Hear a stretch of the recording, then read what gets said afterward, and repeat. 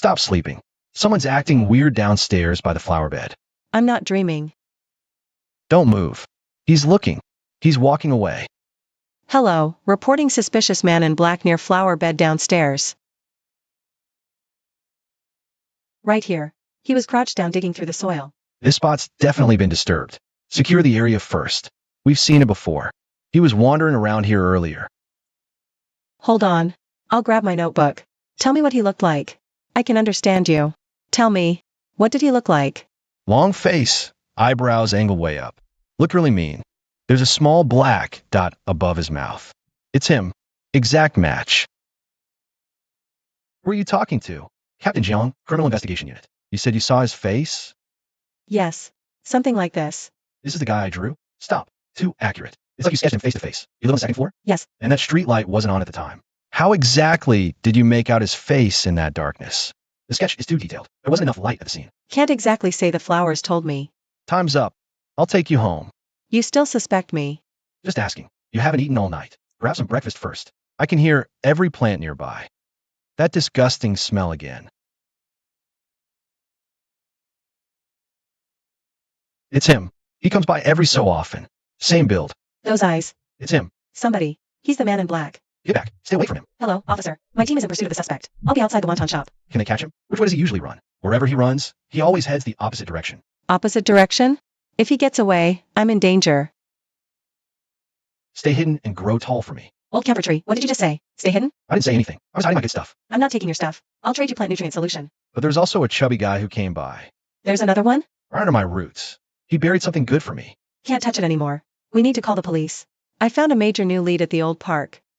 Captain Jiang, there's more than one site. It's not one person, and it's not one site. How did you know there'd be evidence there? Captain Jiang, last night's suspect wasn't working alone. Why did you draw another person? He has an accomplice. This is no ordinary case anymore. If you can keep giving us leads and help us catch them, the city is offering a reward. 500,000. 500,000? Mom can switch hospitals. And I can change my life.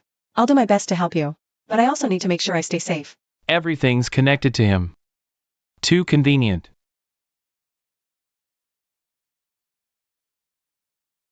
Ah, Master. You're finally back. Did you catch the bad guy? Not yet. We still saw him last night. He's always downstairs, and he keeps staring up at your balcony. He's been watching me this whole time. Gross and yellow. Will you come out with me and ask the other plants for directions? Once we know which way he went, we pull back immediately. Then I want the fizzy one. What kind of plant are you? We've never seen you before. We're hunting a bad guy. You drew this. She can understand what we say. Tell me which way he went, and what you want in return. If I can do it, I will. Let's think. Oh, right. To the left. But we want a really big one. Deal. I'll bring you bags later. Let's go. Across the street ahead, that building. He goes in there all the time. Less than a kilometer from my place. Right under my nose. Captain Jiang, I found the suspect's hideout. Here's the address. The camera's in his window. Scan the room search. Wait, isn't this the second sketch from Ju? Get the paperwork going. We're moving out now. Go in, turn right. Hold behind junk. Seal it. Team 1, hold the entrance. Team 2, go around back. Freeze. Don't move. Hands out of your pockets. There's another one inside. Team 2, move in. Got another one here. We got him. It's the long-faced man from last night. So you really did see me last night. You ruined everything for us.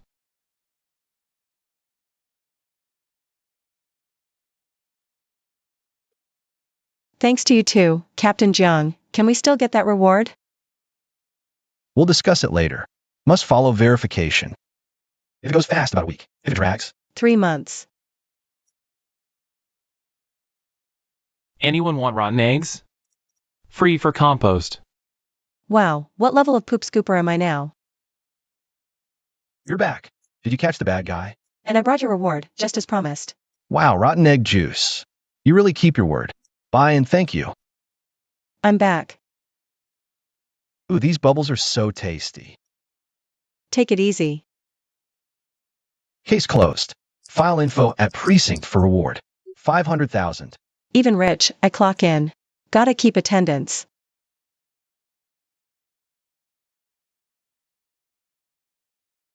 Captain Jiang, I'm off duty. Not late, am I? Info's registered. Just waiting on the process. Zhu, you were a huge help this time. How exactly did you know about Faison and his second suspect? Coincidence. Total coincidence. They might be linked to the Bliss cult. If you ever come across any related leads, report it immediately. You. Why are you home so early today? I'm heading to the farmer's market to test something. Whether freshly picked vegetables can still talk. Pick me. I'm big and sweet. Let's do ribs together. Now that's authentic. Pick me. For 90, take me home. I've been here all day. Come on, pick me up already. You sure know how to make yourself at home. Old Huang hasn't even shown up. You're here to buy from Old Huang? He hasn't come by all day. Old Huang didn't show, so I ended up on the ground, okay? Ha ha ha.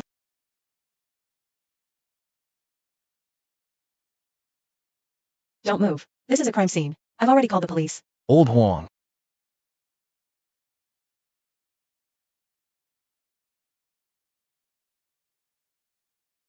Clear the area and secure the scene.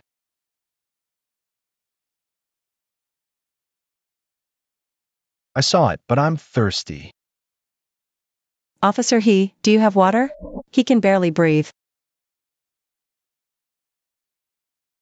Water, cool water. There's a murder scene and he's watering vegetables?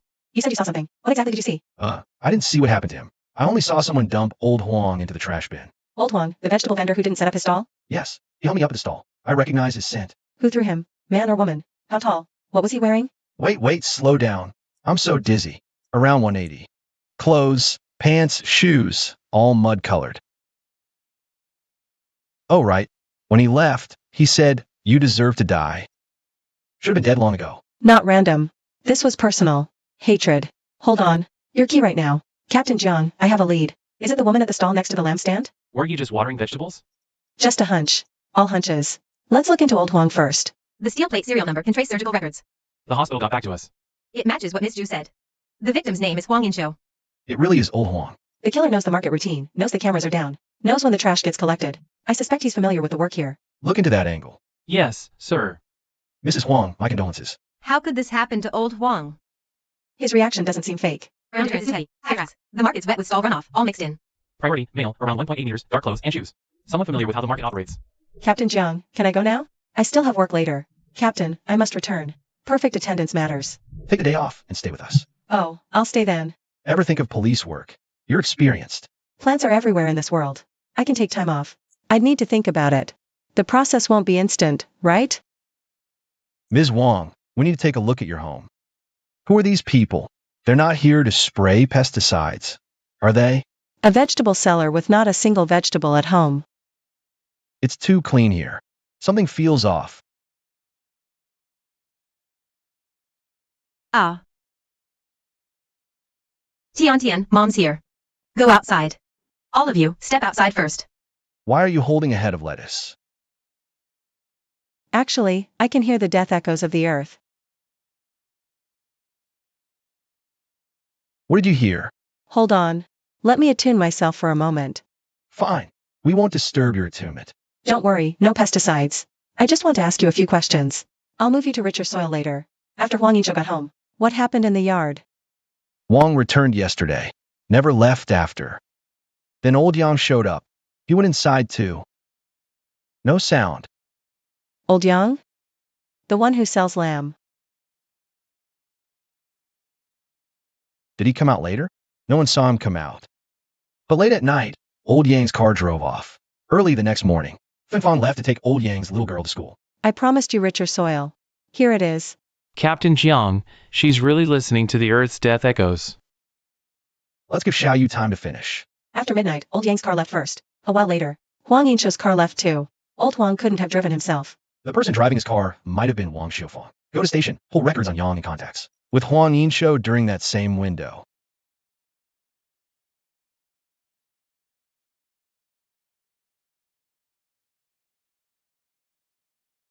Take a look. Is this him? Can't see clearly through this one-way glass, but I smell mutton. After 10 last night. Did you go to Huang Yinshu's house? Officer, I'm his neighbor. Going over to his place is normal. I'm home. Last night, I just went to ask him about something. Wait. Huh? His voice is exactly the same as the guy from last night. You sure? What? You don't believe me? The market was so noisy. Of course I couldn't recognize him right away. It's quiet in here. Got it. Switching cars. This is your car, right? Yes, it's mine. At 1:30 a.m. Why were you driving near the market? I didn't kill Old Huang. I just went back to get a delivery address. A customer left their address. They wanted freshly slaughtered mutton. I left the note in my stall, so I had to swing back for it. The customer confirmed the delivery time. It checks out. Lino checked his dashcam and alibi. Only fresh sheep blood. No signs of passenger. The voice matches, but the car is suspiciously clean. When every explanation lines up perfectly, that's when it gets tricky. Can I take a look at that car? Plate, EA7B219. Registered owner, Yang Wusheng. Forensics found only sheep blood. No human blood traces. The smell's finally better. It used to reek of mutton. Chongqing, can I have a minute alone? Hey there, little planny. What little planny? I am the one and only Pepperomia. Thank you very much. Fine, the one and only Pepperomia. Can I ask you a few questions? I'm in a good mood today. I'll reluctantly chat. You're saying this isn't the original car? Old Yang's original car stank to high heaven. Reeked of mutton. Where did they swap it last night? Last night by the river. But there are lots and lots of reeds. Was anyone else there? A thin woman? Yeah, she shows up a lot. Old Yang and her barely spoke. Just loading stuff. Back and forth. They swapped the car, and the plates too. Good at hiding, aren't they? Captain Jiang, this car isn't Yang Wusheng's at all. The lug nuts are way too new. There are a lot of drag marks by the river.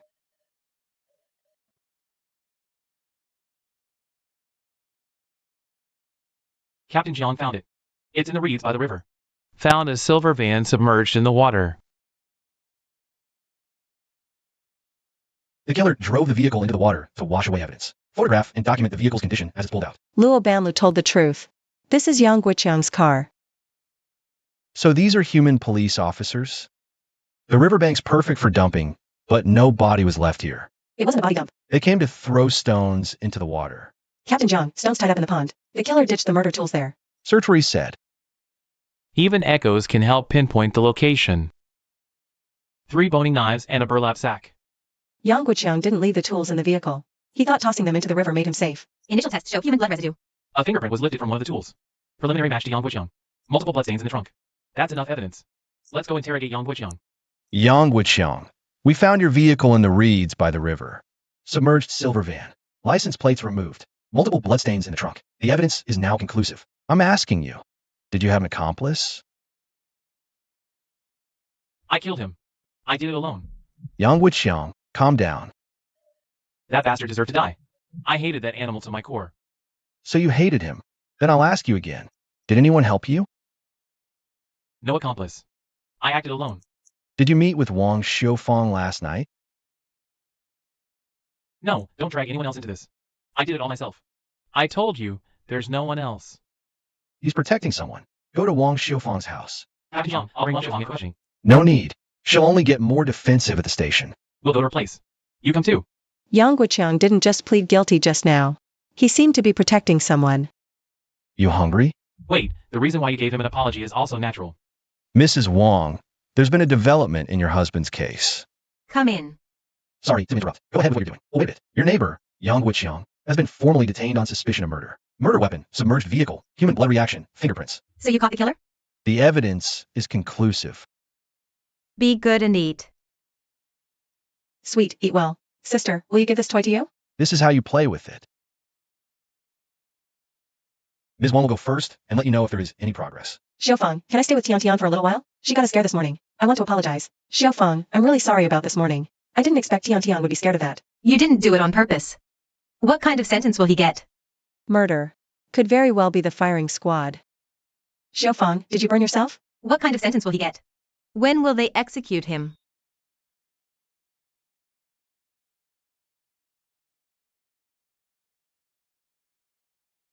I want to confess. Zhu Yu froze completely. Already? That fast? Doesn't this take like several episodes on TV? Back and forth? All the psychological pressure before the criminal finally confesses? As if noticing his stunned reaction, Wang Xiufang gave him an easy smile. You're with the police, aren't you? Zhu Yu's scalp instantly prickled. He stood up without thinking. He hadn't expected this. Wang Xiufang was that sharp. Maybe it's a mother's instinct. Her nature is to eliminate every danger and unstable element around her child. Wang Xiufang walked straight toward the door. Liu Yu instinctively went on full alert. After all, this frail-looking woman was one of the perpetrators in that horrifying foreskin murder case. But she did nothing. She just walked past him and softly left behind a single thank you. Chapter 24, Rage. The truth of the crime. A woman sat quietly in the interrogation room, hands and feet placed neatly. It was hard to imagine that this frail woman, who looked like she couldn't hurt a fly, had actually taken part in such a horrifying foreskin murder case. Jiang Changqing's voice was stern. Wang Xiufang, why did you conspire with others to murder your husband, Huang Yinqiu? When did you first have this idea? Where? Wang Xiufang raised her eyes, staring steadily at Jiang Changqing. Tears suddenly began to fall. Her tears streamed down her weary face. as if carving out a silent river. She reached up and quickly wiped them away. Her slightly trembling voice was filled with deep hatred. Because Huang Yinsho molested my daughter. The moment those words landed, everyone in both the interrogation room and the observation room was stunned. Huang Yinsho molested Huang Tian? That's his own biological daughter. She's only 5. If that's true, then Huang Yinsho is worse than an animal. What happened? Explain clearly. Zhang Chanqing paused, then asked again. Actually, Tian may be a special needs child, but she's very well behaved, really well behaved. Wang Xiufang's voice was choked with tears. She never gave me any trouble. She was as obedient as a little angel. But half a year ago, 6 months ago, I realized it was 6 months ago, Huang Tian suddenly changed. Her autism got much worse. And that's not all. The doctor said she was showing self-destructive tendencies. Wang Xiufang was terrified. She tried to take Huang Tian out to see doctors. But Huang Tian wouldn't even leave the house. She started being terrified of anything green, even the food on her plate. And her father, Huang Yinsho, that animal still pretended to care about Tian. Until I saw his phone, a group called Cotton Jackets. Wang Xiufang broke down sobbing. That animal violated Tian. That monster. She's his own daughter. She's only 5. He even filmed it. That's when I understood why Tian changed so much. Why? Why she's so afraid of him. In the dead silence of the interrogation room, only Wang Xiufang's heartbroken sobs echoed. After learning the truth, Wang Xiufang sat there in a daze all night. Those disgusting messages rolling through that group kept flashing before her eyes. Last night, I popped my little cotton jacket with a lollipop. Felt amazing. Jealous? Mine's only 3 months old. Still gotta wait. 3 months is the best, tenderest, and easiest to wear. Aren't you afraid of getting caught? How do you keep your wife from finding out? Next came Huang Yinsho's smug, boasting words in a video. Why would I worry? Mine's autistic. She can't even tell on me. She felt sick and furious. Then came overwhelming guilt. She thought all night. This enraged mother made a decision. To protect her child, she was going to kill him.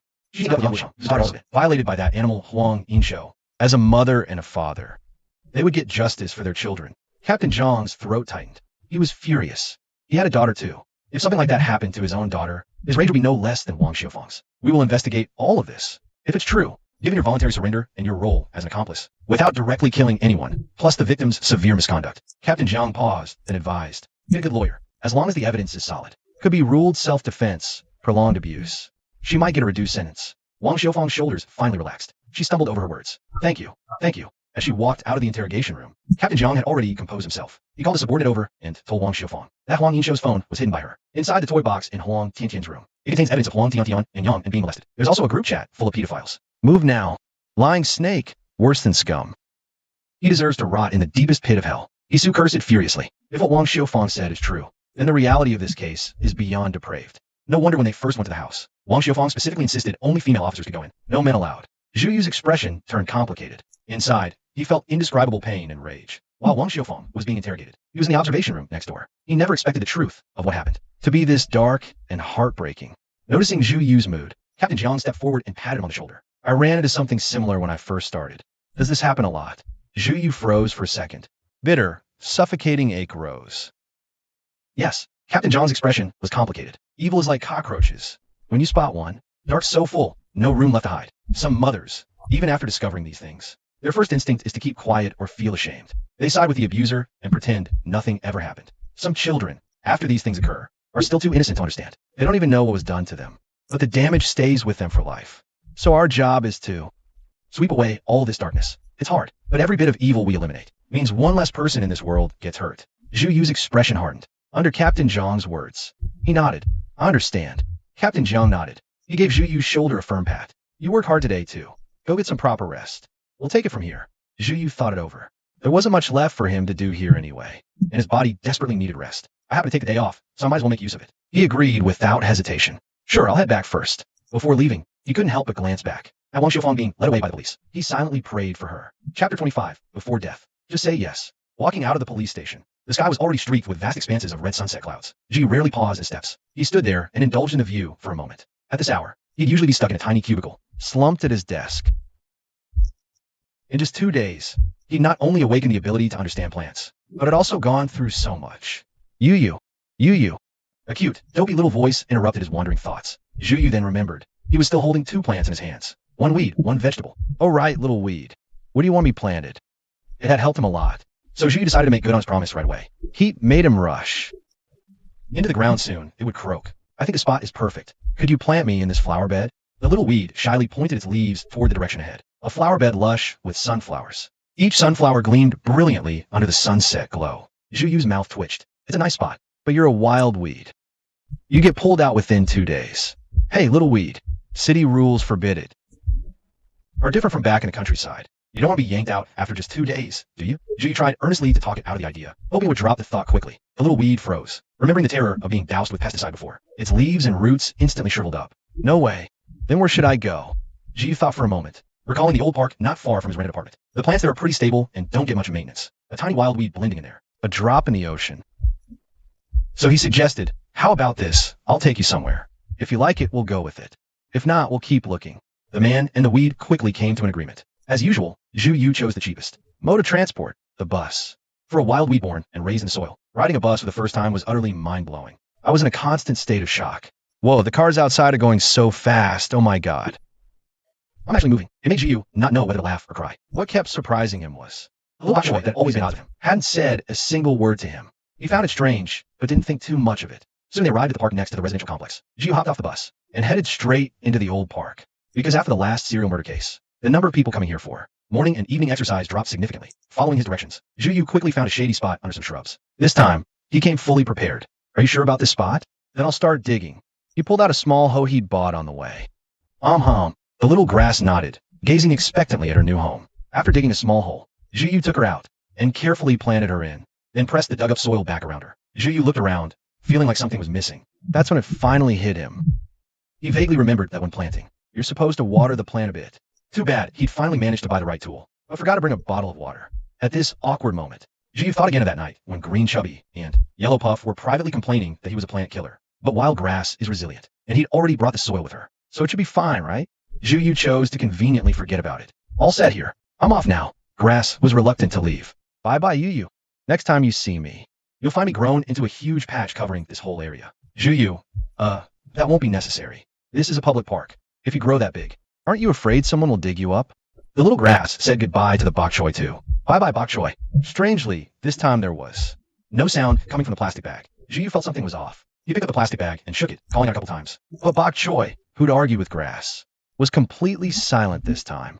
Zhu Yu then remembered, ever since they left the police station, that chatty bok choy hadn't said a single word. Oh no, did he die? It was just a little bok choy, grown in a greenhouse. It had never seen such a brutal summer day. Roots exposed, soil gone, baking under the sun, then shoved into air conditioning. It was probably already. He'd eaten veggies and tossed leaves thoughtlessly. But that was before he awakened, before he could understand plants when they spoke. Now every plant he met could talk to him, and this one had stuck with him through an entire case. How was that any different from a partner? A wave of sadness welled up out of nowhere. The little grass finally caught on too. Its leaves shot straight up in shock. Holy grass god. It can't be, no, it's fine. Maybe I can still save him. Zhu Yu reassured himself. He remembered he still had half a bottle of nutrient solution at home. Dilute it with water. Maybe he could save it. The thought struck. Zhu Yu grabbed the bok choy and sprinted home. The second he threw open the door, he didn't even have time to greet Yellow and Green. He grabbed a basin, filled it with water, mixed in some nutrient solution, and dumped the entire plant in. Finally, the poor, unlucky bok choy slowly came to. It whispered weakly, "Dude, I'm dying. Can you promise me one thing?" Its voice was as faint as a mosquito. Zhu Yu's heart softened. Tell me, I'll do what I can. My life as a vegetable. All I ever wanted was a soulmate who truly understood me. The bok choy sighed. I never found that kindred spirit at the market. I can even sell for premium $9.99. After I die, please turn me into a legendary dish. Pair me with abalone, sea cucumber, ginseng, cordyceps. Water must be pure glacial spring water from the highest mountain. Seasoning exact. Neither too much nor too little. And the plate that holds my body must be solid gold. Zhu Yu's mouth twitched. Forget a gold plate. Abalone, sea cucumber, ginseng, cordyceps. He never even tasted the broth. When the bok choy saw he wasn't answering, it let out a supremely melodramatic wail. Oh dude, I'm on my deathbed. Just promise me. Zhu Yu reached out a finger, pushed the entire plant down into the nutrient water, and said flatly, Abalone? You get tap water, 5 cents a ton. Weren't you supposed to be dying? You look pretty full of life to me. Ftaha. 2 Snickers from the balcony enjoyed the show. The little bok choy froze, too embarrassed to say a word. Oversold it. Still, he looked energetic. Zhu Yu breathed a sigh of relief. Probably just heat stroke from this scorching weather. If plants can even get heat stroke, that is. He grabbed a chip bowl and went downstairs to scoop up some free dirt from an abandoned flower bed. Then he planted the recovered, but thoroughly reluctant little bok choy in it and set it on the balcony. Beside Green Chubby and Yellow Fellow, CH26, plants as informants. The moment the little bok choy hit the balcony, it started nitpicking everything. Complaining about this, griping about that. Hey, how could you stuff me into such a shabby pot? Ugh, this soil feels filthy. Something just bit my root. And this pot is a total wreck. It's literally missing a chunk. I have never lived in such a pathetic pot. It's way too small. Green Chubby said slowly. Quit whining. You're lucky to have any pot at all. Yellow Fellow chimed in, speaking up for Yu. Yeah.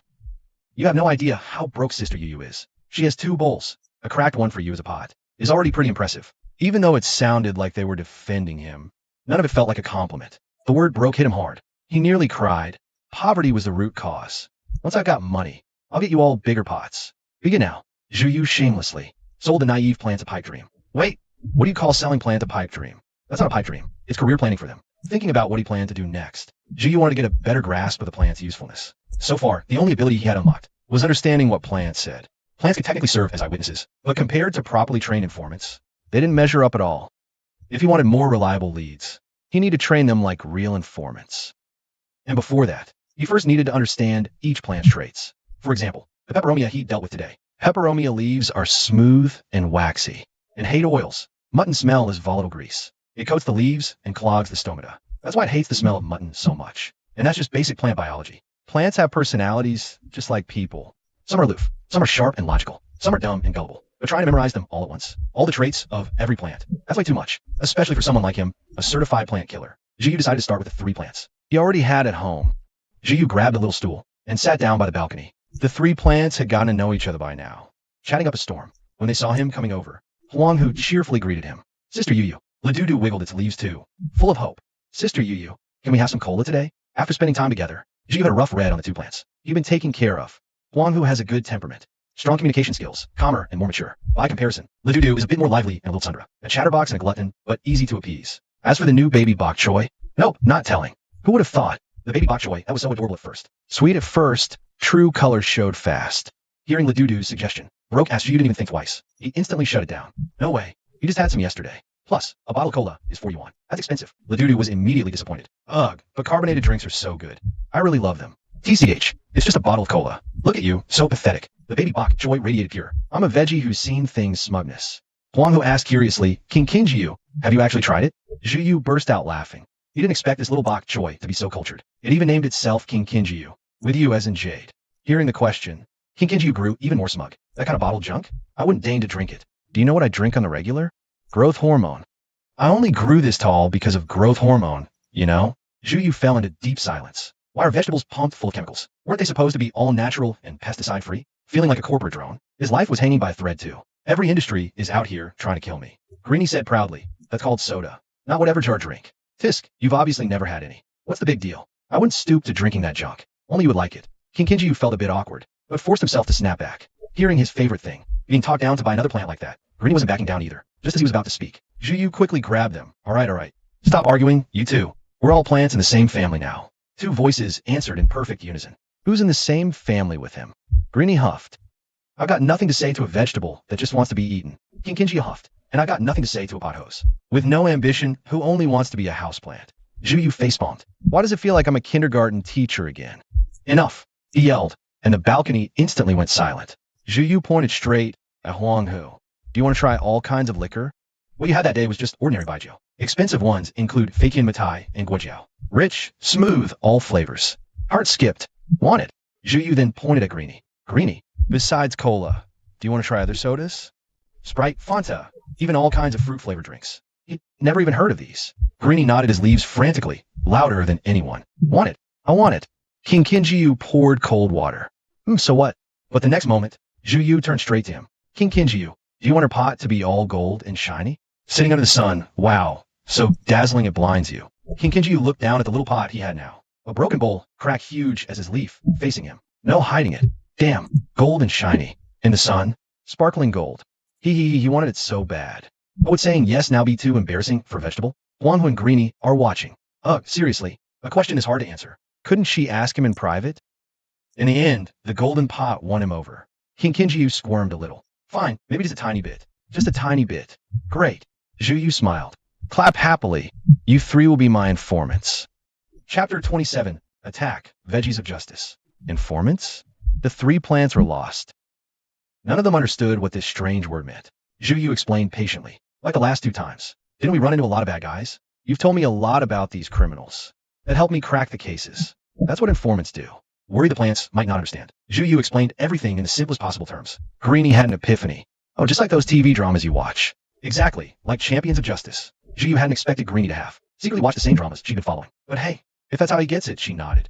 Right. You could think of it that way. Jay had never seen those dramas, but he didn't want Greenie mocking him, so he kept quiet, quietly perking up his little ears to hear what Zhu would say. Cracking cases might become part of my job going forward. Gather intel and report back to me. To help me solve cases and catch the bad guys. Zhu said it with complete sincerity. She didn't dumb it down just because. There were simple plans. She explained everything to them as equal partners. I might earn some money from solving these cases, and we can use it to improve where we all live. Tell me your drink and living preferences. Yes. Greenie was the first to agree. Champions of justice. That sounds so cool. Huang twitched his round little leaves slightly. I agree too. Besides, Sister Yu is already our master, and she's so good to us. I love being with Sister Yu. His leaves turned a shade pinker. That left only Jade, who hadn't weighed in. He'd been mulling it over, while Greenie and Huang were talking. Truth was, he liked Zhu a lot too. She'd saved him when he was dying of thirst, and save him again when he got heat stroke. She seriously consulted them. It felt odd. That legendary warmth, like a warm bath. He kinda liked it. At the very least, he didn't hate it. Star Jade, what about you? Zhu asked him. Star Jade's least it, before he even thought through. The words were already out. I think it's fine too. This is simple enough for me. It's just solving a case, right? Show off. Greenie muttered under his breath. Jade pretended not to hear. Great. Zhu smiled. Then let's go over each of your strengths. She added. There are some crime scenes we can't be at in person, so sometimes we'll need to communicate with other plans to get information. It's like the time I went out with Huanghe. Yeah, Huanghe chimed in.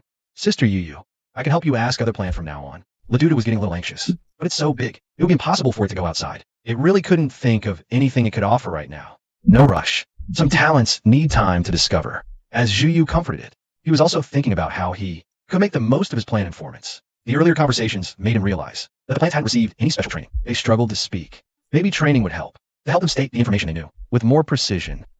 Now it was King Kinjiu's turn. The whole vegetable was practically oozing smugness. Its leaves soared. But I can do something. Not sure if it'll be useful to you, Sister Yu. Since it had joined the informant team, King Kinjiu changed too, now calling her Ladudu and Huanghe, calling her Sister Yu. Do tell. Zhu was intrigued. I can understand bees and butterflies. King Kinjiu answered with pure pride. Huanghe was stunned. You know one? No. 2 foreign languages. Ladudu had just been agonizing over the fact that it couldn't think of any special trait. When it heard that King Kinjiu could understand bees and butterflies, the whole pothose was floored. It even forgot all about. Zhu's eyes lit up. He never imagined that a random head of greens he'd brought home could deliver such an amazing surprise. The limitation of plants is being stuck in one place. If there isn't a single plant at a crime scene, then he'd basically be flying blind. That was rare, but not impossible. Take the silver beast case this time, for example. It had given him a strong sense of urgency to prepare for the worst. So when he learned King Kinjiu could understand butterflies and bees, he was nothing short of thrilled. Impressive. Zhu played along and gave it a round of applause. Can you only understand them? Or can you talk to them too? Communicate with them? King Kinjiu paused for a moment. I can only understand them for now. Communication and all that. It had never thought it would. I actually need to use this skill one day. Still, that's great. Zhu didn't hold back his praise. If it's possible, I hope you can communicate with them too. I'll learn. Seeing that Greenie and Yellow don't have this ability at all, King Kinjiu answered with a voice that was unbelievably loud. Zhu thought about how to teach these 3 little ones about how cases work. Then it hit him. He could just show them crime dramas or detective movies. Greenie mentioned it earlier. The influence of movies and TV is subtle but powerful. No sooner said than done. Zhu pulled out the old beat-up laptop he used in college and open day.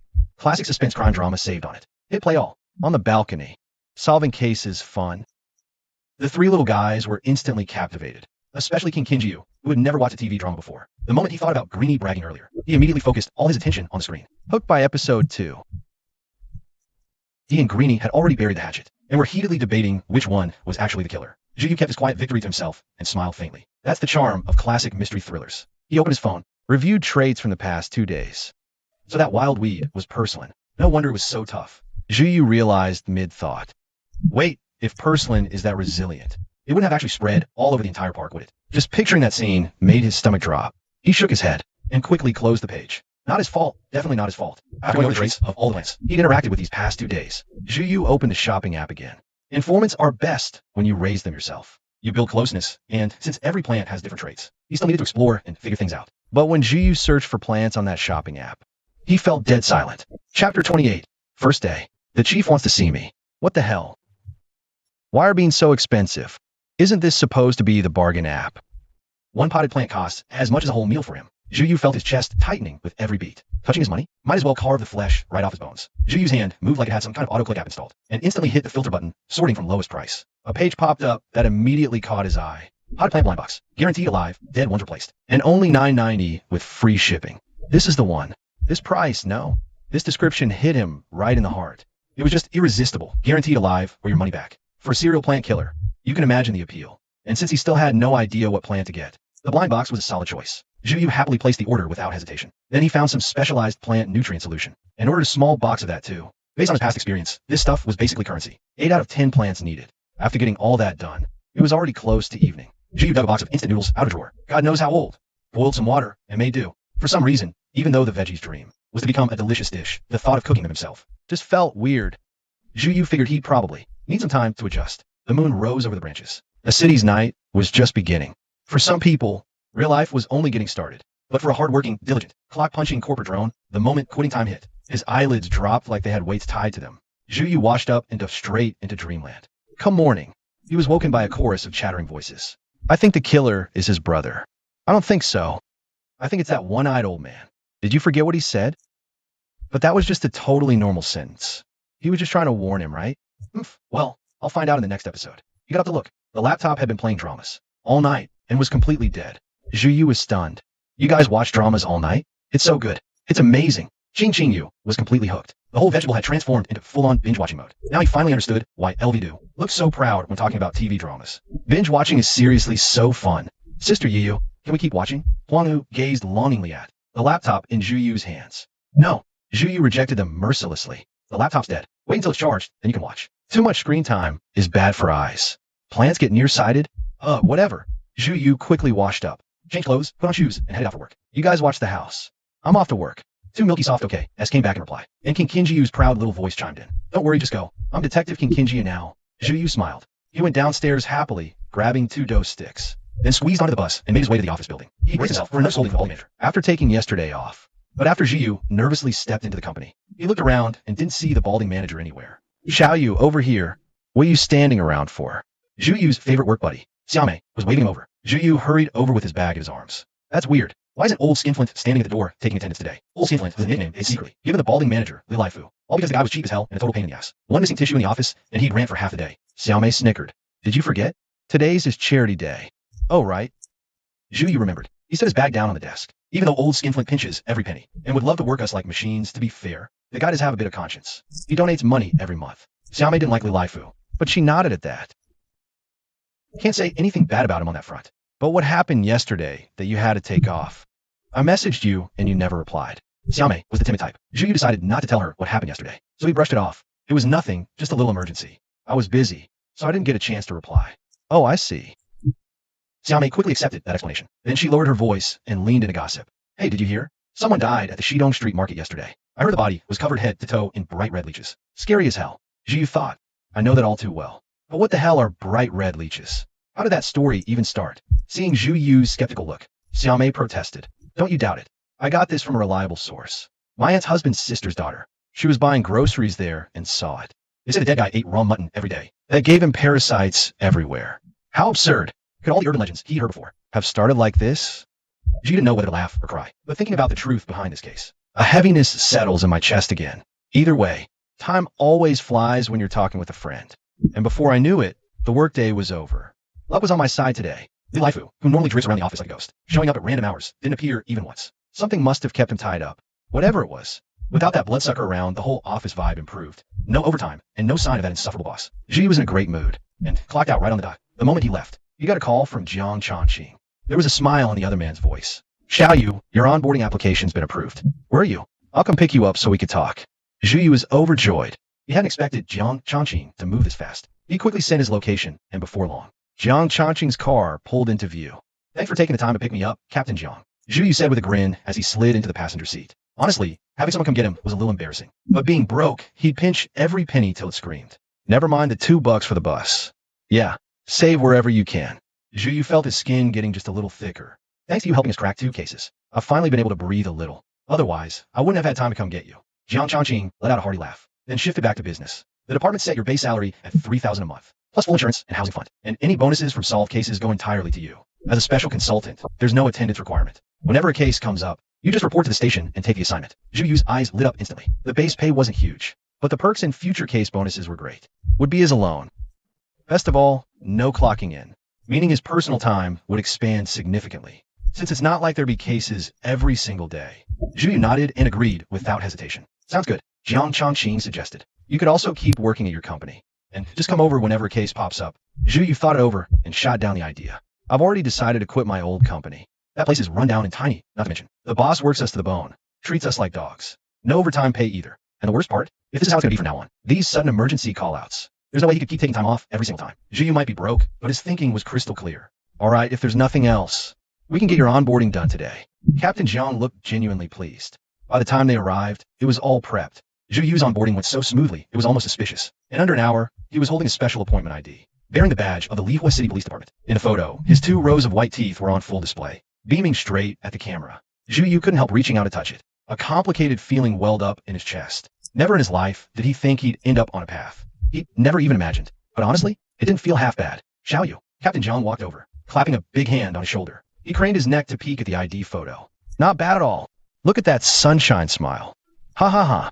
Zhu Yu's face went red. He quickly stuffed the special appointment ID into his backpack. Ever since school, he'd been too embarrassed to show anyone his ID photos. Guess some things never change. Hey, you free right now? Captain Jiang asked. Why? Is there a case? Zhu Yu immediately snapped to attention. Oh no, nothing like that. Captain Jiang laughed. If you've got a minute, the chief wants to meet you. Zhu Yu froze on the spot. He was just a rookie who'd barely walked in the door. Why would the chief want to see him? Is there some assignment he needs to brief me on? I just started. I barely know the procedures. Zhu Yu was clearly nervous. Captain Jiang couldn't help laughing. This was the first time he'd seen Zhu Yu so worked up. No, nothing like that. Don't stress. The chief just grabbed 2 cases in 2 days. He's curious about you. Just wants to chat. Easy for him to say, but Zhu Yu couldn't shake the nerves. What he didn't know was that in the future, he'd face bigger and bigger stages, eventually standing on the international stage itself. But right now, he was taking the very first step toward that global spotlight. Captain Jiang led him down a corridor. Plenty of people along the way shot him curious looks. They knew him now. On floor 2, Captain Jiang brought him to an office door. He knocked, and before the first knock even faded, someone yanked the door open from inside. A man in his early 30s wore a warm, easy smile. He nodded at Zhu Yu with a grin. Comrade Zhu, hello. I'm Director Su's secretary. My surname is Wu. Secretary Wu, hello. Zhu Yu quickly flashed a smile in return. Come on, I'll take you to see Director Su. As it turned out, this wasn't just an ordinary office. It was the 2nd Division, and there was an inner room. Captain Jiang took his leave. Zhu Yu followed Secretary Wu, who introduced himself along the way. His name was Wei Yi, 36 years old. He served as secretary of the current police chief, Su Qinghai, for over a decade. Probably sensing his nerves, Wei gave him a gentle smile. Comrade Zhu, no need to be nervous. Great work lately. 2 cases in 2 days. I've made the rounds through our entire department. The praise was so sincere. Ah, is it really that big a deal? It left Zhu Yu so awkward he didn't know where to put his hands.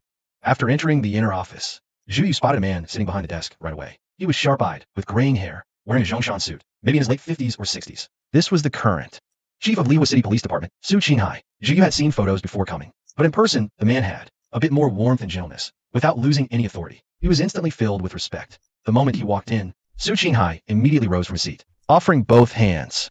Comrade Zhu. Hello. Zhu Yu was completely caught off guard by the reception. He quickly reached out with both hands to shake. Director Su, hello. Please sit. Would you like something to drink?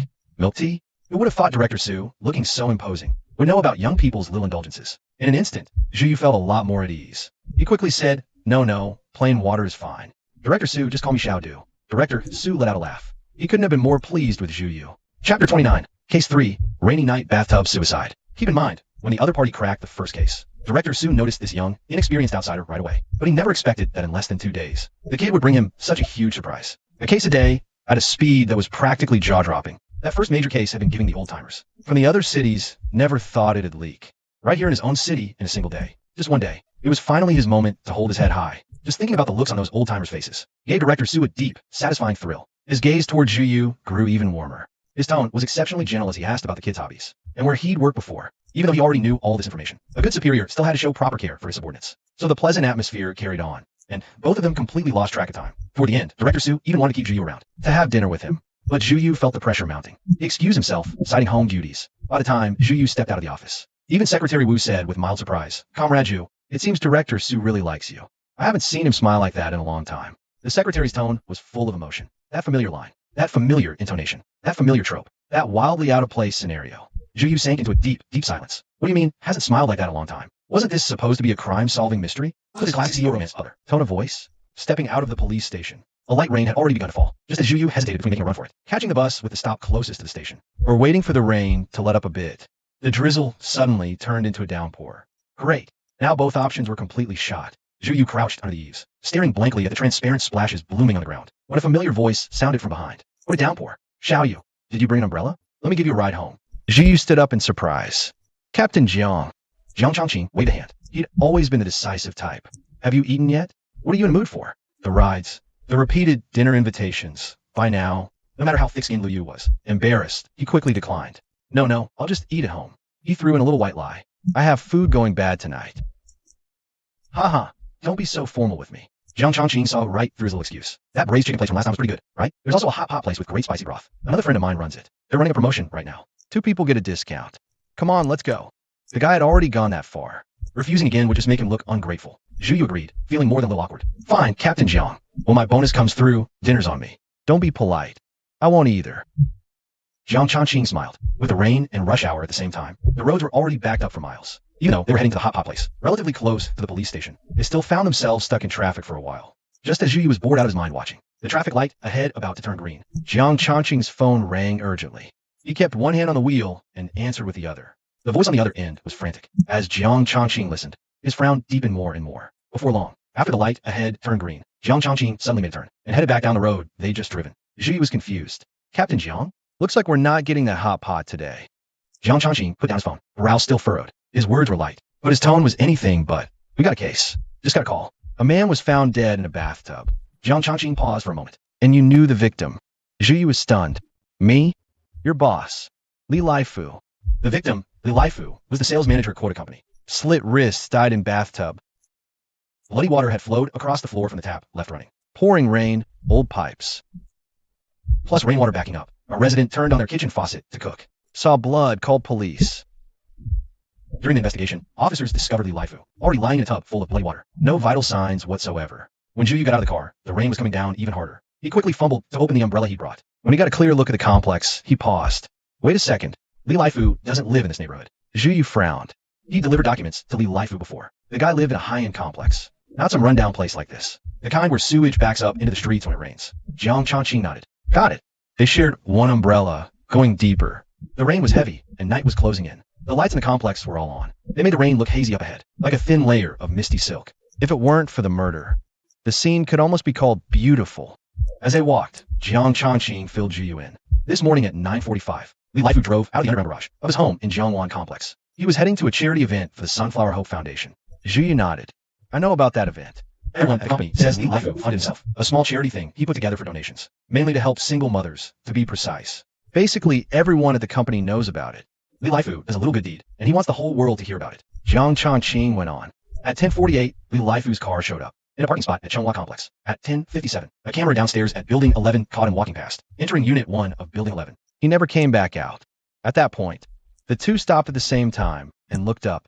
Unit 1, Building 11. CH-30, corpse in bathtub. Chonghua Complex was old. Concrete stairs, no elevator. Even with the rain coming down. Probably because of the murder, a bunch of nosy neighbors had gathered in a little convenience store next to Building 11, all gossiping about it. See? I told you someone actually died, and you didn't believe me. And it was some big boss, too. I heard the blood was everywhere. The whole room covered in it. God, it's creepy. Jiang Changqing and Zhu pushed through the crowd and headed straight up to the 5th floor. Each building here had 3 units per floor, 5 floors total, 3 apartments on each floor. By the time they got there, the area outside 501 was already roped off. The owner of 502 was a middle-aged man in his 40s. He was being questioned by Li Feng and another officer. The door to 503 was shut tight. Seeing the two of them arrive, Li Feng's eyes lit up and he hurried over. Captain Jiang, Xiao Yu. Jiang Changqing nodded. He put on fresh shoe covers and gloves, then walked in while asking, what's the situation? Zhu lagged half a step behind. He heard Li Feng reporting in a grave tone. By the time we got here, the victim had no vital signs. The coroner puts the time of death at around 1 p.m. When Zhu stepped inside, his first instinct was to sweep his eyes across the room. It was a small 2-room unit. The first thing you saw coming in was a banner hanging on the wall of the outer room. It read, in large characters, Sunflower Hope Foundation. Below was a tagline in smaller, warm, plain-spoken words. Small acts of love, helping everyone in need.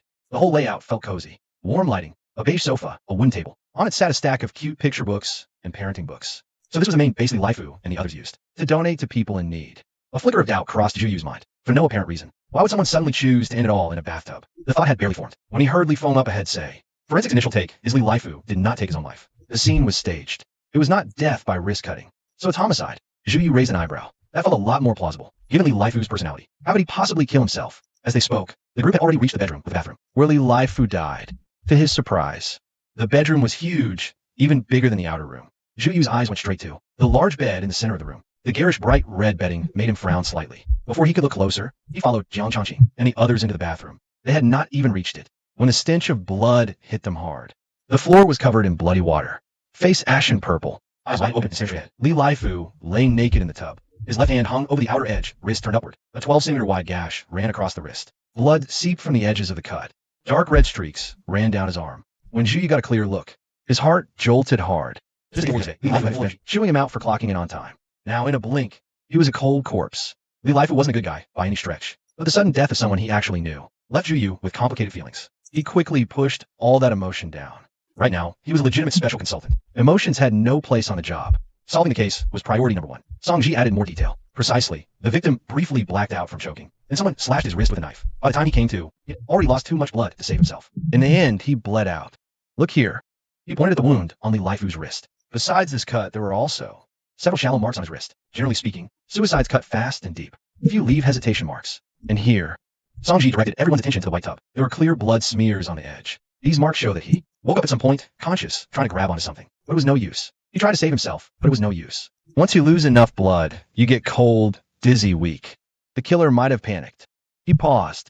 Or it could have been deliberate, making him watch himself die, helpless to do anything about it. Chapter 31. Board members. Neighbors in the area said they frequently saw unfamiliar women coming in and out of this building. Besides the deceased, the faces they recognized included several other men.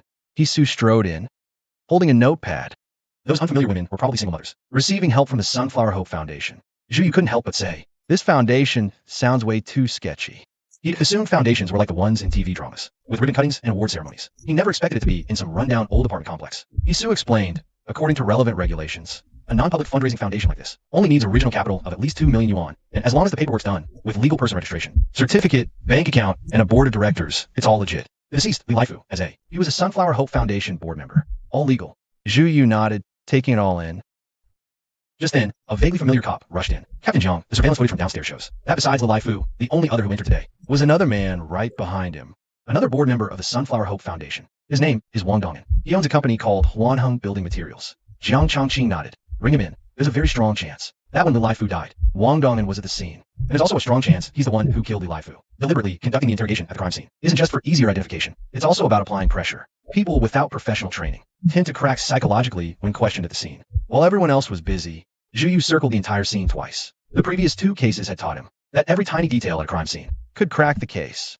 While on rounds, he heard a faint voice coming from behind the curtains. He deserved to die. The tone was pure anime-style delivery. Zhu Yu glanced around to make sure no one was watching him before walking over. He then spotted a wilted sunflower pot behind the bedroom curtain. It was just a tiny cluster, silent and hiding behind the curtain. No wonder Zhu Yu hadn't noticed it earlier. He lowered his voice and asked the sunflower, "Hey, little sunflower, why did you just say he deserved to die?" The sunflower didn't respond. Zhu Yu scratched his head. He whispered again, "Here's the thing, little sunflower. I can understand what you plan to say. So, can we talk for a bit?" He remained completely silent, like a decorative prop. Not a single word. This was the first time Zhu Yu had encountered such a silent plant, but he dealt with enough plants by now to have some tricks. So he patiently coaxed it again. "Little sunflower, look how pretty your petals are. Each one so round and bright, just as beautiful as the sun. It's been rainy and gloomy today, but seeing your petals instantly lifted my mood." As he said this, Zhu Yu noticed the sunflower's petals finally trembled slightly, then a thin, tiny little, "Is that true?" "Yes, I swear it's the truth. Otherwise, may I never bloom a beautiful, big flower again." Zhu Yu's face turned serious. Never bloom a beautiful, big flower again. That kind of vow is way too serious. The sunflower believed Zhu Yu immediately. It said angrily, "Then I believe you. But why did you throw away my companions? Am I the next one to be thrown away?" Zhu Yu froze for a second, then caught on. This might be the breakthrough. He quickly said, "No, I'm not with those bad people. I swear I will never throw you away. Can you tell me what happened today?" Starting from when that person over there died, Zhu Yu pointed toward the bathroom. Turning around, he noticed quite a few officers watching him. The moment they saw him look over, they all turned away in unison, pretending nothing had happened. Zhu Yu thought, "Crap, I got too carried away talking." He whispered just a moment, and hurried to find Jiang Changqing. "Captain Jiang, I need a moment alone." Hisu instantly covered her mouth, eyes wide. "Are you going to listen to the death echo of the earth?" "Ugh, give me a break. No need to be that dramatic." Zhu Yu fought the urge to curl his toes. Not that he didn't want to, but he was broke. If he ruined his shoes, he'd buy new ones. He gritted his teeth. Yes. Compared to Hisu, Jiang Chongqing was way more receptive. He agreed readily. Sure. He waved his hand, telling everyone to leave the master bedroom and close the door. With no one around, Zhu Yu breathed a sigh of relief. Although having a dead body nearby still felt creepy, Zhu Yu decided to wrap this up fast. He softened his voice. Little Sunflower, could you please tell me, what time did that dead man come in today? And what happened after he came in? Did anyone else come in? That man arrived at noon. He stayed in the outer room first. Then he came in here. After that, another man and a woman came. Zhu Yu was stunned. 3 people had been at the scene. He quickly pulled out the paper and pen from his pocket. Ever since that last incident, he'd made a habit of keeping paper and pen in his pocket. Can you describe what the other 2 looked like? With the Sunflower's description, the used paper quickly sketched out a man and a woman. The guy was heavy-set, with small eyes and a wide mouth. He wore gold glasses, white shirt, slacks, black shoes. She was slim, long-haired, delicate. Big eyes, a pert nose, red lips, wearing a blouse and a long skirt. That's him. You're amazing at drawing. The Sunflower couldn't help praising her, then grew angry again. I hate that man the most. Every time he comes, he throws away some of my companions. Zhu Yu picked up on the phrase every time.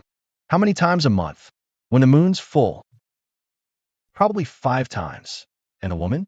Zhu Yu tapped the woman on the paper. The Sunflower remembered her clearly. She's pretty. I like her. She came last month too. She was crying the whole time. This month she didn't cry. Plants don't think the same way people do. They don't latch onto the same details. Zhu Yu had to guide the conversation. So what happened next? Did they say anything? Do anything? The Sunflower said after the 3 of them came in together. They stripped and fought on the bed. Zhu Yu understood, but he hadn't expected the story to go in that direction. So Li Fu, the other man, and this woman had sex together. Was it the same when this woman came last time? The Sunflower rustled its petals. Yes, she cried while taking off her leaves, then lay down on the bed. Last time she came with a different ugly man, and the one who died. A bad feeling suddenly rose in Zhu Yu. His expression turned serious. You're saying more than one man had sex with this woman? And she was most likely forced. Chapter 32. The killer turns himself in. Outside the room, the other man from the crime scene, Wang Dongin, had already arrived.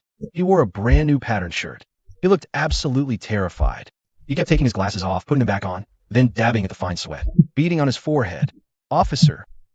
Wang Dongin pleaded his. This really has nothing to do with me. I'm a law-abiding citizen. I would never kill anyone.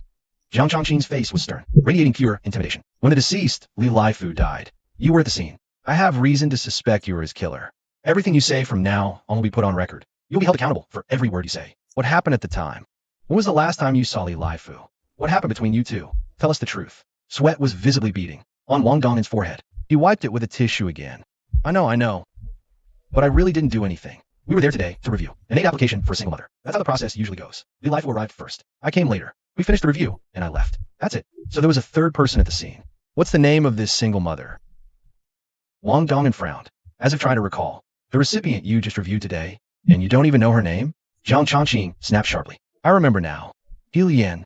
Right, He Lian. Wang Dongin tensed up completely, and immediately said, Officer, you have to investigate this He Lian thoroughly. Li Fu was fine when I left.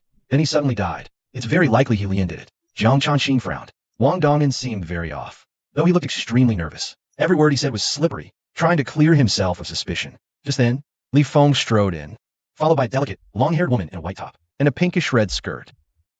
Captain Jiang, He Lian is here. He Lian was the kind of woman who left a strong impression because she was beautiful, just like her name. Elegant horses was swaying in the wind and rain. Her brows hid sorrow, but on entering, she spoke directly. I'm here to turn myself in. I killed Li Fu. Her voice was low, even trembling slightly. Her whole body flinched. Everyone around was instantly shocked. Wang Dongin immediately jumped up. His fat, stubby finger pointed straight at He Lian. He shouted loudest, Murderer! She's the venomous one. Officers, you all heard that. She just confessed. She's the killer. Wait. A crisp female voice cut through the room. Zhu Yu walked out from the inner room.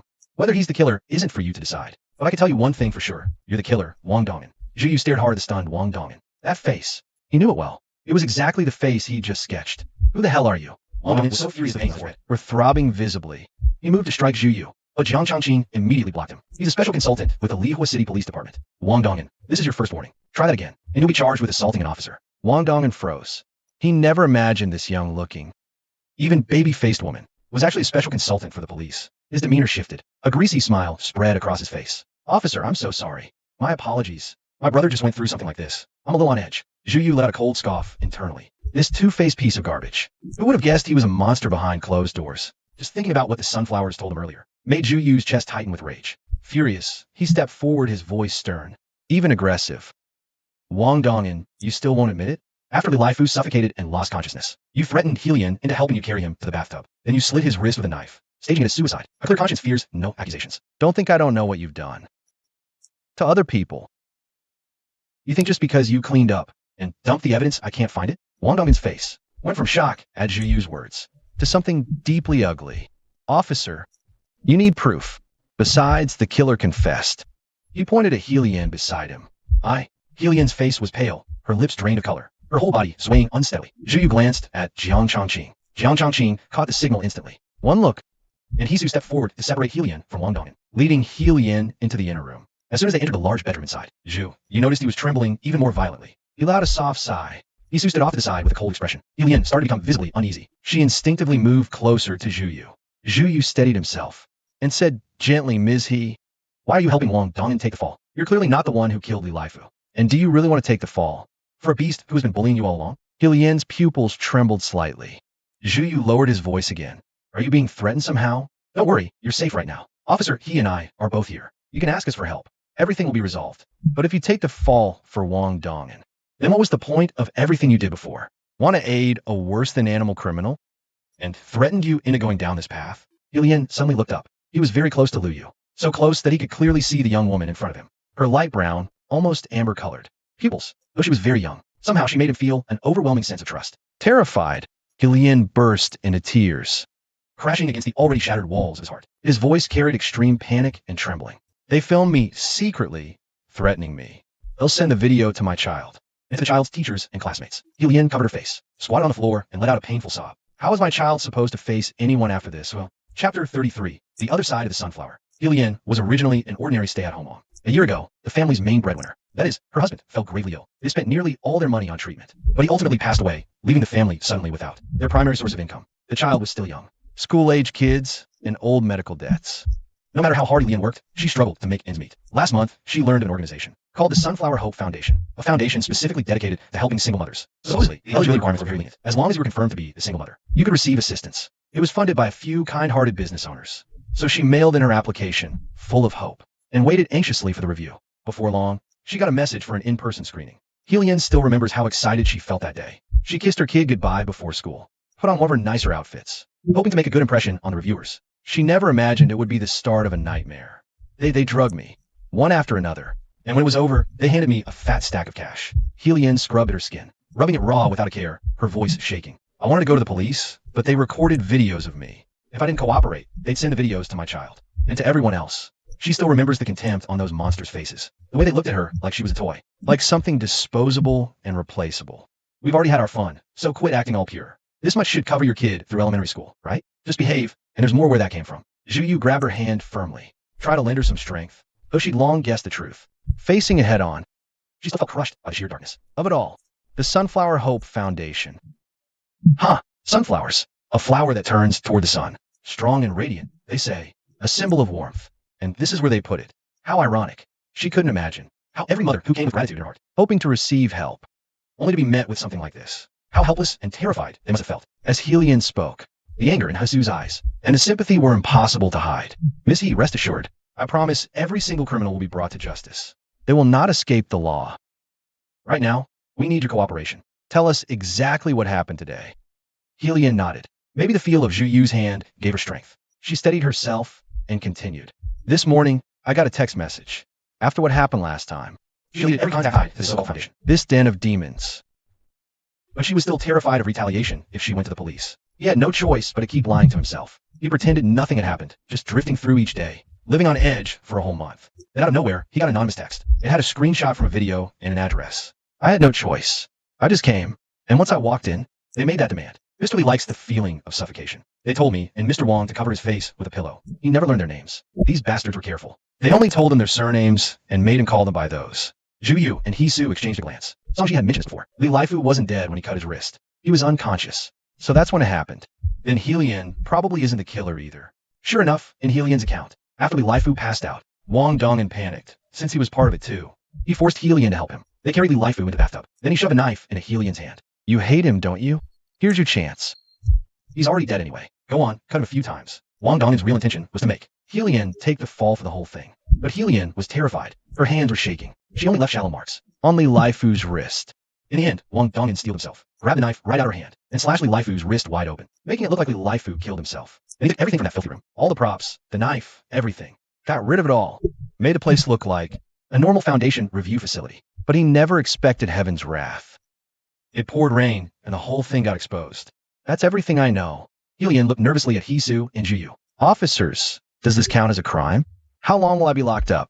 That question, Juyu couldn't answer. He had to let the more professional Hisu handle it. First, you had no intent to kill. Second, you were coerced under threat of those private videos. You turned yourself in afterward and cooperated fully. If we verify everything you said checks out, you'll likely be exempt or get probation.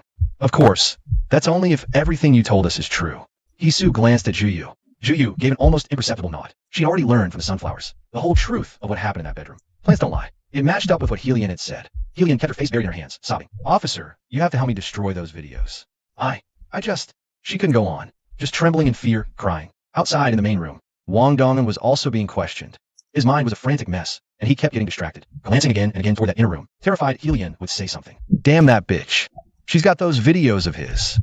She'd better be smart and just take the fall quietly. Captain Jiang Chongqing tapped the table, the rhythmic knock-knock of his fingers. Why so nervous?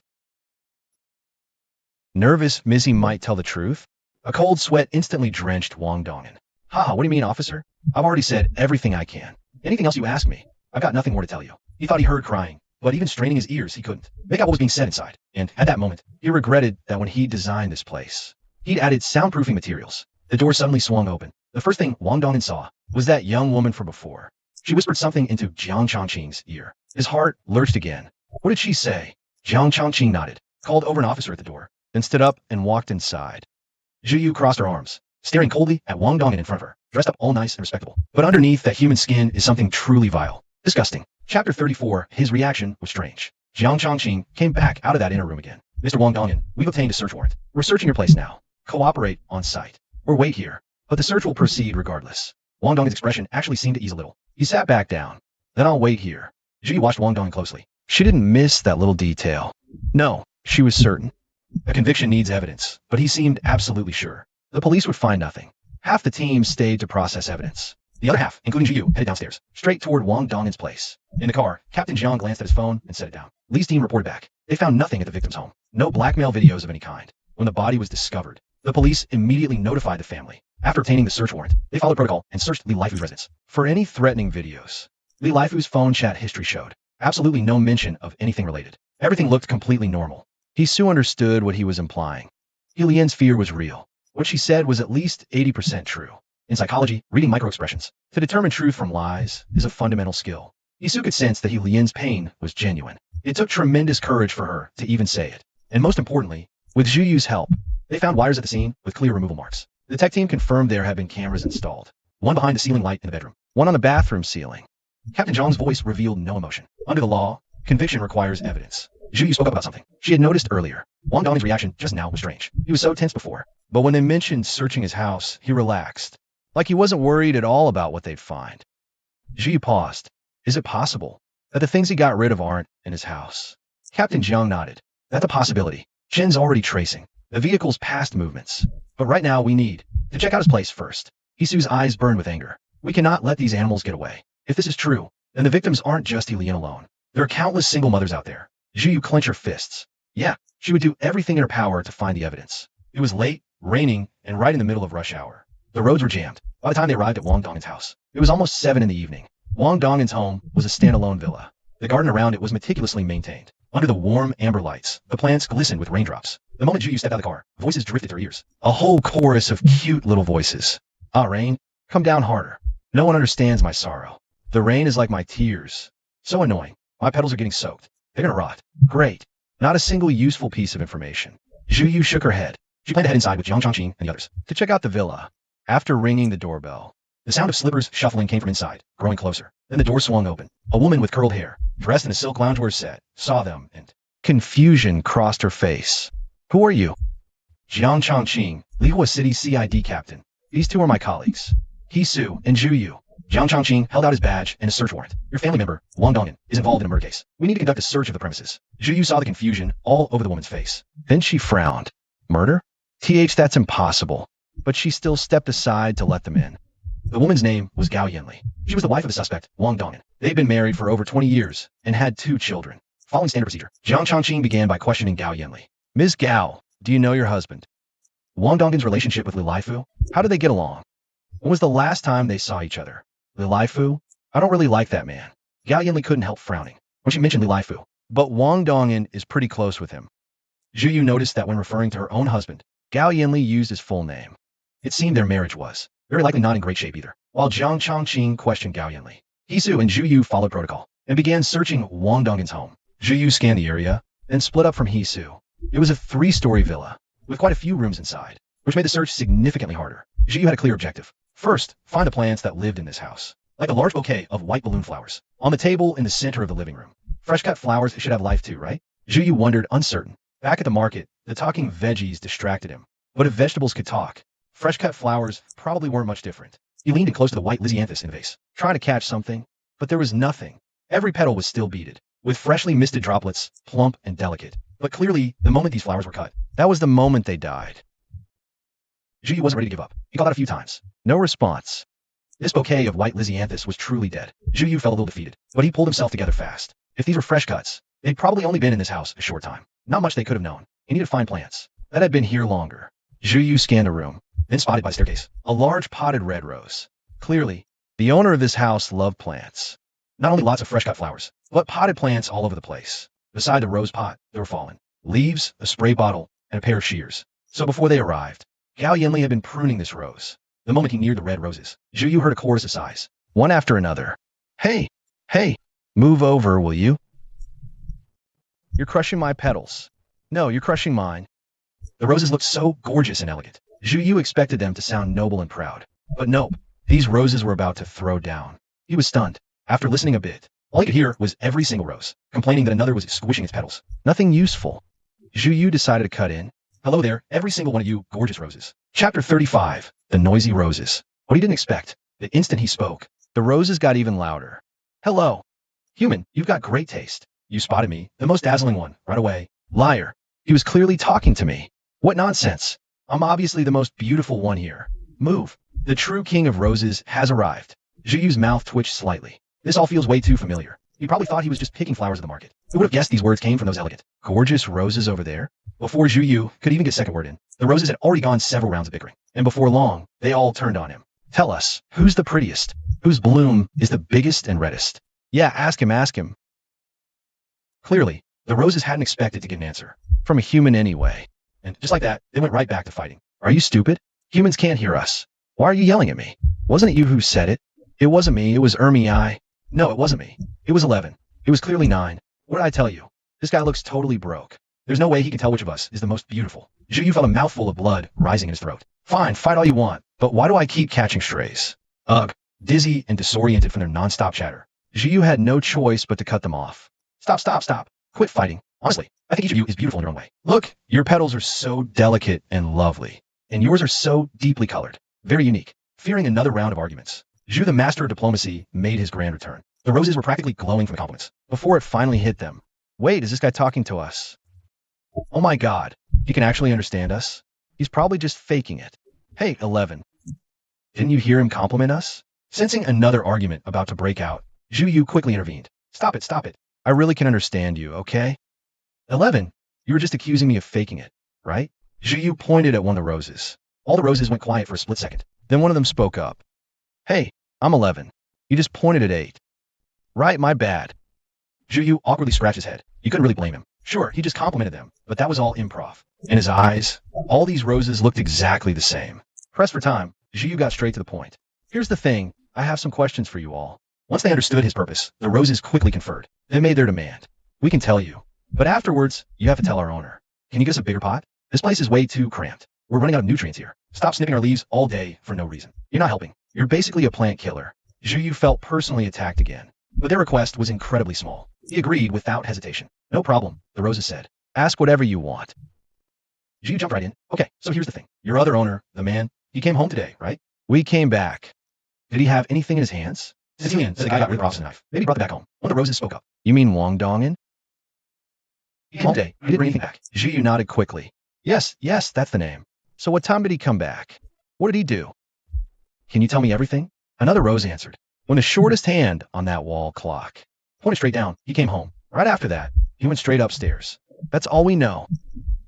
You'll have to ask the plants upstairs. When the shortest hand points straight down, that's around 6 o'clock, right? Zhu Yu realized that when he and Jiang Changqing got the call, it was already around that time, which meant Wang Dong'an left the crime scene, went to a second location, then came back home. That window of time could be exactly when he disposed of the evidence. Zhu Yu stood up. All right, got it. Thank you, 8 Plum. Wait, not 8 Plum. I'm 2 Plum. Oof. 2 Plum protested. Zhu Yu was getting dizzy. There were 13 roses in total, but he still couldn't tell them apart. This time he wised up. All right, thank you, all you beautiful roses. Zhu Yu glanced at the tall figure across the living room. How do you leave question? Jiang Changqing, resigned yet patient in her reply. Zhu Yu walked over. Now, go upstairs and continue checking place. It wasn't a request. It was a statement. It had a search warrant. Everything was completely by the book. But Zhu Yu wanted to read Yao Yanli's face, to see her reaction to all of this. Yao Yanli's reaction was so normal, it was almost unnerving. Yao Yanli's reaction was perfectly normal. She even pointed the way for Zhu Yu. The second floor is where I live. Wang Dong'an and I slept in separate rooms for a long time now. Next to my room is the walk-in closet. And there's a study. It shouldn't be locked. Just push the door open. The third floor is the kids' rooms. I don't know if they're locked. If they are, come find me. I'll give you the keys.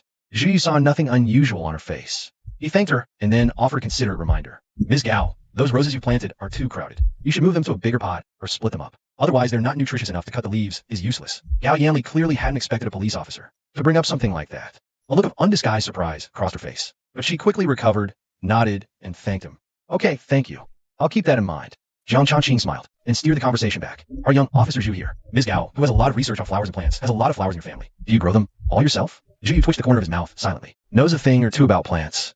Captain Jiang, you flatter me. I'm lucky if I'm not a serial plant killer. Chapter 36, interesting, but I'm exhausted. The moment he got to the second floor, Zhu Yu headed straight for Wang Dong'an's study. That Gao Yanli had pointed out. It is said that there are not many books on the shelf in the study. Just a wide solid wood desk in the center. A large sofa. A few sheets of paper scattered on the desk. Zhu Yu picked them up and glanced through them. Just ordinary documents. He looked around. On a small side table, in a large fish tank, he spotted 2 dopey little fish. Too bad I can't talk to fish. Zhu Yu felt a tiny pang of defeat. Then the water rippled. A small round leaf drifted over across the surface. Well, what kind of plant is this? Aquatic plants are also plants. Probably some kind of waterweed. Zhu Yu stepped forward and tapped on the fish tank. Hey there, little waterweed. The 2 dopey fish got startled and flicked their tails, swimming toward the back. The whole surface of the water stirred, carrying that little waterweed along with it. Zhu Yu heard a muffled voice pipe up. Who's waking me up? The little waterweed opened its eyes and immediately saw a huge face on the other side of the glass. It let out a bubble. Where did this annoying pest come from? Even more annoying than those 2 stupid fish. Zhu Yu reached out in disbelief, pointing at his own nose. What? Me? Yeah, you. Why'd you wake me up? Anyway, stop messing around. I'm going to sleep. The little water plant muttered, and its whole body went limp, swaying gently with the water. It looked like it was about to fall asleep again. Zhu Yu reached out again and raised his index finger, knocking 3 more times. Really sorry to disturb your sleep, but can I ask you something? Since Wang Dong'an went straight upstairs after getting home, he most likely came directly into this study. The little water plant said drowsily, Oh, a human who can understand me. Interesting, but I really do need to sleep. Zhu Yu was almost at a loss for words. Finding the plant was great, but nobody told him. This plant loved sleep. Knocked again. Okay, seriously, I'm sorry, but I need your help. In return, I'll try my best to meet any request you have. Plant nutrient solution or whatever you want. The little water plant said impatiently, I don't need any of that. I just want to sleep. Do you have any idea how important sleep is? For a water lily? A water lily? Zhu Yu froze for a second. He pulled out his phone and checked. Sure enough, this really was a miniature water lily called Helvola. No wonder it loved sleeping so much, but only had 1 round leaf. And even its roots were thin and tiny. No wonder he hadn't noticed it earlier. Zhu Yu blinked, and a wicked grin suddenly spread across his face. Sorry, Lily. Knocked again. Wake up, wake up, wake up. As if that wasn't enough. He even searched up some blasting DJ music and played it at full volume. Zhu Yu's like devilish noise drilling in his ears. Between the knocking on the tank and the blaring music, the little water lily became a desperate little water lily. Stop. Stop waking me up. What do you want to ask? Just ask. Lily despaired. Not letting it sleep was basically killing it. Done. Zhu Yu raised an eyebrow. Here's the thing. I want to ask. Someone should have come into this room today, right? What did he say? What did he do? Can you tell me everything? The water lily thought for a moment. Zhu Yu waited patiently for an answer. But as he waited, not another word came. Zhu Yu tapped on the fish tank. Only then did the other party slowly utter a sentence. I dozed off again. Zhu Yu said, Oh, you mean Wang Dong'an? Let me think. He did come back today. As for what he specifically did, I wouldn't know. Zhu Yu was getting anxious. But how could you not know? Haven't you been in this room the whole time? The water lily said, puzzled. Is it weird that I don't know? I fell asleep again. Its tone was utterly unapologetic, just as Zhuyu was feeling disappointed. She heard the little water lily ad, but I think those two dumb fish might know. Let me ask them for you. Zhuyu was pleasantly surprised. Another plant that speaks a foreign language. She had no idea what it said to the two fish. After a while, the little water lily said slowly. After Wang Dongin came back, he made a phone call. What did he say? Zhuyu had a hunch that this call might be the key to cracking the case. What did he say? Taken care of. But if you can't find it, whatever. This info was too fragmented. Zhuyu frowned. Is that all? Is there anything else? The water lily said slowly. That's all. You know, normal fish only have a 7-second memory. Remembering all this already makes them super smart. That's true. Zhuyu processed the information in her mind, thanked the little water lily, and got ready to leave to search for more evidence elsewhere. Then she heard the little water lily call out to her. Wait, those two dumb fish said he also mentioned something else. Something about a construction site and cement. That's all I know. All right, as promised. You must not disturb my sleep anymore. Construction site, cement. The water lily's words suddenly connected into a clear line. Zhuyu remembered that Wang Dongin worked in building materials. Could it be that he buried all those things in cement? Oh no! Zhuyu hurried toward the door. And the moment she opened it, she saw Hisu approaching. Seeing that he was about to speak, Zhuyu quickly cut him off. There's nothing here. But Wang Dongin most likely buried the things he disposed of in cement at some construction site. Hisu's expression immediately turned serious. The two of them regrouped with Captain Jiang. After hearing what Zhuyu said, Captain Jiang immediately pulled up Wang Dongin's file, striding purposefully toward the door. There's a construction site in cooperation with Wang Dongin Shore in the south of the city. He had access to it. None of them dared waste a second. They floored it straight toward the south side. Because of the rain, there were hardly any workers on site. Zhang Xiangqin went to the security guard at the door and asked about the situation. When the guard heard him ask about Wang Dongin, a hint of doubt flashed on his face, and finally answered truthfully. Oh, you mean Boss Wang. He did come by this afternoon. He even gave me a pack of cigarettes and said I've been working hard. Told me I could take a break. Didn't seem like anything unusual. Hisu and Zhuyu exchanged a glance behind Captain Jiang. Find a right, chapter 37 under the cement irrigation evidence. Looks like Wang Dongin is pretty damn confident. They'd never find his spot. He didn't even bother putting on an act. Captain Jiang put away his badge. All right, sir, we'd appreciate it if you could open the gate for us. On the way into the site, Hisu couldn't help but marvel. Xiaoyu, you're so good at listening to the death echoes of the earth. Nothing gets past you. Then, half puzzled, half genuinely curious, he asked, though I thought I heard you playing music earlier. Is that also a necessary trigger for your ability? Zhuyu's toes curled in embarrassment. No, you misheard. You definitely didn't mishear. What boundless horizon is my love? Hisu, serious face. Zhuyu's toes knock again to calm down. I just made something up. Occasionally I need it. It was raining, and the half-built construction site was a muddy mess everywhere. All of their shoes were caked with yellow mud. Captain Jiang's brow furrowed. This site was way too big and completely chaotic. On top of that, the rain had washed away a lot of traces. Searching would take a huge amount of time and effort. Zhuyu scanned the surroundings and immediately spotted foxtail grass growing through the cracks in the dirt. There was a lot of it. Almost every dirt mound had some. That stubborn weed grew just about everywhere. His eyes lit up. Captain Jiang, leave the searching to me. Hisu's eyes lit up too, and a mysterious smile spread across his face, right? Xiaoyu can hear the earth's death echoes. He's perfect for the job. Zhuyu was amazed that Hisu had accepted it so quickly. He thought to himself, then saw Captain Jiang nod at him, and quickly stepped back. Wait, Captain Jiang accepted it that fast too? No, this isn't the time to be thinking about that. Zhuyu quickly pulled herself together. She found the nearest green foxtail weed. One drop of nutrient. You want a horse to run? You've got to feed it. These weeds grow on barren sand, living off rainwater. Zhuyu was dead certain. These plants never saw such nutrients. The moment it hit the roots, Zhuyu saw its leaves tremble slightly. Then, a thick, country bumpkin accent rang out. Dang, what in tarnation is this stuff? Hey, pour me more. Wait, accent. Zhuyu was deeply taken aback. Wait, you're not local, are you? Honestly, my family's been North 18 gens. Me? Heard South's better, so I came. Geez, you can actually understand me? Zhuyu facepalmed. This weed was seriously slow on the uptake. But since it seemed like a straight shooter, Zhuyu laid out her terms directly. I'm looking for someone. She pulled that sheet of paper, with Wang Dongin's face drawn on it from her pocket, and flashed it in front of the foxtail.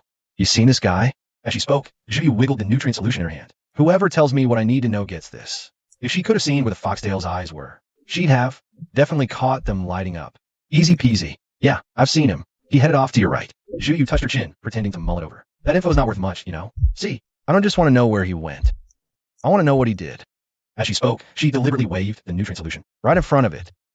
The very picture of a scheming merchant. The foxtail panicked. Terrified Zhuyu wouldn't give it the solution, wishing it had legs so it could follow the target and see what he did. But luckily it thought fast and came up with a plan in an instant. Hold up.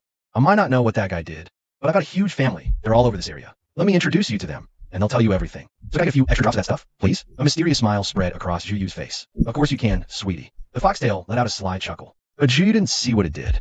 It said, go straight down the right path. I already talked to them. They'll tell you everything they know. Just give them a little of this when we get there. Zhu Yu hesitated. I didn't see you say anything to them. The foxtail grass swayed its fuzzy head with pride. It honestly looked like a little puppy wagging its tail. Sis, you can tell your city girl. Didn't you know that our whole family has our own special way of communicating? Zhu Yu really didn't know that. But after everything today, he learned quite a few things that had never crossed his mind before. Like the water lily that could communicate with fish. Maybe because they'd always shared the same space. And his foxtail grass that could communicate over long distances. Probably because they'd formed their own colony here too. It seemed that different plants, or even the same plant in different environments, each had untapped abilities waiting for him to discover. Maybe someday, he could use them. In all kinds of different investigations, Zhu Yu quietly filed that detail away in his mind. With the plants talking to each other. It went much more smoothly. Zhu Yu moved without any obstacles. Finally, he stopped in a secluded corner. There were a few chunks of concrete there. Irregular shapes. Right by Zhu Yu's feet stood a miniature. Spoken young, tender voice. His ear. Zhu Yu's expression softened. He bent down and dripped 2 drops of nutrient solution. There, thanks. That's your payment. Grow up big and strong now. The little foxtail grass let out a happy cheer, eagerly soaking up the nutrient solution. Meanwhile, Zhu Yu pulled out his phone and called Jiang Changqing, who wasn't far away. Captain Jiang, Chapter 38, a true master. When Wang Yu, a technician from the Lihua City Police Department, was called over to break open a chunk of concrete. He couldn't believe it. To be precise, he really couldn't believe it. After working so many cases with the department, Wang Yu had developed a bit of pride. He'd seen all kind of weird things. He doubted the new girl Captain brought in. Could find evidence just by flapping her lips. He knew about this new Zhu Yu. The whole station was buzzing about her. 1 case a day. No evidence needed, just gut feeling. Sounded like nonsense. What feeling? She just got lucky. He's worked so many cases and only trusts his equipment. Besides, on a construction site this size, pointing at concrete? Ridiculous. Wang Yu figured this concrete scan would be over in no time. Captain Jiang Changqing nodded. Pointing at one of the concrete blocks, he said, Master Wang, I'll need you to extract whatever's inside. Sure. Wang Yu nodded dismissively, ready to get out. How could there possibly be anything from such a random pick? That's what he thought, but since Captain Jiang had given the order, he waved his hand, told his apprentice to grab the detector. Then, the look on his face completely changed. His apprentice stood there wide-eyed, staring in disbelief at the numbers jumping on the screen. Master, something's in there. No kidding. Wang Yu's expression turned serious. Get the tools. Now, he quickly pulled on white gloves, shining a flashlight across the surface of the concrete block. The portable ground-penetrating radar was wheeled over right after. With the waveform display on the screen, Wang Yu quickly ran scan. There was definitely something hidden inside. The density was uneven. There was a foreign object outline about 20 centimeters long. A sharp glint flashed in Jiang Changqing's eyes. Can you tell what it is? Wang Yu shook his head. Bad weather. Need the X-ray scanner. But with this rain, bringing it out here risks a short circuit. Safest bet is taking this block back to headquarters. I'll have results first thing tomorrow morning. That's what he said. But with all his case experience, Wang Yu already knew. It held exactly what they wanted. This was practically 100% confirmed. He glanced at Zhu Yu. The guy had his arms crossed, and not a trace of surprise on his face. What he'd earlier dismissed as luck now looked like the calm composure of someone truly extraordinary. The guy seemed to notice his gaze. A pair of clear, piercing eyes swept over casually. He nodded at Wang Yu, the corner of his mouth lifting slightly, like he'd seen right through every thought in his head. A chill shot down Wang Yu's spine, and his heart skipped a beat. He straightened up instantly, filled with deep respect. The guy really had read his mind. Not only did he not say a word, he even nodded and smiled at him. Truly someone extraordinary. No wonder he was so young. I was narrow-minded. Master Wang felt ashamed. Zhu Yu scratched his head, completely baffled. He was meeting Master Wang Yu for the first time. Why stare at him blankly? First dark, then bright. It was strange. Out of politeness, he had just smiled at him. Immediately, the man whipped his head away like he'd been burned. Zhu Yu couldn't make sense of it. Was he really that scary? Little did he know, in the old master's mind, he had already been built up as some kind of reclusive master. The crew loaded up the concrete block that very likely contained the evidence they needed and wheeled it onto the truck. They also secured the scene, even with all the flashlights on site, between the rain and the night. The whole construction site looked like the gaping mouth of a monster, dark and heavy. Zhu Yu knew deep down, there was definitely something in there the department needed. There probably wasn't much left for him to do. He stepped forward and said a quick word to Jiang Changqing. Captain, I don't think there's anything else you need from me here. I'll head out first. Seeing it was Zhu Yu, Jiang Changqing's tightly furrowed brow relaxed just a little. He nodded. Go ahead. Get some rest. Thanks for the hard work. Zhu Yu nodded, pulled out his phone, and looked up the next bus. Seeing it was still running, he let out a breath of relief and followed the navigation toward the stop. He didn't notice that behind him, a pair of eyes had been locked on him the whole time. Wang Yu didn't look away until Zhu Yu's figure disappeared around the corner. He held it in, but in the end he couldn't help himself. Captain Jiang, are you saying Special Consultant Zhu didn't use any equipment at all? He just walked around the site and knew there was something inside that concrete block? At the mention of Zhu Yu, Jiang Changqing's expression softened a bit too. There was a slight smile in his voice. That's right. No equipment at all. 10 minutes. Nothing but instinct. Wang Yu clicked his tongue. For a moment, he was speechless. Nothing but instinct? Really, nothing but instinct? The proof was right in front of him. Wang Yu was filled with deep respect. In his mind, Zhu Yu's image He grew more enigmatic. When he'd meet a reclusive master like this in the flesh, Zhu Yu had no idea he'd somehow picked up the image of a reclusive master. And right now, this so-called reclusive master was utterly miserable. Standing on the crowded bus, she grumbled to herself, "Ugh, it's already this late. Why are there so many more people on the bus today than usual? Babies, all you little bookworms listening in on the audio version." Chapter 39. The little plant class is now in session. After buying a bowl of wontons from the shop downstairs, the one she didn't get to try last time, Zhu Yu even stopped to say hi to the old lady from before. Carrying the takeout container of chicken soup wontons, dragging her exhausted body, Zhu Yu opened the door. She flipped the light switch by the entrance, and along with the warm glow spilling down, came a few chirpy, chattering voices. Yu, you're home from work. Why are you so late today? Did you have to work overtime? Damn capitalist bosses. Zhu Yu froze for a second, then felt an unexpected warmth rise in her chest. All this time, she'd been on her own, going to work alone, coming home alone, scraping by in this bustling city all by herself. But now, suddenly, she had little companions waiting for her at home. The feeling wasn't half bad. Her expression softened, and the tightness in her voice eased up as she spoke. Yeah, I'm home. No overtime, just a new case. What? Ching Yu let out a gasp. A new case? What kind of case? You should have brought me along. I'm Detective Master Ching Yu now. This is Sherlock Holmes edition Ching Yu. Yu, what kind of case? Are you hurt? A small, worried little voice. This is the sweet, caring version of Huang Ho. Who dared to lay a hand on you? I'll smack him with 2 leaves. Hiya. And this is the raging Ip Man version of Lidu. Zhu Yu could tell that all 3 little guys were equally worried, just expressing it in different ways. She quickly said, I'm fine, really. The one in trouble is my boss. With that, she quickly launched into everything that had happened today. The 3 plants let out gasps of amazement, especially when they heard that the suspect's home had a water lily that could actually understand what the fish were saying. Lidu couldn't help but shout, Ching Yu, there's a plant out there that speaks foreign languages just like you. Ching Yu was also stunned that a water lily could understand fish, even though she had no idea what a water lily or a fish was. But she didn't know one was a plant and the other was an animal, just like her and the bees and butterflies. Of all people to say that, it had to be Lidu. She let out a haughty huff. So ignorant. What's the big deal? One of these days, I'll show you all what I'm really capable of. Speaking of which, Zhu Yu also thought of the question he wanted to ask. Ching Yu, where did you grow before? And how did you learn to understand bees and butterflies? Hearing Zhu Yu ask her, Ching Yu immediately dropped her attitude and thought for a moment before saying, when I was a seed, I was in a field with lots of greens around me, but I didn't like talking to them because there were always bees and butterflies buzzing around my ears, so annoying. So I just picked up what they were saying. Big deal. Zhu Yu mused. So it should be considered a natural talent of you plants. Like living in an environment long enough, you get influenced by that environment naturally and evolve suitable skills. Plants are incredibly resilient beings. Zhu Yu had read in a textbook as a kid about a patient who needed bone surgery, but the bone was impossible to cut with any tool until scientists planted a seed in the patient's bone, and as the seed grew, the bone was naturally split apart by its roots. Lu Dudu and Huang He grew up in the city, in this cramped little apartment building in the middle of nowhere. Forget bees, neither of them attracts insects. Even butterflies are rare here. Since Ching Yu lived in the fields, she learned to understand bees and butterflies. That water lily coexists with 2 fish, so it can communicate with fish. Then they're definitely not special cases. In other words, the possibility of plants communicating with animals is extremely high. It's just that I had never paid attention to this point before. Zhu Yu's mind raced, and he got excited. This discovery could be a huge help in solving cases. Zhu Yu quickly said, this is very important to me. I hope everyone can learn a foreign language. The more the better. Lu didn't catch on right away. Huh? Why?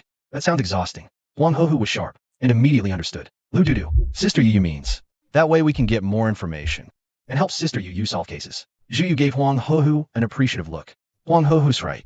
That's exactly what I mean. King Yu dismissed it. What's the big deal? I can already understand bees and butterflies. Before Zhu Yu could say anything, Huang He piped up in that milky little voice. But King Yu, you can only understand them. You can't talk back. What if one day you need a critical clue and wants you to ask a passing bee or butterfly for it? And look, that water lily can talk to the fish. King Yu fell silent. She didn't want to admit it, but Huang He had a point. His goal was to become a detective genius. Can't have this be the thing that holds him back. No way. Seeing Lidu and King Yu both start thinking hard about the problem, Zhu wanted nothing more than to scoop Huang He up and kiss those chubby little pinkish yellow leaves right on the spot. Good baby. Well done. But on the surface, Zhu maintained the dignified composure of the head of this little family. He nodded gravely. Huang is right. This is critical. And the other critical thing is time. Time. All 3 plants froze. Time was the plant's weak spot Zhu Yu had discovered over the past few days. They could tell day from night, sunny from rainy, but they couldn't pinpoint a specific time of day, and that made important clues a whole lot fuzzier. But it wasn't unfixable. Like in the second case, he counted the leaves on the ivy and combined that with the bell tolls to nail down the time. In the third case, the roses had red the clock hands on the wall to tell him the time. What he needed was to combine time with the plant's perception, to train a batch of portable plants that could tell time precisely, take them to crime scenes to talk to the plants there, and get time-related clues. watching the three plants staring back, dumbfounded, even the sharpest of them, Huang Hu, completely stunned. Zhu Yu patiently explained his idea to them, then cheer them on. Think about it. How many plants out there can actually tell time down to the hour? Ones that understand animals are rare, but they exist. But ones that can tell the exact time? You three might just be the first in the entire world. Ledudu, Huang Hu, King Qinjiu. They were instantly spellbound by Zhu Yu's first in the whole world pitch. King Qinjiu was the first to jump out, fired up. I want to learn that too. Greenie was a step behind. He tapped his leaf frantically, worked up like a set of clappers. Yellow Puff went without saying. He was already sharp, and even he got unusually excited. Good. Zhu Yu smiled slightly, hiding his pride. As for how to teach them, he was already forming a plan in his mind. Tomorrow I'll bring back a clock face. First I'll teach you to read the hours on it. Then when the time comes, you can all pay attention to the weather. See if anything changes with yourselves. Once you've learned time, the next step is numbers. As for the teaching tool, the clock face, 2 buildings over there, the little stall selling secondhand stuff. Just grab one on the cheap. Save some money too. Chapter 40. Teacher Zhu's preschool begins. And just like that, the plan was set. Zhu Yu opened up that classic suspense mystery show and started enjoying his dinner. A rare moment of relaxation. 1 man, 3 plants in the warm glow of a lamp, watching TV together. After dinner, at the little one's insistence, Zhu Yu turned the computer volume down and sank once again into deep, heavy sleep. He hadn't set an alarm that day. He let himself sleep in. His original deadline to start work was yesterday. Since he'd already joined the police department, he might as well make the most of these final hours and rest up. But reality had other plans. By 6 in the morning, Zhu Yu's internal clock kicked in, and his eyes opened on their own. Staring at the peeling ceiling, Zhu Yu blinked a few times, focusing, until he was fully awake. He let out a long sigh. Ugh, damn biological clock. Well, now that I'm awake, no point trying to go back to sleep. Zhu Yu dragged himself out of bed. Morning. Just as expected, the 3 little ones were still wide awake, watching that show. Seeing him, they reluctantly pulled themselves away from the screen and greeted him half-heartedly. Sister Yu, good morning. Morning. TCH, of course, the allure of a classic suspense drama. Even plants can't resist it. Alright, that's enough screen time. The sun's coming up soon. Go photosynthesize and grow tall. Teacher Zhu confiscated the laptop without mercy, met with a chorus of groans and protests. He pretended not to hear a thing. After breakfast, Zhu's back over shoulder, head out the door. He turned the corner to a second-hand stall and haggled for a bit. Grabbed a big clock face for $10 and stuffed it in his back. With time to spare, Zhu Yu decided to put the police station visit on hold for now. He tackled the school time-telling job right away. Zhu Yu pushed open the door, clutching the big clock face. Seeing him return, the 3 kids plotting stopped cold. They swarmed around him, curious and eager. Sis Yu, why are you back again? Yeah. Did you forget something? Green Doodoo wiggled its leaves. No way. Sis Yu took her keys when she left. I saw it. Otherwise, she wouldn't have gotten in. Ahem. Zhu Yu cleared his throat. He placed the big clock face in front of the 3 plants, then struck a teacher's pose. I'm not working today. We're having class. What's that? Ching Ching Yu froze. Never in its plant life had it seen anything like this. Big and round. And it made this rhythmic tick-tock sound. Green Doodoo poked the leaf, examining it closely. Still no clue what this thing was. Yellow Ho-Hu stayed silent, its whole leafy body deep in thought. Zhu Yu smiled slightly. Last night, didn't we agree to learn how to tell what time it is? This here is our teaching tool. We call it clock. Right, clock. Zhu Yu nodded and cleared his throat. Aside from day and night, how do people usually tell time? They rely on this tool. It can pinpoint the exact hour and minute. Like what time you sprout, what time you bloom. Afraid the plants wouldn't understand, Zhu Yu tried to relate it to their daily lives. Like when I get up for work. Today it was 6 a.m. Zhu Yu pointed at the big 6 on the clock face. And now time has passed. What time is it now? It's 7:14. When he said 7:14, Zhu Yu froze. Wait, these guys haven't even learned the hours yet. Sure enough, ever since he started teaching, Green Doodoo, Yellow Ho-Hu, and Ching Ching Yu hadn't said a single word. Zhu felt extremely guilty. So, did you guys get it? For example, this number is 6. This one is 7. The 3 little ones exchanged glances. Finally, Yellow Ho-Hu mustered the courage to answer. Sis Yu, I think it's a bit hard. I didn't get it. Zhu Yu was stunned. Sister Yu, this feels a bit hard. I didn't get it. Zhu Yu froze. I thought this would be a piece of cake. But even Huang Hu, the sharpest one, missed it, deflating him. Yeah, these squiggly lines look like earthworms. I can't make heads or tails of them. What's 6? What's 7? Ledudu grumbled. At least it had lived with Zhu Yu for a while. As a city plant, it had a rough idea what time meant. But trying to connect it with the numbers Yu was pointing at, King Qinjiu was stunned speechless. It always had to be the best, especially with Ledudu around. There was no way it would admit it was just as lost. Seeing that none of the 3 little guys understood, Zhu Yu was at a complete loss. He had no idea where to even start. Just then, a light bulb went off in his head. Wait, am I being too abstract? I remember in those crime thriller shows, you guys have seen time codes pop up all the time, right? The moment Zhu Yu said that, Huang Hu immediately perked up. Oh yeah, remember the episode we just watched? The killer used the loopholes in the timeline to evade the police. Zhu Yu nodded. That episode stuck with him too. The killer was cunning as a fox. Plus, with the director's unique storytelling, jumping between different time windows, he'd even drawn a timeline back, and to sort out his own thoughts. Ladudu also had a spark of recognition, but then said, "But looks so easy on TV. Why is it so hard in real life?" King Kinjiu stayed silent. Only the slight rustle of its leaves showed. It agreed with Ladudu. Zhuyu gave a mysterious smile. "Since you can follow it on TV, then let's switch up the approach." He pulled out his phone and searched for preschool time learning videos. These early learning videos were playful and easy to follow. They tied into everyday life with cute, simple animations. Perfect for kids or plants. All right, let's start with this video. If you have questions, wait for me. I'll answer when I get back. Zhuyu pulled it up on his computer, plugged it in, and set it to autoplay. He pointed at the ticking clock nearby. Remember to look at the clock while you watch. Get a feel for it. He glanced at Huanghu, Ladudu, and King Kinjiu. She watched the early childhood education videos with complete focus. Zhuyu clapped his hands in satisfaction. He knew it. Professional matters should be left to professionals. Chapter 41. Fighting each other, evil gets its due. After resolving that matter, seeing that it was almost time for the police station to open, Zhuyu rushed to catch the bus to the police station. He figured the tech team had probably already extracted everything from that cement block once he reached the station. A familiar figure came up to greet him.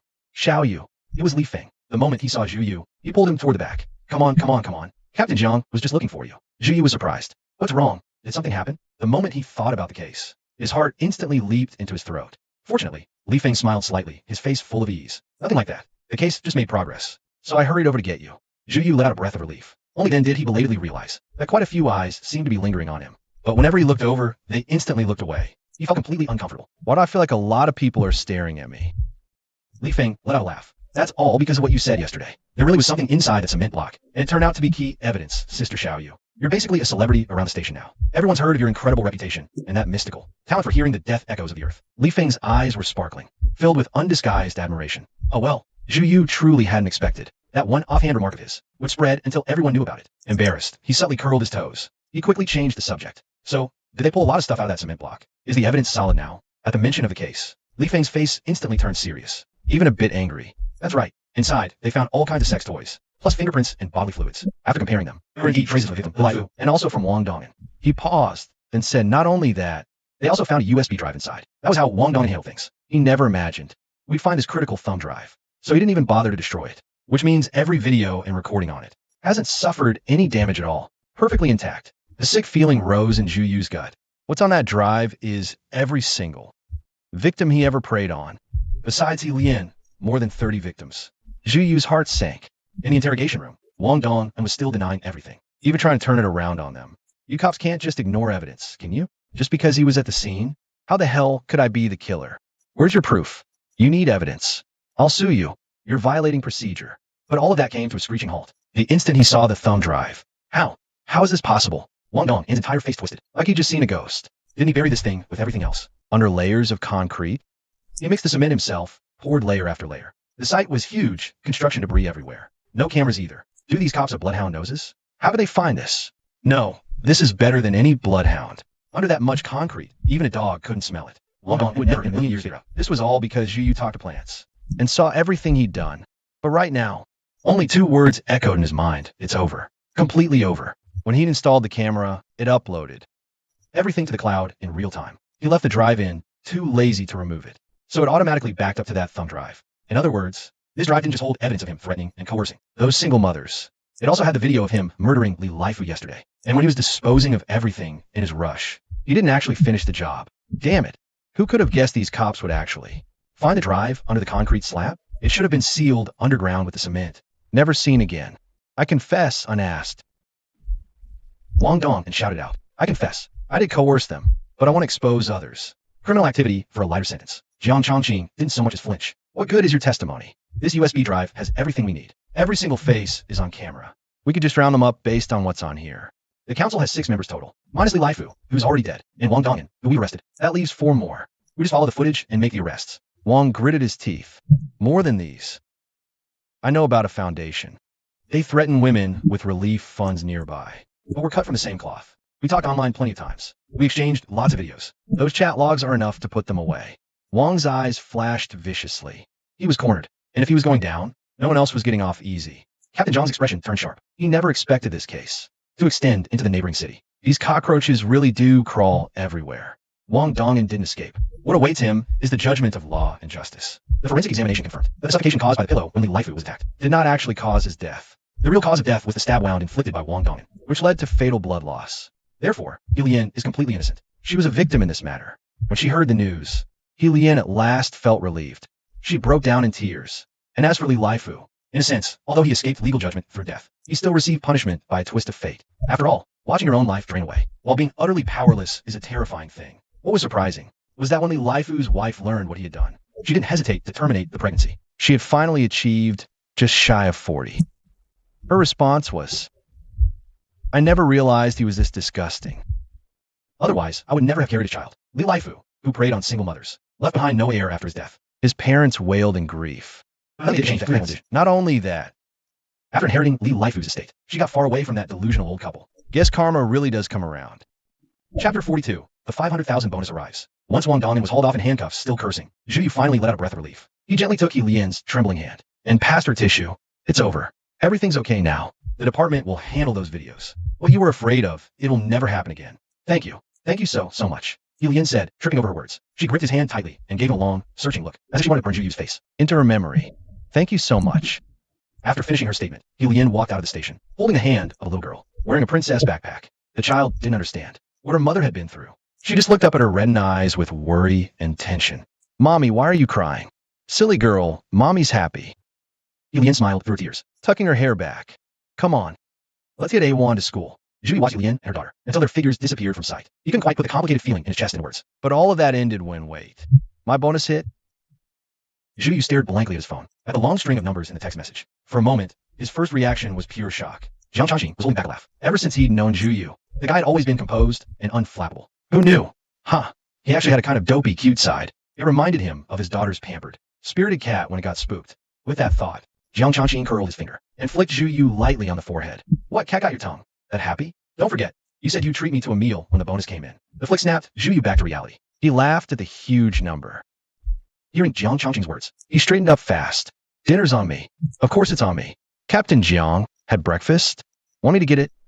"Who's treating?" Two more heads popped out. It was Isu and Li Feng, who'd obviously been eavesdropping on the whole exchange. What do you guys want?" "It's on me too." After all this time, they'd all built up a certain camaraderie. Zhu Yu might be stingy, but he wouldn't skimp on this. He immediately beamed and said brightly. Isu's eyes lit up. "That's perfect. We've been busy all morning. Haven't had anything warm to eat yet." Li Feng had already cleverly scooted closer. Giggling, she said, "Thanks, Sister Xiaoyu. I guess I'm riding on Captain Zhang's coattails again." They picked a breakfast spot near the station, close to the station. The place was small, but as they say, small as a sparrow, yet fully equipped. They had baozi, youqiao, wontons, dumplings, tea eggs, even some lesser-known breakfast items, like fried radish cakes and chopped flatbreads. They had all. The owners were a kind-faced family, bustling away in the kitchen and at the counter.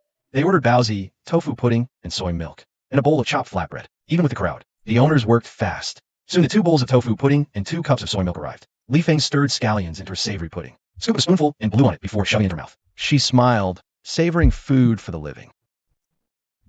Sister Xiaoyu, you like sweet tofu pudding?" The other two instantly shifted their gaze, following Hasu's words to the sweet tofu pudding in front of Zhu Yu. Zhu Yu paused for a second, then smiled. "Yeah, I like sweet tofu pudding. My mom used to make it for me." Her voice trailed off, dropping slightly, but the change in tone was fleeting. The place was noisy, so it wasn't very noticeable. Li Feng was just curious, and quickly moved on, focusing entirely on her breakfast. They chatted then.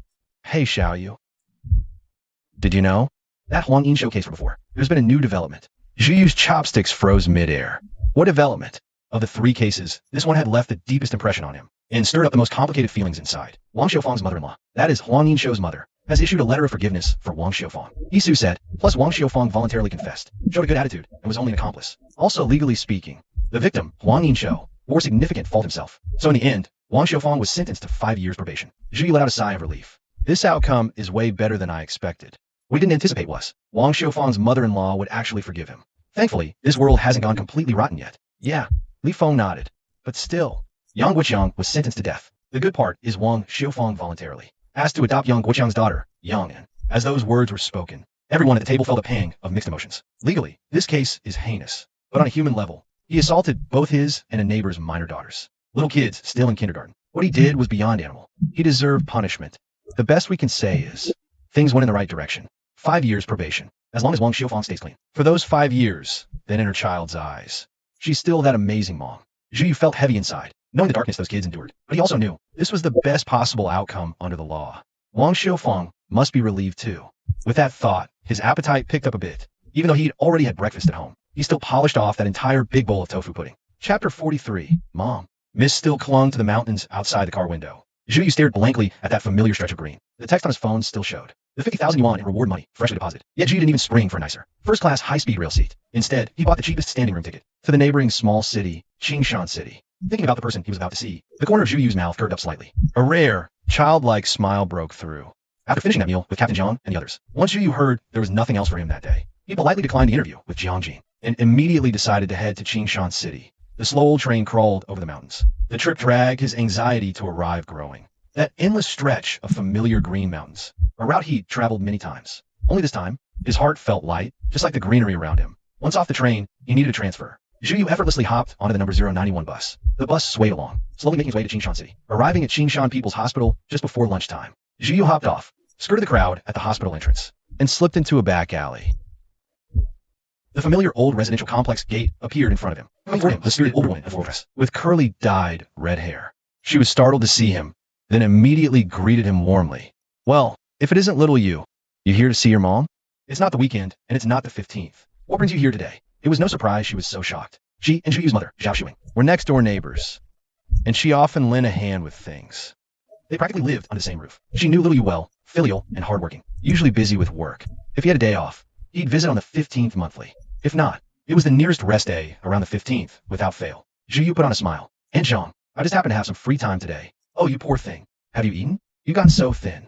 Zhang Chanhua reached out with concern and patted his arm. She pulled a bag of corn griddle cakes from her basket and pressed them into his hands, saying firmly, take these. Your sister Li just made them home. I was going to bring them to your mom anyway. Since you're here, you saved me the trip. Sister Li was Zhang Chanhua's married eldest daughter, who lived in a nearby complex. Her little family was harmonious. Her son-in-law treated her well. Thanks, Aunt.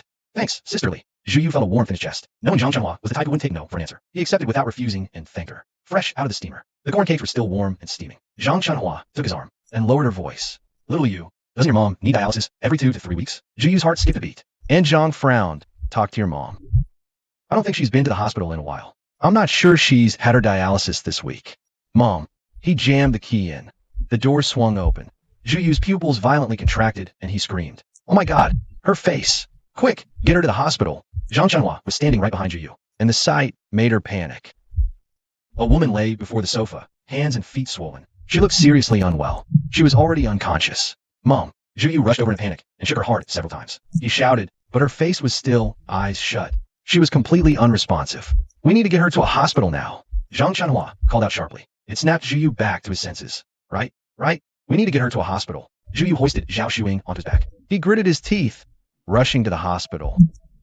His heart was in complete turmoil. Even his arms and legs felt weak and unsteady. Thankfully, Zhang Chanhua was right behind him. He barely even registered how he got Zhao Xuing to the hospital. By the time he came back to his senses, at the payment window, Doctor, how's my mother?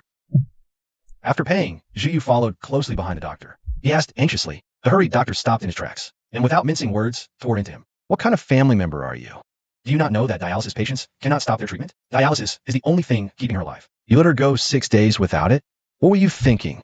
Zhu Yu's face went pale in an instant. 6 days? Mom went 6 days without dialysis? Seeing the terrified, blank, completely clueless look on Zhu Yu's face, the angry doctor paused for a moment and softened his tone. She's stable now. We got her back on dialysis. Out of danger. The doctor lowered his head, his pen gliding across the medical chart. But next time, I can't guarantee you'll be this lucky. Go in and see her. Zhu Yu didn't even know what he was feeling anymore. He numbly thanked the doctor. His body went limp, drenched in cold sweat. Relief after extreme fear, heartache, grief, guilt, it all crashed over him at once. It hit him so hard he could barely breathe. Hey, Xiao Yu. Xiao Yu. Zhang Chanhua waved her hand in front of his face. And Zhang, thank you. Zhu Yu forced an ugly smile.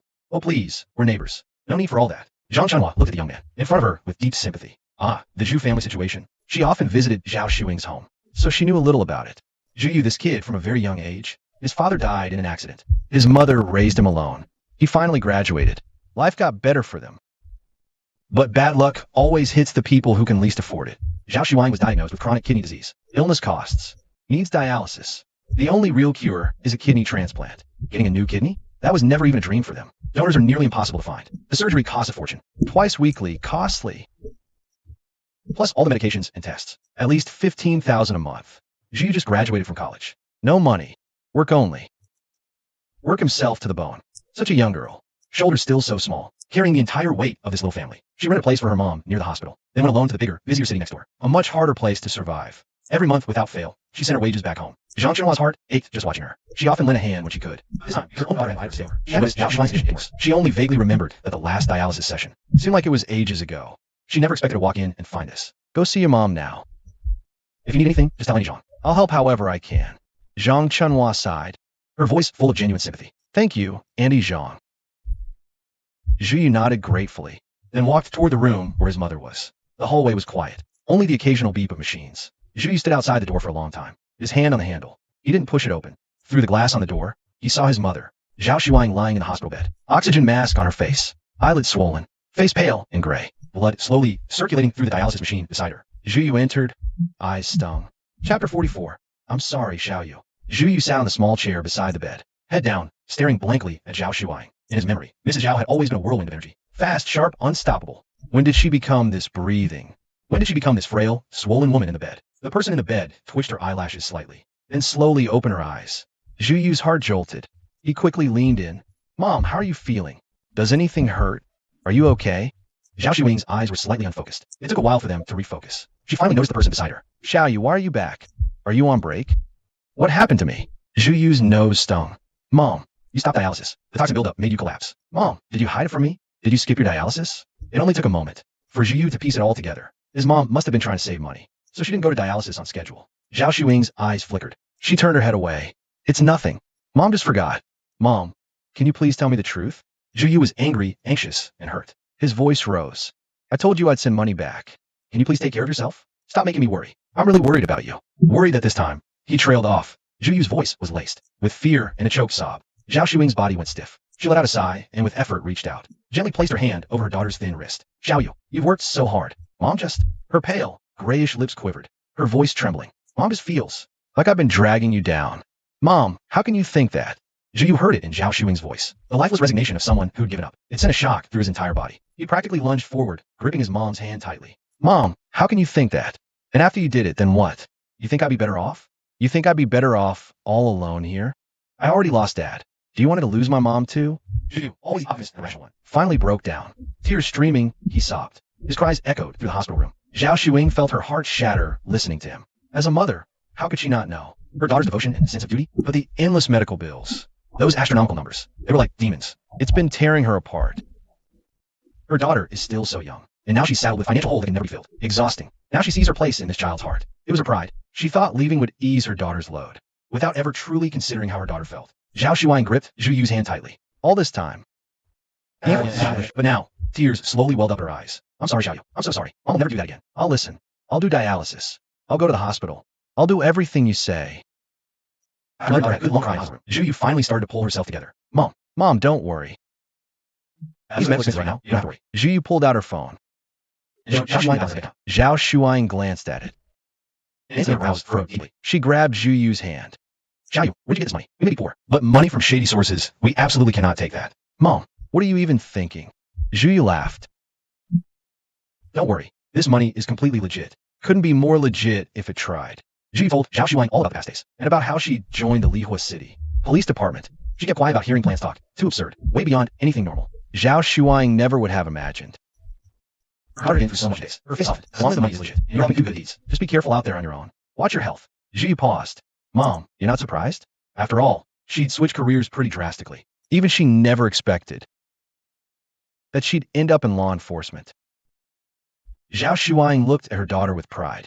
Mom always knew Xiao Yu was someone special. She could even be an astronaut if she wanted to. Zhu Yu's face immediately turned red. After seeing Mrs. Zhao fall into a deep sleep, Zhu Yu quietly tiptoed out of the hospital room. She went to find a doctor on her own initiative. After seeing Ms. Zhao fall into a deep sleep, Zhu Yu tiptoed out of the ward. She approached the doctor in charge. The doctor who ripped her to shreds just now. The doctor looked a bit surprised when he walked in, but didn't say anything. Come in. Zhu Yu stepped inside. He sat down in the chair by the desk. Doctor, I have a question about my mom's transplant. The doctor set down his mouse, leaned back in his chair, looked at him for a moment. Is your mom on the matching list? No. I wanted to ask how long the wait usually takes. Zhu Yu bit his lip. Before, they didn't have the money for surgery, and even now, the money's still not enough. But at least there's a glimmer of hope now. He's been stuck on this. It weighs on him. So the second there was any sign of hope, he came straight here to ask. It's not just about blood type. It depends on donor availability. The doctor grabbed a piece of paper and jotted something down. In this province, the average wait is about 3 years. Some people get lucky in 6 months. Others wait 5, 6 years. What's your mother's blood type? B. B is manageable. Not in critically short supply. The doctor scrolled through the records on his screen. At her age, her veins are weak. If she waits too long, her health keeps fading until a donor comes. The surgical risk will be much higher. Zhu said nothing, but his hands on the desk slowly clenched into fists. The doctor glanced at him. Have you done a compatibility test? Zhu lashes flickered. Yes. And? No match. My blood type isn't compatible with hers. The doctor's pen paused on the paper. He looked at Zhu for a couple seconds and set the pen down. His tone softened from before. Does your mother have any other direct relatives? Zhu thought of someone. There's one, but maybe sensing the hesitation in his voice, the doctor cut in. 4 living donor transplants. Adult children are the first choice. Their kidneys are the healthiest. Other relatives were too, as long as match. 通过，如果都不行，就继续排。你妈妈现在的状态维持得好，等个3、5年是没问题的。医生说完，停了一下。你妈妈自己知道这些吗？她不知道我在问。祝优的声音压低了，她怕花钱。医生看着他，眼中有一种很复杂的光。那你得想清楚，移植手术本身30、50万，之后抗排异药每年还要几万到10几万。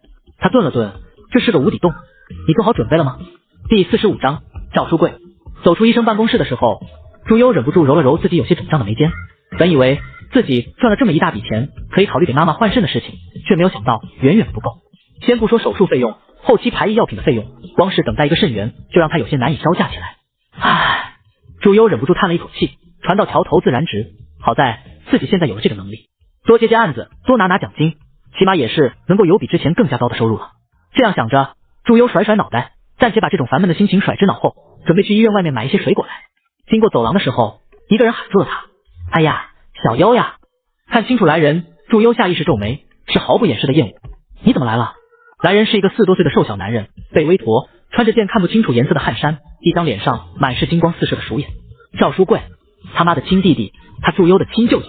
赵书贵眼睛滴溜溜转，语气热情的不行：“你这话说的，我怎么不能来？我姐住院，我能不来看看吗？不像话！”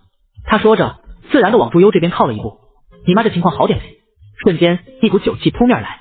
他亲舅舅赵书贵是个烂酒鬼，有点钱全部输在了酒桌上面，要么换成了酒，全部灌进了肚子里面。祝优厌恶而防备后退一步，有事情出去说，别在这里打扰其他人。赵书贵嘿嘿一笑，露出一大口黄黑的牙，就是站在原地没动，嗓门大得很：“哎呦喂，外甥女，我怎么是打扰呢？我是来看你妈的。”祝优直接毫不客气打断了他的话，伸手一指他手上拿着的酒瓶：“看我妈？你看病人拿着瓶酒，有话说话，不然我直接喊保安了。”赵书贵知道自己这个外甥女是个性子硬的，说喊保安是真的会喊，赶紧伸出手制止：“别，我说就是了。”赵书贵压低了嗓音，脸上满是讨好：“好外甥女，你手上有没有钱？给舅舅点呗，我也不要多，5万块就行。”他伸出手指搓了搓，比出一个捏钱的姿势来。祝优眉头一皱：“你又去赌了？”赵书贵的嗓音瞬间拉高了：“什么赌？我这叫投资，投资懂不懂？我就问你有没有钱？没有，我没钱。”祝优斩钉截铁。赵书贵不仅是个烂酒鬼，还是个烂赌鬼，每次一没钱就会到处借钱。身为他亲姐姐的赵淑英自然是借钱的第一号人物。之前赵淑英身体还好的时候就拒绝过无数次，有时候为了省事省心会给几张钱币。后面身体差了，赵书贵屡屡找上门来，打着舅舅的名义朝祝优要钱。祝优每次都拒绝掉，他却没想到这次的赵书贵格外难缠。他眼中满是金光，语气里都是毫不压抑的兴奋：“没钱？你怎么会没钱？你是大学生，都是大城市里面的坐办公室的，怎么会没钱？我刚刚可是看到了，你给你妈付钱的时候眼睛都没有眨一下，还问医生换肾的事情，你绝对有钱。”祝优没有想到赵书贵竟然来了这么久，也在旁边观察了这么久，烦躁瞬间涌上心头。他不耐烦说道：“我说没钱就是没钱，我有的钱全部都给我妈交钱交掉了，你再问我也没有。”祝优转身就走，赵书贵一把拉住他，眼中金光闪烁：“你不给钱别想走，你要是不给我钱，我就去烦赵淑英，她不是刚刚做完透析住院吗？现在身子可是经不起激动，不然一个激动。”赵书贵冷笑了2声，虽然早就知道对方是一个烂人，但是赵书贵的无底线依旧是超出了祝优的预料。“你疯了！”祝优满是一脸的不可思议，他可是你姐，你亲姐，你小时候是他亲手带大的。赵淑英姐弟俩的父母早逝，对于这个亲弟弟，赵淑英也是真心付出过，真心心疼过的。没想到这番话完全没有激起赵书贵的愧疚和反思，反而让他变得更加不耐烦起来。他是我亲姐，所以他才更应该管我。你是他女儿，所以你才应该给我钱。怒气扑涌上来，祝优的眼神随着他的话一寸寸冷下去。威胁我？你敢用我妈威胁我是吧？把我逼急了，什么都敢做。你到时候可别后悔。祝优一字一顿。赵书贵惊愕地张了张嘴巴，他在祝优的眼里面看到了毫不掩饰的狠戾，像是一匹随时可以扑上来撕咬他喉咙的野狼。你，赵书贵，你了半天，一时半会儿还真说不出一句话来，直接被祝优叫过来的保安给赶走了。被赵书贵这么一搞，祝优还真没有了出去买水果的心思。他赶紧赶往赵淑英的病房，看到赵淑英已经陷入了安稳的沉睡之后，祝优才松了口气。坐在赵淑英床铺旁边的椅子上，祝优一只手指轻轻地在床侧轻轻无声地敲击着。妈妈现在是在关键期，她绝对不会允许任何一个人前来打破自己好不容易建立起来的安全屋。赵书贵，祝优嘴里咀嚼了一下这3个字。赵书贵的恶心他实在是太懂了，一旦沾上钱这个字，就像是一只吸血鬼，死死缠绕着你，恨不得将你拖下水去。一次一次又一次，祝优用脚趾头想想都知道，这次的赵书贵这么急切的来要钱，绝对是在外面欠了债。万一是笔大债的话，他绝对会像是水鬼一样对自己和妈妈缠上来。最好的办法就是解决掉，一劳永逸。第46章恶毒心思。他爹的，我呸！赵书贵被保安直接赶出来之后，才后知后觉意识到自己竟然被这个外甥女给唬住了，当即气得跳脚，狠狠地在地上唾了一口，嘴里不干不净地骂着：没爹叫的东西真是狗眼看人低，在大城市上的班给他能的。他接连骂了一连串的不带停歇的，引来路人的纷纷侧目，也毫不在意。骂了一大串之后，赵书贵感觉心里好受多了。他打开手机，打出一个电话来。电话那一头刚一接通，赵书贵的声音都变得谄媚了起来。对，是我。哎呀，哥你忘了吗？之前我不是说要和你做笔生意的吗？没货。哦不，现在有货了。赵书贵压低了嗓音。我不是和你说我有个外甥女吗？现在她回来了，长得那叫一个水灵，还是大学生，脑瓜子肯定聪明啊。赵书贵压低了嗓音。哪来的风险？她就一个要没命的妈，我是她亲舅，还能有谁？行，说定了哈。挂掉电话之后，赵书贵眉飞色舞地吹了声口哨。而就在这时候，他的手机铃声急促地响了起来。操！仅仅是看了一眼，赵书贵脸色大变，额头上的细汗以肉眼可见的速度涌了出来。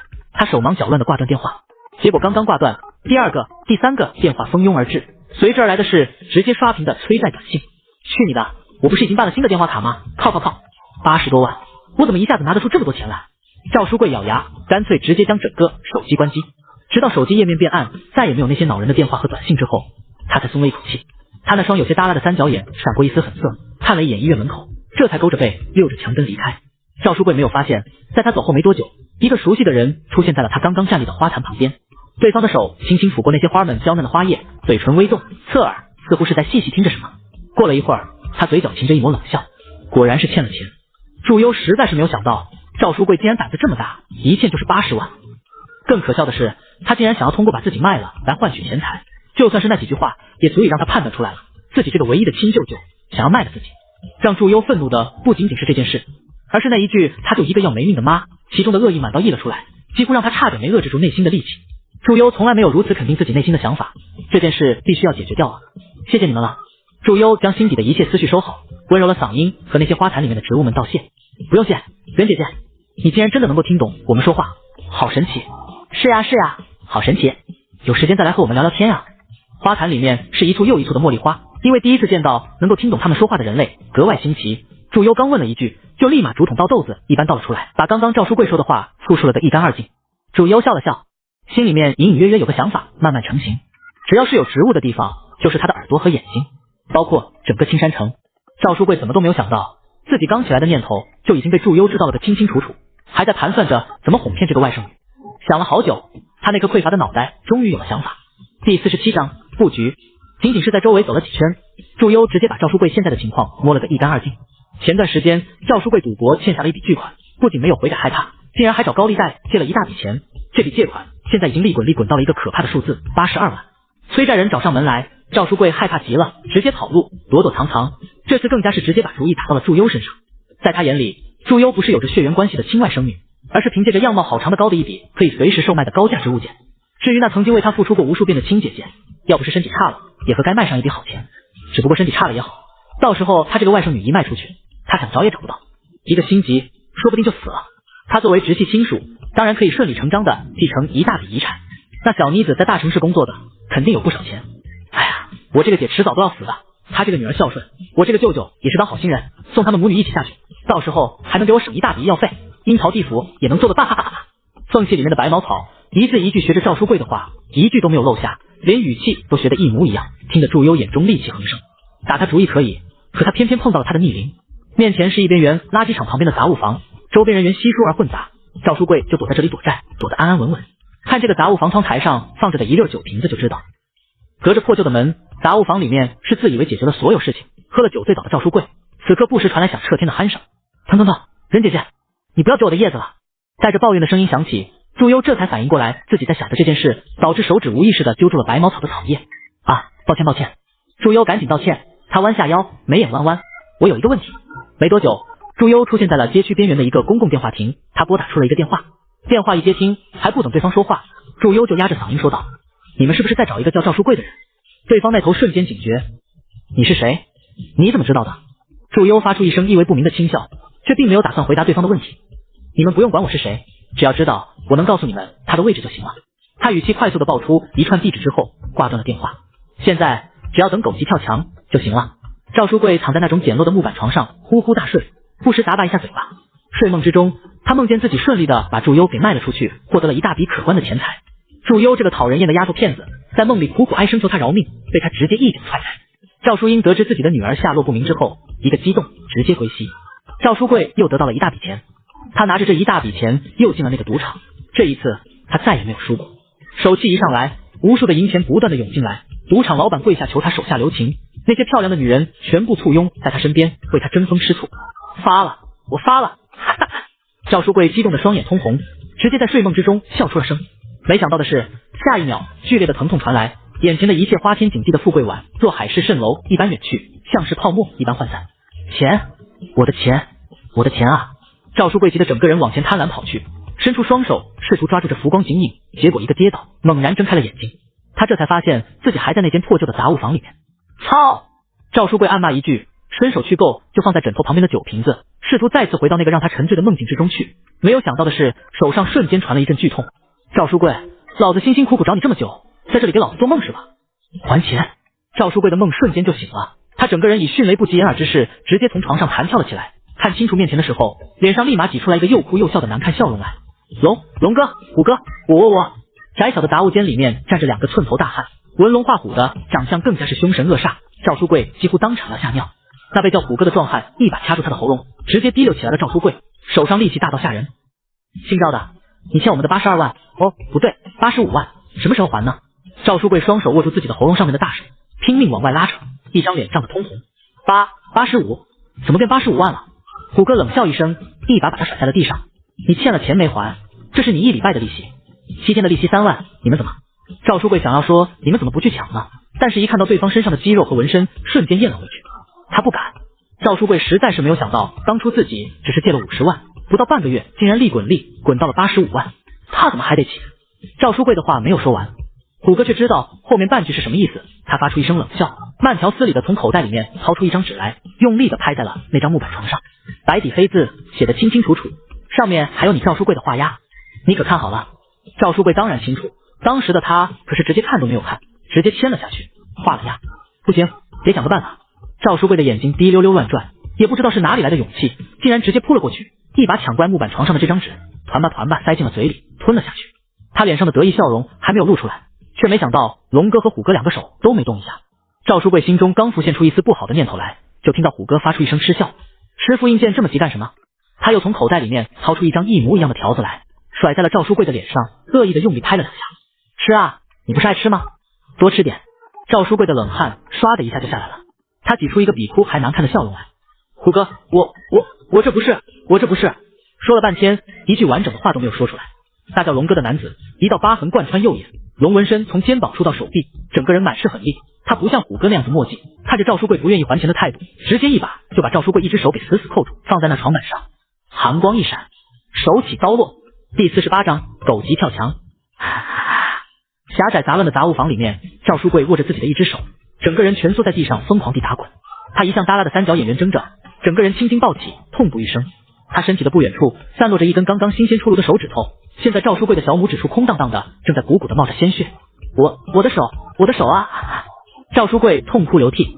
龙哥站起身来，将那把寒光烁烁的刀收入口袋中，嘶哑的声音响起：3天，再给你3天时间，你要是还不上的话，这次只是一根手指头，下次就是整只手了。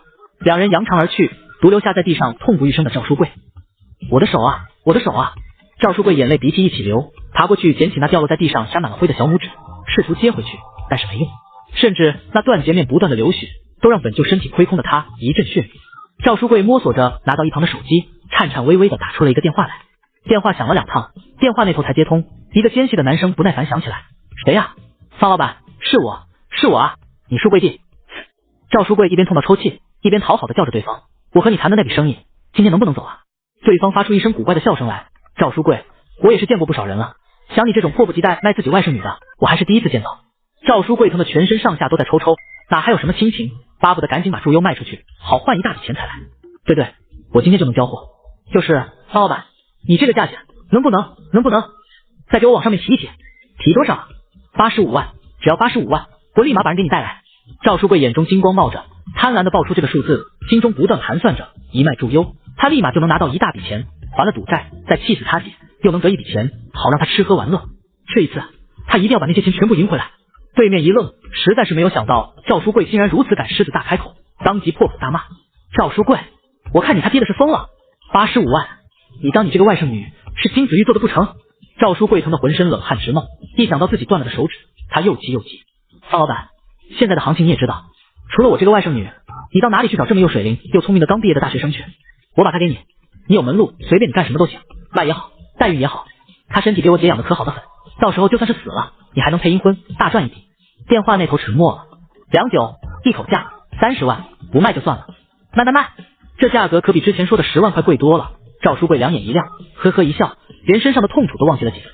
俩人谈话之间不像是谈一个人，而是在谈论一个物件一般。赵书柜挂掉电话之后，又转了转眼睛，找到了一个人。他就不信这次骗不来他那个好外甥女。病房内，朱优陪着母亲说了几句话之后，看着赵淑英缓缓睡去。他给赵淑英掖了掖被角，转身离开了病房。临近晚上，没想到的是，赵书柜比他想象中沉得住气，竟然到这个时候都没有联系他。不过祝优并不急，在保护妈妈这件事情上，他一向都很有耐心。打开手机，是他给蒋长青发的几条消息，表示他在青山城暂时有事，先请2天假，如果警察局有事再叫他。蒋长青爽快得很，说警察局也没他什么事了，让他好好休息。原本那个公司也打过招呼了，到时候他陪他去走离职手续，一切都很在按部就班的进行着。祝优嘴角轻轻上扬了一下，摁灭了手机，在旁边的陪床椅子上缓缓睡过去。第二天一早，赵女士便想回家了。妈，你在医院，有医生可以随时看着你的情况，这样子比较好。祝优满是无奈，劝着他，我回去也是一样的，还能省点住院的钱。赵淑英道，我感觉我挺好的。祝优知道自己妈妈就是心疼在医院里面花的钱，他心中微酸的同时，也暗自告诫自己一定要努力，努力到妈妈再也不会心疼医药费。好说歹说的劝导，最终还是医生过来把赵女士劝下了。祝优买了2袋早餐回来的时候，手机突然震动了起来，他低头看了一眼，嘴角瞬间露出一抹冷笑来。鱼咬钩了。祝优没有急着接这个电话，而是先把早餐递给赵淑英，妈，你先吃，我有点上班的事要忙一下。赵淑英一听是工作，也没有说什么，而是不容拒绝的要求祝优把早餐带上。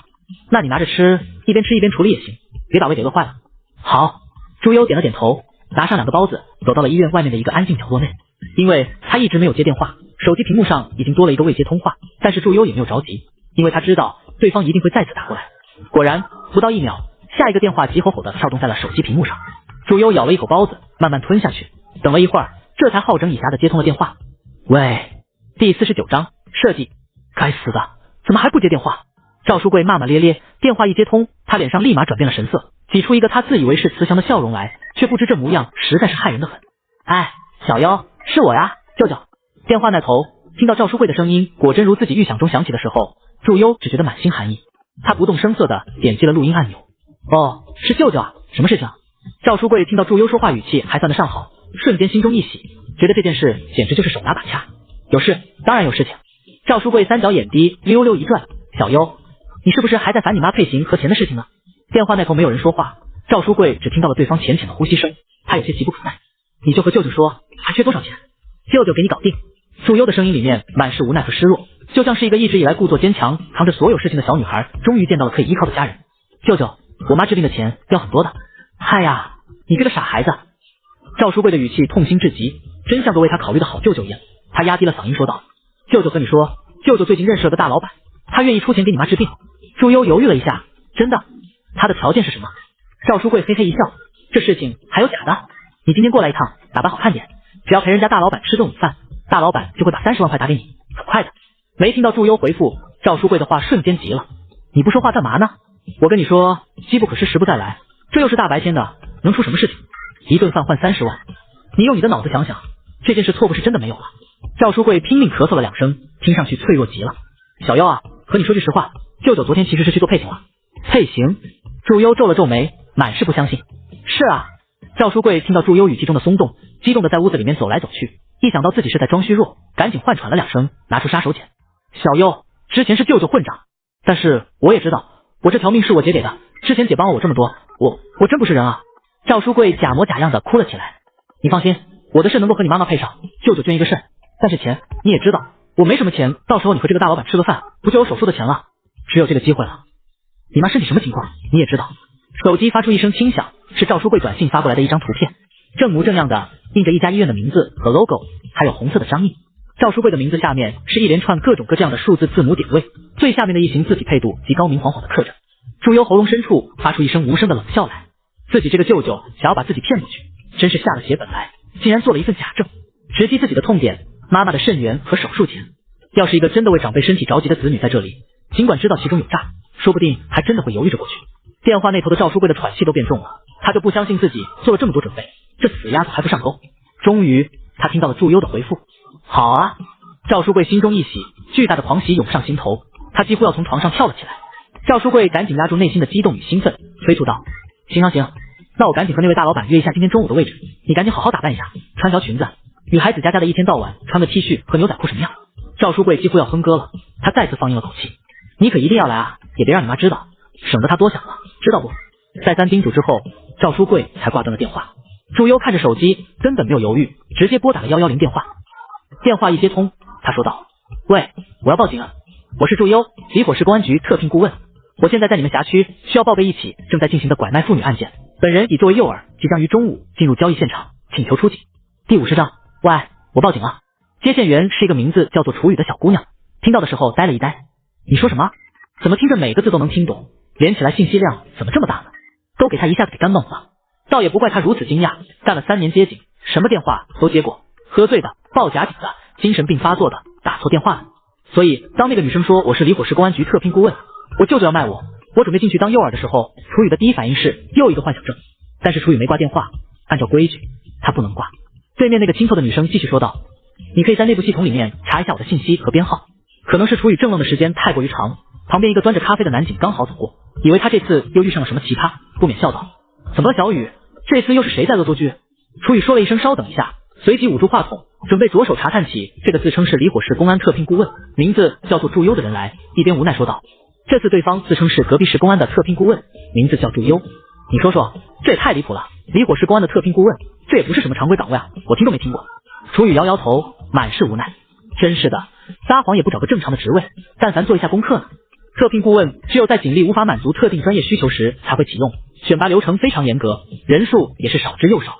那男警听到这个名字倒是愣了一下，这名字怎么听着这么熟悉呢？好像在哪儿听到过一样。这边楚雨已经查探完毕，听到男警这样子说道，当即翻了个白眼，那你肯定是记差了，你看咱们的内部系统内根本就没有这个人。他对着电话那一头说道，不好意思女士，我们没有在公安内部系统内查到您的入职信息。祝优的声音很稳，那也很正常，我也刚入职不到3天，编号与信息应该还在录入。你可以打电话询问一下离火市公安部刑警支队队长蒋长青，核对一下我的身份。对方说的如此信誓旦旦，甚至连职位名字都说出来了。楚雨心里却有些拿不准了。而就在这个时候，一名40来岁面容严肃、穿着旧的发白的男子拿着搪瓷杯恰巧经过，习惯性的看了一眼楚雨的屏幕，出什么事了？来人正是青山城公安局指挥中心副主任吴建国。楚雨赶紧说道，吴主任，接到一个报案，报案人自称是隔壁离火市公安局的特聘顾问，名字叫做祝优，说他舅舅要卖他，打算作为诱饵深入。楚雨3、2句话就把事情交代了个清清楚楚，最后他语气迟疑，可是我刚刚在内部系统上查祝优这个名字，这个职位根本没有查到。但是他又说让我们打个电话给离火市公安局刑警蒋长青蒋队长问一下，核对他的身份。吴建国的眼神变得凌厉了起来，他直接拨打了蒋长青的电话。电话响了2声之后很快响起来，吴建国说道，蒋队，是我青山城公安局指挥中心副主任吴建国，有个事情跟你们核实一下，你们那边是不是有一个叫做祝优的特聘顾问？蒋长青一愣，实在是没想到，不知道为什么青山城的安局指挥中心副主任怎么会莫名其妙问这件事。不过小优去的确是青山城，他点了点头，表示了肯定，是有一个新招进来的。怎么了？祝优他出什么事了吗？离火市公安局内，刚抱着一沓文件经过的何素一听到祝优的名字，当即停了下来，好奇看向蒋长青。吴建国也没有瞒着，直接实话实说，他在我们辖区刚刚报警，和我们说他舅舅要卖了他，准备以身作诱饵进入交易内部。蒋长青语气瞬间变得快速，那他说的是真的，我马上过来，你们尽量配合他。随即挂掉了电话。何素看蒋长青眉头皱着，忍不住问道，怎么了？是小优出什么事情了吗？蒋长青将这件事一说，何素瞬间瞪大了眼睛，捂住嘴巴，什么？他直接被这信息量冲击到了。小优不是回去探亲了吗？探到人贩子身上去了。小优舅舅要卖了他，小优自己还打算深入交易内部。没错，距离交易还有些时间，我现在打算过去青山城。祝优只是有能力，但是并不是受过专业训练的人员，体能什么的根本跟不上。尽管有青山城公安局协助，但是蒋长青依旧不放心，就怕万一祝优出了什么意外。何素赶紧将文件一放，快速调出资料，开车过去，起码要3个小时，不知道我们赶不赶得上。赶不上也要去。而青山城公安局，刚刚吴建国打电话的时候是完全外放的，也就是说现场的所有人全部都听清楚了。楚宇没有想到对方竟然还真的是离虎市公安局的特聘顾问。那男警苦思冥想了一下，终于脑中灵光一闪，他哎呀了一声，等等，我想起来了，这个名字，这不是那位赫赫有名的破了连环杀人案的热心市民祝优吗？他身上可是有点悬的，破了一个案子之后，第2天可是又破了第2个案子。我一哥们就在离虎市公安局，前天刚和我说了这件事，据说能够听懂什么大地的死亡回音。他不知道，短短3天，祝优已经连续破了3个案子了。此时此刻的祝优也不知道，当时他在离虎市公安局随口杜撰的一句听懂大地的死亡回音，已经口口相传传到了另外的城市。要是知道，他又要尴尬到抠脚了。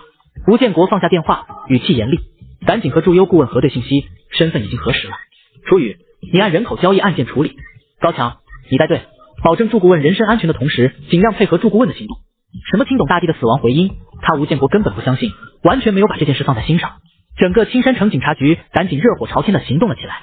电话另一头，祝优将他已知的信息全部都说了一遍之后，松了口气。第一次一个人做这事情，想想还有些激动呢。此刻正在做着美妙大梦的赵书贵完全没有想到，他的所有行动早就被祝优看在了眼里，并且报警，就等着一下子把他和那人一窝打尽。时间飞速，眨眼之间就来到了中午，还不到10点，祝优就再次收到了赵书贵的电话。赵书贵的语气里面满是难以遏制住的激动，小优，你换好衣服了吗？地址就在永明路23号下车，看到一个挂着红色牌子的房子，你直接进1楼找到101房间就行，赶紧打车过来，我们都在等你了，舅舅给你报销车费了。祝优自然是乖巧应是，结果一挂掉电话，反手就把地址发给了公安局。他可不怕对方等太久太着急，还是选择了最便宜的公交车出门。20分钟后，祝优在永明路23号下车了。这是一条老式的街区，老式的房子排成一排。刚一下车，他就看到了那显眼的挂着红色牌子的老房子。祝优能够敏锐地感知到，有不少看上去无比正常的路人的目光轻轻扫过自己，那些应该就是青山城公安局的便衣警察。进入这老房子之后，入口处就写着101的小数字。祝优抬起手，轻轻敲了敲门，嘟嘟，门刚响一声，立马被人从里面拉开，紧接着露出赵书贵那张精明的脸来。他一看到祝优的出现，瞬间嘴角都要咧到耳后根了。但是看清楚祝优穿着没有按照他的要求来之后，立马又是一皱，紧接着一松，算了算了，人来了就好。哎呀，小妖来了呀，赶紧进来，赶紧进来！赵书贵热情的招呼着，拉着祝优往里面走。祝优一进来，他就赶紧关上门，生怕他跑了。祝优一进来，瞬间被这房间的发霉和尘气一致。这是一间老旧的房子，看上去像是很久没人住了。扫了一圈，没看到什么老板。那唯一一张桌子上也没什么要请的饭，只有一壶水，一个杯子，也难为他们了，还故意找出一间旧房子来糊弄自己。看到祝优在四周看着，赵书贵心头一跳，生怕他看出什么来，赶紧拉过一边椅子，你坐，你先坐着。祝优没有动，只是问，你说的大老板人呢？在路上呢，马上就到了，路上耽误了5分钟，你放心，马上就来了。赵书贵嘿嘿一笑，搓了搓手，伸手又去拿一边的水壶和杯子，舅舅给你倒杯水。不用，我不渴。祝优拒绝了。哎呀，喝点吧，你这大老远的赶过来肯定渴了吧？赵书贵一双眼睛死死盯着祝优手上拿着的杯子，恨不得替他喝进去。祝优微微一笑，举起杯子贴近了嘴巴。第51章，你居然是警察局特聘顾问！赵书贵的一颗心都紧紧的提了起来，他睁大了一双眼睛，死死盯着那即将入口的茶水。砰砰砰，他似乎能够听到自己的心跳声就在耳边不断放大。然而事与愿违，就当那茶水触碰到祝优嘴唇的一瞬间，他突然放了下来。这茶，祝优眯了眯眼睛，故意拿起来，看上去像是闻了一下，这味道好像不对劲啊。赵书贵心头一跳，赶紧说道，哪儿不对劲了？哎呀，小妖，这可是舅舅专门给你泡的茶水，减肥排湿，你快喝吧。在赵书贵渴求的目光之中，祝优拿着杯子就是不喝，反而发出了一声疑惑，舅舅，你怎么这么想要我喝这杯水？难道这杯水里面加了什么吗？赵书贵心头一跳，心头暗骂这死妮子多事，喝下去不就行了？哪来这么多问题？没有，没有的事。你不相信你舅舅吗？舅舅这回可是连肾都捐了。祝优似笑非笑，可是我进门到现在，那份配型单子我都没有见到。舅舅，你不会在骗我吧？一听祝优这样说，赵书贵来劲了，幸好他早有准备，找人伪造了一份配型单，当下直接从口袋里面拿出来，豪气冲天的拍在了桌子上。看看，你看看，单子就在这里，上面写的清清楚楚，这可是他花了大价钱找一个假证贩子买来的，就不信祝优这个不懂行的能够看懂。祝优将这配型单子拿到了手里，果真和对方发过来的短信中的一模一样。他心头冷笑一声，做假证、贩卖妇女，证据确凿，两罪并罚，我的好舅舅，就看你受不受得住了。赵书贵不知道他内心在想什么，还在得意。怎么样，舅舅没骗你吧？你喝了这杯水，可等下大老板吃了饭，拿到钱，舅舅就去捐肾，你妈就有救了。祝优慢条斯理的将这份假证放到一边。话说，大老板怎么还不到？赵书贵眼睛一转，到了，马上就到了。话音刚落，门口传来敲门声，赵书贵立马迫不及待拉开了门，随即笑开了声：“方老板，您来了，快请进。”只见门口走进来一个身材矮小的男人，戴着眼镜，穿着皱巴巴的蓝色衬衫，手掌粗糙，怎么看都不像是赵书贵口中的大老板。方老板一进来就看了一眼祝优，脸上露出满意的神情来。不错。赵书贵顿时笑得牙不见眼，一脸谄媚搓了搓手。怎么样，方老板，我这个外甥女是不错吧？是不错，怎么没喝？方老板皱眉，他问的当然是祝优怎么没吃下了药的茶水晕过去。赵书贵脸色一僵，随即嘿嘿一笑，您都来了，也不用费这个心思了。祝优警惕后退一步，明知故问。什么意思啊？什么意思啊？赵书贵一脸不耐烦，哪里还有之前的好舅舅样子？喝了这杯茶，别逼我。祝优惊慌失措后退一步，转身就想要往门口跑，却直接被那位方老板一把拦住。跑什么？你跑什么？赵书贵直接一把扣住祝优的手，面目狰狞。我他爹的辛辛苦苦给你找了个大老板，你别给脸不要脸。祝优这时候似乎才后知后觉反应过来，你要卖了我，你这是贩卖人口，违法的，放开我！救命！赵书贵哈哈一笑，脸上满是狠厉。对啊，我就是要卖了，你怎么样？这里根本没有人，你叫啊叫啊！那方老板已经伸手进怀里掏出一个手帕，朝着祝优走过来。他俩没想到的是，此时此刻的祝优刚刚还在害怕，忽然转变了神色，变得冷静异常。俩人还没反应过来，就听见祝优对着门外大喊一声：“可以了，进来吧！”什么进来？谁进来？方老板和赵书贵两人的脑子都走不动了，就听得砰一声巨响，门直接被踹开。不许动！警察！警察！这里怎么会有警察？赵书贵的猪脑子还没想明白怎么回事，那方老板一看进来的人身上的制服，神色一变，试图跳窗跑路，可他怎么逃得过？很快就被身手利索的警察扣住了。赵书贵都快吓尿了，结结巴巴说道：“警察，我什么都没干啊，别抓我！”那领头的男警上前：“赵书贵、方大恒，你们涉嫌贩卖妇女，请跟我走一趟吧。”赵书贵立马就叫了起来：“冤枉，冤枉啊！警察同志，我是他舅舅啊，我就是介绍对象，怎么会贩卖人口呢？”但是警察怎么可能听他狡辩？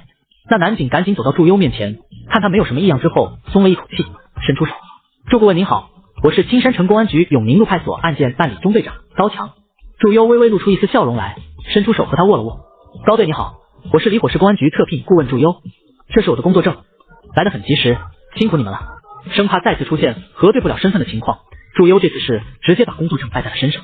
而旁边的赵书贵和方大恒听到这句话，直接懵了。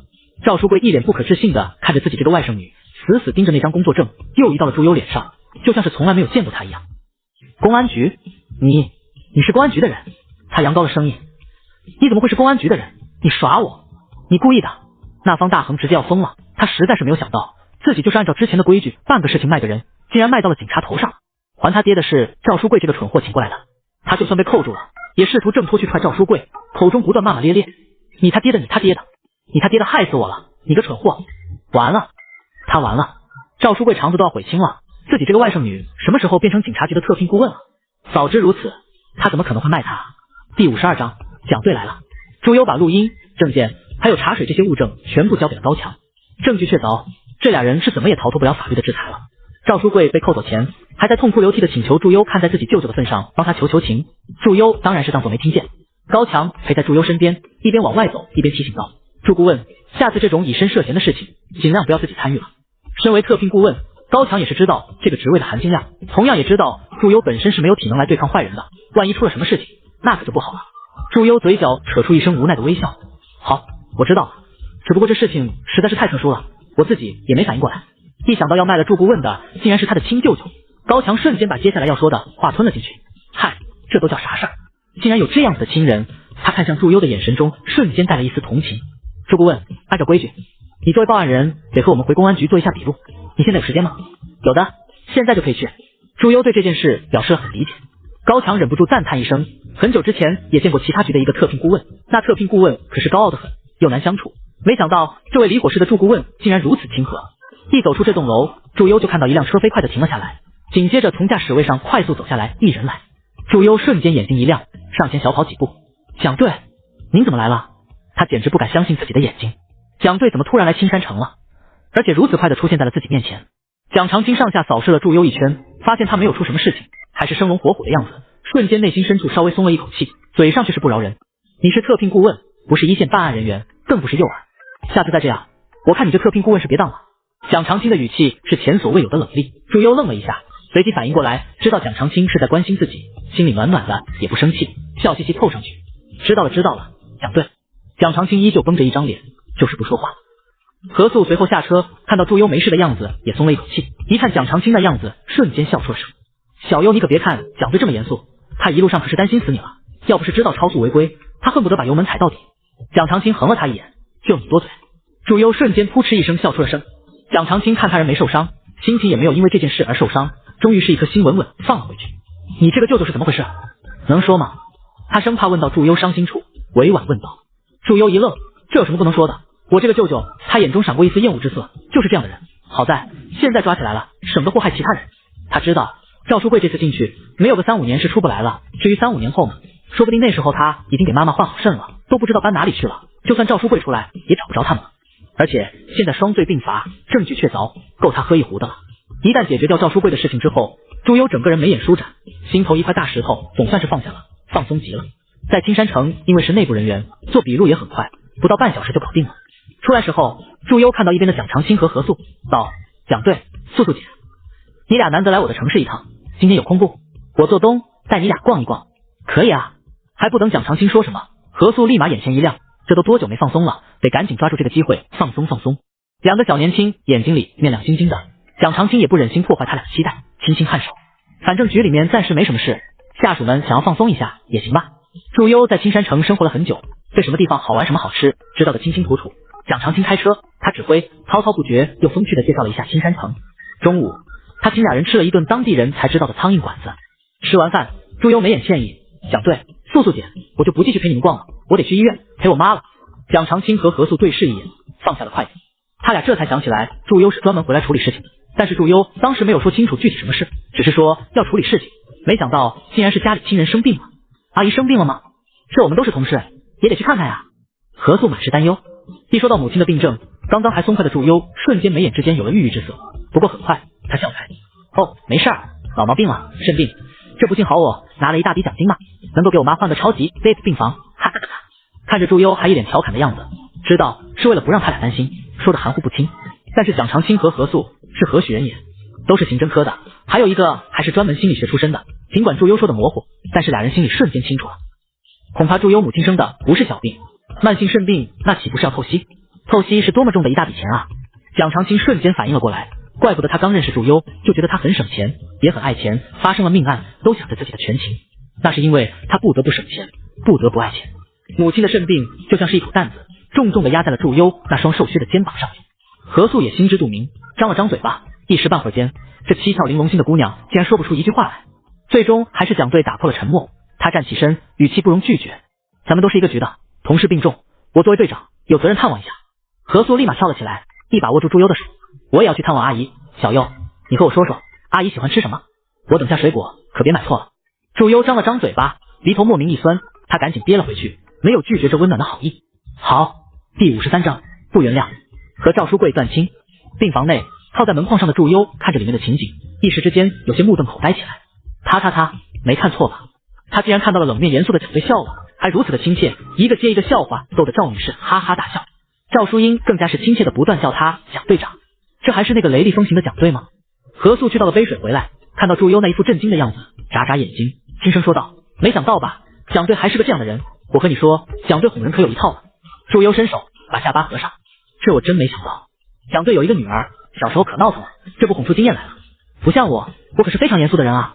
何素偷偷爆料，看看到赵淑英疑惑看过来的目光，她瞬间转变了一副乖巧可爱的样子，甜甜上前。赵阿姨，说了这么多，您一定渴了吧？喝点水，我试过了，温度刚刚好呢。祝优，我看你也没两样。时间很快过去，看着赵淑英的脸上出现了疲倦之色，蒋长青和何素贴心的告辞了。离开之前，蒋长青把祝优叫到一边，这边没什么事，我和小何就先回去了。你离职手续已经办好了，这2天也不急着回来，局里没什么事，刚刚好可以借这个机会好好休息一下，到时候去原来公司签个字，收拾一下东西就行了。祝优心里瞬间暖暖的，他没有想到局内效率这么高，知道蒋长青是想要自己好好陪陪母亲，也不推辞他的好意。好，蒋队，如果局里有什么事情，通知我，我随时待命。蒋长青微微点头，和何素离开了医院。祝优目送他俩离开之后，走到了已经有些困意的赵淑英身边。赵女士伸出手拍了拍她的手心，感慨道：小优，你这位领导和同事真的是好人啊。她微微一笑，这样子妈妈也放心了。祝优点点头，是啊。说着话，祝优的心思就慢慢的不在这个上面了。赵书贵被抓了，这件事要不要告诉妈妈呢？妈妈还在住院，她就怕告诉妈妈之后，赵女士一个激动就导致身体难受了。而且她做这件事的时候并没有告诉母亲，就怕赵女士心里还有对赵书贵的亲情。但是知女莫若母，看到祝优的神情飘忽，赵淑英就知道她一定有事情瞒着自己，当下神情认真。小优，你是不是有事情没有告诉妈妈？啊，没有吧？祝优下意识摸了摸自己鼻子。赵淑英摇了摇头，还说没有。你小时候一撒谎就摸鼻子，长大了还是一样。有什么事情你可以和妈妈说的，有些话不说开，怎么知道妈妈怎么想的呢？如果是和我有关，那我也有知情的权利。而且你这样子什么都憋着，妈妈也会担心你的呀。祝优犹豫了一下，终于还是选择把这件事告诉了赵淑英。赵淑英说的对，她也有知情的权利，何况这件事也瞒不住，只不过是一个早知道迟知道的事情罢了。没想到听到一半，赵女士就气得一张脸通红，破口大骂：赵书贵这个畜生不如的东西，他竟然把主意打到你身上！祝优一愣，他从来没有见过赵淑英这么生气过，赶紧劝慰：没事啊妈，赵书贵不是进去了吗？你别气，气坏了身子不值当。赵淑英胸口拼命的上下起伏，祝优好说歹说，好歹是劝住了，他一把拉住了祝优的手，握得死死的，对着祝优也是一顿骂：长本事了，长能耐了，遇到这种事情敢自己一个人处理了是不是？就你能耐了，牛了是不是？赵女士现在是气狠了，完全看不出是一名病人，直接把祝优骂了18个弯，不带重复的。祝优刚刚开始还有点委屈，直到赵淑英骂到最后，声音里面竟然带了一丝哽咽。你有没有想过，警察要是来得不及时，要是赵书贵那个畜生再心狠一些，你就真的被卖了，妈妈又该去哪里找你啊？祝优心里瞬间也不是滋味起来，他忘了自己凭借着知道植物说话的本领，得知了赵书贵的每一步行动，可是赵淑英却不知道。身为一位母亲，她怎么可能看着自己孩子冒着这么大的风险呢？祝优也不争辩了，低下头随便赵淑英怎么说，也许说出来会好受一些。赵淑英说了半天，看到面前一言不发的女儿，瞬间心软了。她说道：要是那赵书贵找你签什么谅解书，你可千万别签，这种畜生就应该进监狱里面关到死。赵淑英恨得牙痒痒，看到自己母亲这样决绝的态度，祝优心里松了一口气。他知道赵淑英和赵书贵俩姐弟小时候是一起长大的，就怕赵淑英念着旧情，好在他担心的一切都没有发生。妈，你放心，我不会的。赵淑英点了点头，还是不放心。记住了，以后我只有你一个女儿，没有什么弟弟，要是他再骚扰你，你就报警，让蒋队把他抓进去。祝优哭笑不得点点头。好，赵书贵没有3-5年是出不来了，还用不着蒋队帮忙呢。这件事处理掉之后，母女俩的关系看着更加好了，也有可能是这次祝优留在青山城的时间比之前多了些时候的原因。他发现自己的母亲似乎在这件事之后格外没有安全感，就连睡觉都要握着他的手。祝优也依着他。这段日子，祝优一天24小时都陪伴在赵淑英身边，和她说些之前的经历，尽管弱化了其中的风险，还是把赵女士听得一愣一愣的。他这才发现自己这个女儿在自己看不到的地方长大了。到了第3天的下午，祝优突然接到了一个陌生的电话。喂，第54章案子3，慈善家绑架案，求票。喂，你好，是祝优祝顾问吗？电话那头响起来一个沉稳严肃的男生来。祝优愣了一下，随即立马反应过来，知道自己身份的应该是行内的人。我是，有什么事情吗？祝顾问，我是青山城局刑侦支队副支队长，我叫刘雷，你可能没听说过我，但是我听说过你。祝优脚步一顿，您说。是这样，我知道前些天你救的那个案子，后面高强和我说了一些你的事情，我现在找你是有个事情想要请你帮忙。对方斟酌了一下，似乎在想怎么说，有个孩子被绑架了，现在被绑了1天了，绑匪反侦查能力极强，我们什么办法都试过了，就是没有线索。听高强说你有一些特殊的能力，我就想你要是方便的话，能不能帮我们？祝优注意到对方语气虽然听上去很稳，但是实际上暗含急促，看来这件事是真的难倒他们了。他直接打断了他的话：行，我马上过来。对方一顿，赶紧道谢。行，那我马上派车过去接你。不用，祝优直接拒绝了，他不是什么拎不清事情的人。现在估计整个青山城的公安都在忙这件事，警力紧张。我挺近，过来很快的。祝优和赵淑英快速说了一下什么情况之后，难得打了一辆车，直直奔向青山城公安局。而祝优不知道的是，整个青山城的公安局误会上正在为邀请他介入这个案子吵得不可开交。首当其冲的就是主要负责本次案件的刑侦支队大队长张从严。一个20出头的顾问能有多大本事？老刘，你别急昏了头，别到时候请过来一个娇滴滴小姑娘，要是耽误了进程，提供了错误线索，这责任谁来担？张从严的眉头皱得能拧死一只苍蝇，不怪他这么紧张和抗拒。一来这次出事的是著名慈善家夫妻陈静之许色的唯一一位儿子，年龄才不到7岁。最主要又棘手的是，这孩子还有先天性心脏病，就怕时间拖久了，还没救出来，人就出了意外。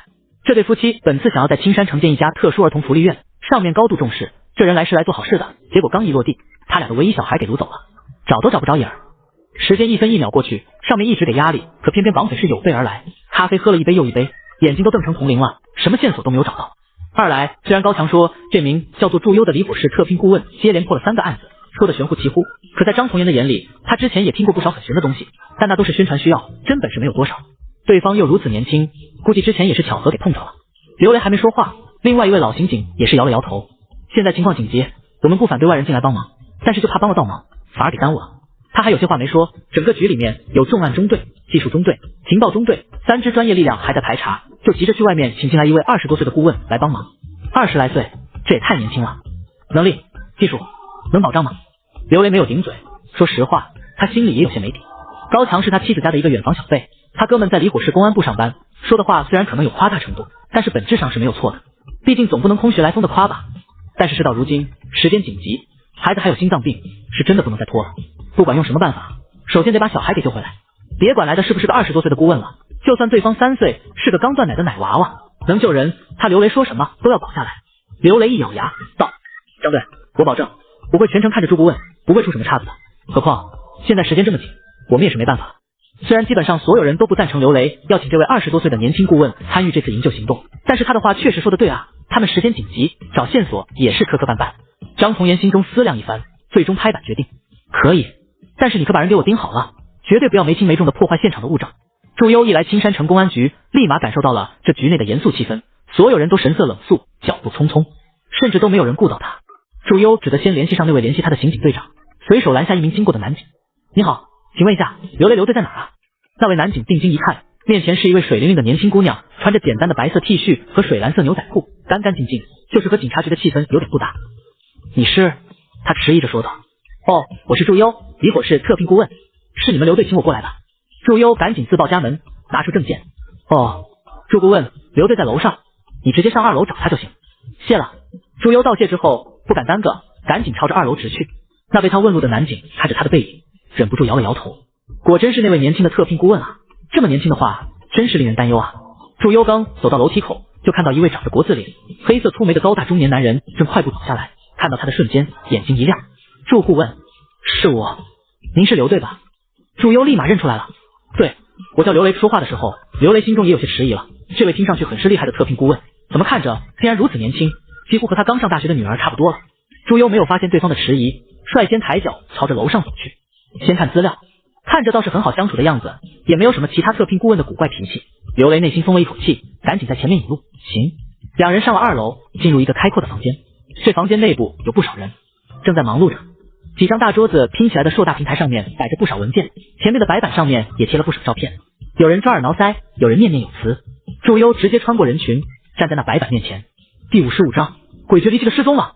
那白板上面是当时被绑人员陈小恒的现场照片，说是现场照片，只是一条就是街区的全方位拍摄，排列有序的石板街道，两侧上是经过修缮的古式建筑，不少当地居民都在这里开了小吃店，人员也比较混杂。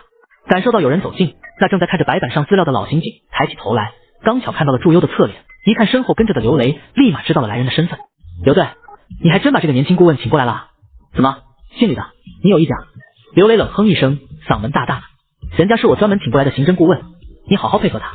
这边的动静瞬间吸引到了其他人的注意力，这就是那个会议上刘队和张队说要请过来的特聘顾问啊。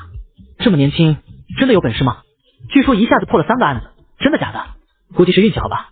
这些带着质疑的话一字不漏地传入祝优耳中，他挑眉，原来他们都觉得他是运气好啊。运气好不好的，就看接下来的吧。他祝优向来不喜欢争辩口舌，只凭借实力说话。那名姓李的刑警摸了摸头，把要说出口的话憋了回去。他哪敢对刘队有意见，只是希望这年轻的顾问接下来别给他们添乱就好了。至于能够找到线索什么的，他也不奢望了。祝优将那些照片资料什么的看完之后，心里大概对周围环境有了了解。对他而言，最主要的线索不来源于这些冷冰冰的资料，而是现象。祝优转身问刘雷：“刘队，我需要见一下陈小恒的父母。”接待室里面，祝优一进来就看到了一对难掩眼睛肿胀通红的年轻夫妻。男方领口微皱，看着衣服是好久没换了，女方高贵的真丝裙子上有了脏污，也没有顾忌。一看到刘雷走进来，俩人立马站起身来，迫不及待问道：“刘警官，是不是我们家小恒有消息了？”面对这对好心的夫妻眼中的期盼，刘雷都不忍心戳破，只得心里面叹一口气，暂时还没有。眼见的俩人因为他的话瞬间失望下去，甚至许瑟又开始忍不住擦拭泪水了。刘雷赶紧说道：“两位稍安勿躁，这位是我们局请来的离火室的特聘顾问祝优，专门帮助这次绑架他，有一些事情想要问你们。”看到祝优的存在，陈静之和许瑟一愣，俩人眼中都是怀疑的神色。这顾问这么年轻吗？祝优就像是没有看到他俩眼中的怀疑一样，上前一步：“麻烦你们把当时的情况和我说一下，什么时候陈小恒失踪，时间地点都要说清楚。”看到对方一开口是如此冷厉老道，俩人反而是松了一口气。陈静之赶紧将那天的情形和祝优细细说了一下。我和我夫人来到这边之后，听说那边的古街坊很有名，看时间并不是很紧急，就带着小恒一起过去了。事发当天正是昨天下午。陈静之本以为是一趟陪伴孩子妻子的闲暇时光，却没想到一个眨眼之间，孩子就消失不见了。当时小恒在旁边看一家店养在外面的金鱼，我和我爱人坐在里面喝咖啡，那个视角是能够看到小恒蹲在金鱼缸前面的。陈静之事无巨细的回想到，将这件事缓缓道来，不愿意错过任何一个细节。因为视角中能够看见，加上外面也有其他人，所以我和我爱人都放松了警惕。但是没想到的是，我就低头喝了一口咖啡时候，一抬头，小恒就不见了。说到这里，陈静之的语气中带了慌张。他本以为是孩子贪玩去逛旁边的店铺了，或者又调皮躲起来，想要吓他俩一跳，于是高声喊了几声陈小恒的名字，但是没想到的是，竟然没有任何回应。这时候，陈静之和许瑟才意识到了事情的不对劲，俩人赶紧放下手中的咖啡，出门找起陈小恒的踪迹来。没想的是，陈小恒竟然在眼皮子底下失踪了，一点呼救都没有，就这样活生生的一个人直接失踪了。祝优眉头轻皱了起来，他询问一边的刘雷：“刘队，当时的监控查过吗？”刘雷一张脸都拧了起来，听到祝优的问话，摇了摇头：“何止没查过，我们把那家咖啡店门口的监控翻来覆去的看了很多遍。”“怎么样？”监控显示，陈小恒就是自己走出监控范围，然后突然消失的，当时的现场没有出现第三人，场面瞬间一致。第56章，人，你被我们选中了，那怎么判断是绑架案，而不是失踪案呢？祝优觉得奇怪。一边的许瑟接了话过来：“那是因为我和静之的手机上都收到了绑匪要求打钱的账户和我儿子的照片，手机上是一个来自境外的虚拟号码发出的虚拟账户，要求夫妻俩将100万打到这个账户上，否则就割下他们孩子的一根手指头。照片显示，昏暗的无法辨别究竟在哪个环境里面是陈小恒的被塞着嘴巴的惊恐模样。”一看到这张照片，许瑟又忍不住捂着嘴哽咽了起来。我家孩子具有先天性心脏病，我就怕呜呜呜。他哭倒在陈静之的怀中，已经是泣不成声了。祝优转身：“我要马上去现场。”刘雷一愣，随即点头：“好，我赶紧安排。”车辆上，祝优低着头，不断的翻看着资料。这条老街是古式建筑修缮过好多次，也有不少居民居住。到了现代，官方大力发展旅游业，因此整条街上都开满了各种各样的小店，有吃食的，也有民俗小店，本地人饭后都会逛一逛。不少来旅游的下车之后的首选也是这边。按道理来说，监控应该是全部覆盖的，但是偏偏这活生生的一个人在眼皮子底下失踪了。祝优反复观看了那段陈小恒失踪之前的监控视频记录，监控中显示，原本陈小恒是站在那鱼缸面前看着金鱼的，那鱼缸非常大，大半面墙都是，算是这家咖啡店的打卡点。按照陈静之和许瑟的视角，坐在店内隔着鱼缸玻璃是能够看到陈小恒的身影的。但是同样的，这也让他们放松了警惕，鱼群的移动会让他们失去判断。比如监控摄像头中，原本在鱼缸前面看金鱼的陈小恒，不知被什么转移了注意力，转身走向另一边，紧接着很快消失在了监控范围内。而消失之后，过了整整1分钟，店内的陈静之和许瑟才反应过来，叫了2声没有得到陈小恒的回应之后，才后知后觉跑出了咖啡店。而这时候，陈小恒已经消失不见了。刘雷就在旁边看到祝优已经看完了监控视频，忍不住问道：“怎么样，祝顾问，有没有看到什么线索？”这里，祝优手点了点，拉着监控视频到了13点08分，注意看陈小恒的目光，他的目光有1秒钟的停顿，应该是有什么吸引到了他的注意力。刘雷赞叹道：“没错，我们的心理专家也表示，这个地方应该是有东西吸引到了他的注意力，但是具体是什么，我们就不清楚了。那边是监控盲区。”刘雷没有想到，仅仅是看了一遍监控视频，这位年轻的助顾问竟然如此敏锐地提出了这个点，看来对方的确是有几把刷子在身上的。话语之间，车辆就已经来到了事发地点楠木街。不知道是不是因为这里出现了失踪人口的原因，今天过来的人不是很多。陈小鹏失踪的那家咖啡店已经被警戒线拉了起来，不少警察在现场查看着有可能留下来的线索。看到刘雷带着祝优过来，前方领头的警察脸上出现了又惊又喜的表情。祝优定睛一看，还是熟人，正是那天抓走赵书贵的高强高警官。这位是祝顾问，他要来现场看一看。按照规矩，刘雷介绍了一下祝优，高强点点头，赶紧让开位置。祝优扫视四周一圈，眼神立马定在了那鱼缸旁边花框里面种植的绣球花上面。他现在对于植物的存在已经是极其敏锐的感官了。刘队，我需要一个人待一下。祝优转身，已经是轻车熟路的对刘雷提出了这个要求。毕竟总不能让其他人看到他在和植物对话吧，不知道的还以为他疯了。嗨，刘雷脸上明显出现了疑惑的神情，没有理解祝优是什么意思。祝顾问，事发地点就是这里，你看看。不是，祝优摇摇头，完全是脸不红心不跳的补充道，我的意思是，这块区域只能有我一个人，其他任何一个人存在都不行，包括你们，否则会影响我的判断。这是啥要求？刘雷一时半会儿愣住了。高强倒是反应过来了，他赶紧拉了一把刘雷，压低嗓音说道，表姨夫，我不是和你说过吗？祝顾问有一个特殊的技能，只要发生了案子的地方，他都能听懂大地说的话，感受到死亡回音。但是发展这个技能也有条件，就是周围不能出现任何一个人。这给刘雷听得一愣一愣的。祝优更加是尴尬无比。喂，你说悄悄话也不用这么大声音吧？我都听见了好吧？而且到底是什么时候？谁把这件事传过来的啊？心中尴尬无比。祝优脸上纹丝不动安如山，连眉毛都没有动一下，可谓是钻进了隐士高人的样子。刘雷心中天人交战，明明没多久张队就告诉过他要看好祝优不能破坏现场物证，可现在的情况是自己这伙人影响到了这位特聘顾问的发挥。良久之后，他一咬牙，终于是做出了决定。行，大不了万一张队责怪下来，他扛着便是。刘雷一挥手指令一下，其他几位警察虽然不明所以，但是还是效率极高的退出了这块区域范围内。祝优看了四周一圈，确保自己和绣球花的谈话没有人能够听清楚之后，他心头一松，赶紧蹲到了那绣球花面前。绣球花还在八卦呢。咦，这些警察们怎么走了？不知道，他们不是要找那个小孩吗？这可比店里的电视好看多了，嘻嘻。结果就看到一张脸出现在了他们面前。绣球花们瞬间把之前讨论的事情抛之脑后，专心的绣起了自己的花瓣来。啊，又是一个被我们的美貌迷倒的人类，这样下去，统治整条街指日可待啊！嚯！祝优满头黑线。好吧，看来这一堆是中二的绣球花们。嗨喽，绣球们，可以问你们一些事情吗？绣球花们一边各种展示自己的花瓣，一边笑嘻嘻说道：好笨笨的人类，竟然学着童话故事里面的样子和我们聊天，就算他问我们，我们告诉了他，他也听不懂的。哈哈，是呀。祝优浅浅一笑，不巧，我不是什么笨笨人类，你们说话我还真的听得懂，所以可以问你们一些问题吗？这话一出，肉眼可见的绣球花们呆了一下了，紧接着几乎所有的绣球花都围绕了上来，如果不是他们有根的话，估计都要扑到祝优身上了。但是就算如此，祝优敏锐的发现自己好像能够看清楚一些植物细微的动作了，比如现在他能够看清楚绣球花们细微缓慢的朝向他聚集过来，可能在外人眼中只会诧异这些绣球花们怎么被风吹向了同一个方向。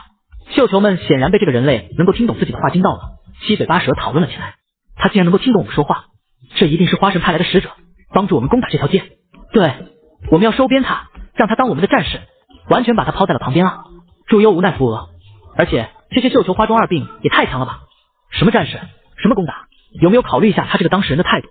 祝优刚要打断，他们已经商讨出了结果。一朵最大的绣球花用无比严肃、无比浮夸的语气愤慨激昂地说道：人类，你被我们选中了，你就是我们绣球一族的希望，我们允许你当我们的战士。第57章，他自己开门过去的。啊！祝优不可置信地伸出一根手指，指着自己的脸。我吗？当然是你了，我的战士。那朵最大的绣球花满是愤慨激昂地说道：不用解释了，你已经被选中了。等等，祝优满头黑线，赶紧举手投降。我还没有答应呢，而且不是我来问你们事情的吗？绣球花们全部都沉默了，可能他们也想不明白，为什么有一个人会拒绝当绣球花战士吧？那什么，真是不好意思啊，我实在有我的使命在身，已经是战士了，所以不能当你们的绣球花战士了。又叫祝优老师想了想，干脆顺着话说道，完全将自己带入了这个角色中，一脸严肃。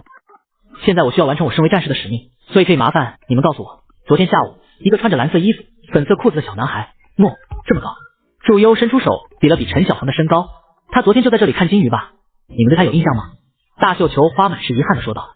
好吧，既然你有你的使命在身，我们就不多留你了。不过看在你是一位战士的份上，就告诉你了。那小孩我的确有印象，还背着个小水杯的对吧？祝优心中一喜，没错，是他。当时他就在你们生前看那鱼缸里面的金鱼，但是后面突然消失不见了。你们知道他去哪里了吗？哦，他啊，看来你是这些警察的战士了，毕竟你们都在找他。可是他不是自己走到后面去了吗？一朵活泼的绣球花说道。他本来在这里看这些金鱼的，后面呢，旁边突然有一只小黑狗经过，他就跑去看那只小黑狗了呀。另外一朵绣球花点了点叶子，就是，而且那只小黑狗，我们从来没有在这条街上见过呢，应该是入侵者。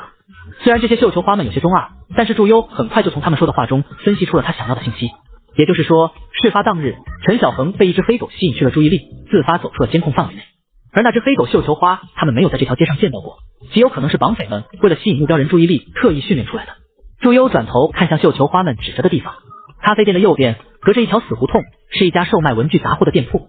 两家店中间是一个爬满了爬山虎的死胡同，死胡同上面铺盖着一个遮阳棚，刚刚好挡住了来自于两家店上面的监控。事发当日，监控显示陈小恒走出监控范围的方向是直行的，并不确定是左边还是右边，但是两边警方都已经排查过了，包括这条满是爬山虎的死胡同。但是这个死胡同已经封死了，陈小恒是怎么消失的？想到这个问题，祝优就直接问了出来。绣球花们像是看傻子一样看着祝优，说道：“你笨呀，当然是开门过去的。”开门过去？祝优更加是不明白了，不是，这里不就是一个死胡同吗？哪里来的门？哼！绣球花傲娇的哼了一声，一般人当然看不到这扇门，因为这是一个秘密的门，只有我们才能看到。你蹲下来，站在那棵爬山虎的根部，伸出手摸一摸，就能摸到这一扇秘密的门了。第58章，5分钟不到，惊呆所有人。绣球花们你一言我一嘴的告诉了祝优这扇秘密的门究竟怎么开启。祝优半信半疑，按照他们所说的话，一眼走到了那爬满了爬山虎与青苔的死胡同墙面下方，蹲下身体，在爬山虎的根部摸来摸去。伸手是一片潮湿的青苔或者草木气息，偶尔会划过一两颗细小的石头。祝优正摸得认认真真呢，头顶突然响起一阵笑声，哈哈哈哈！小丫头，别摸了，好痒呀！哈哈！祝优吓了一大跳，这才意识到自己能够听懂植物说话，这笑声是来自于爬山虎的。哎，别摸了，别摸了，太痒了！你是来找那个地下通道的吧？我听到你和那堆绣球花的对话了。哎呀，别摸了呀！哈哈哈哈！爬山虎笑得整墙面的叶子都在一颤一颤的。祝优实在是没有想到自己竟然会碰上一颗如此怕痒痒的爬山虎，赶紧停下了手指，抓住机会问道：“那你知道这个地下通道怎么开吗？”爬山虎笑了好久，总算是笑够了。我告诉你，你再这样摸下去，我得笑死了。你往我左边的最粗最大的那个根往里面摸，能够摸到一块有些光滑的砖头。你用力往里面按，不对，你又错了，哈哈哈哈！快点，再过去点。祝优在这颗超级怕痒的爬山虎的指挥之下，果真摸到了一块和其他长满着青苔稍微少一些的砖头。他用力往下一按，令人吃惊的一幕发生了，这块砖块竟然直接往下面沉了一截，紧接着露出一条窄窄的夹道来，一股像是没有被风吹过的干燥陈旧空气扑鼻而来，透着微光。祝优看到了墙面的另一端，这墙面看似实心，原来底端竟然藏有一个只能容纳小孩或者小动物的暗道，而且必须要通过某种方法才能开启，怪不得没有人能够找到。看来陈小恒就是通过这条暗道造成了神秘的消失。爬山虎还在憋笑，傻眼了吧？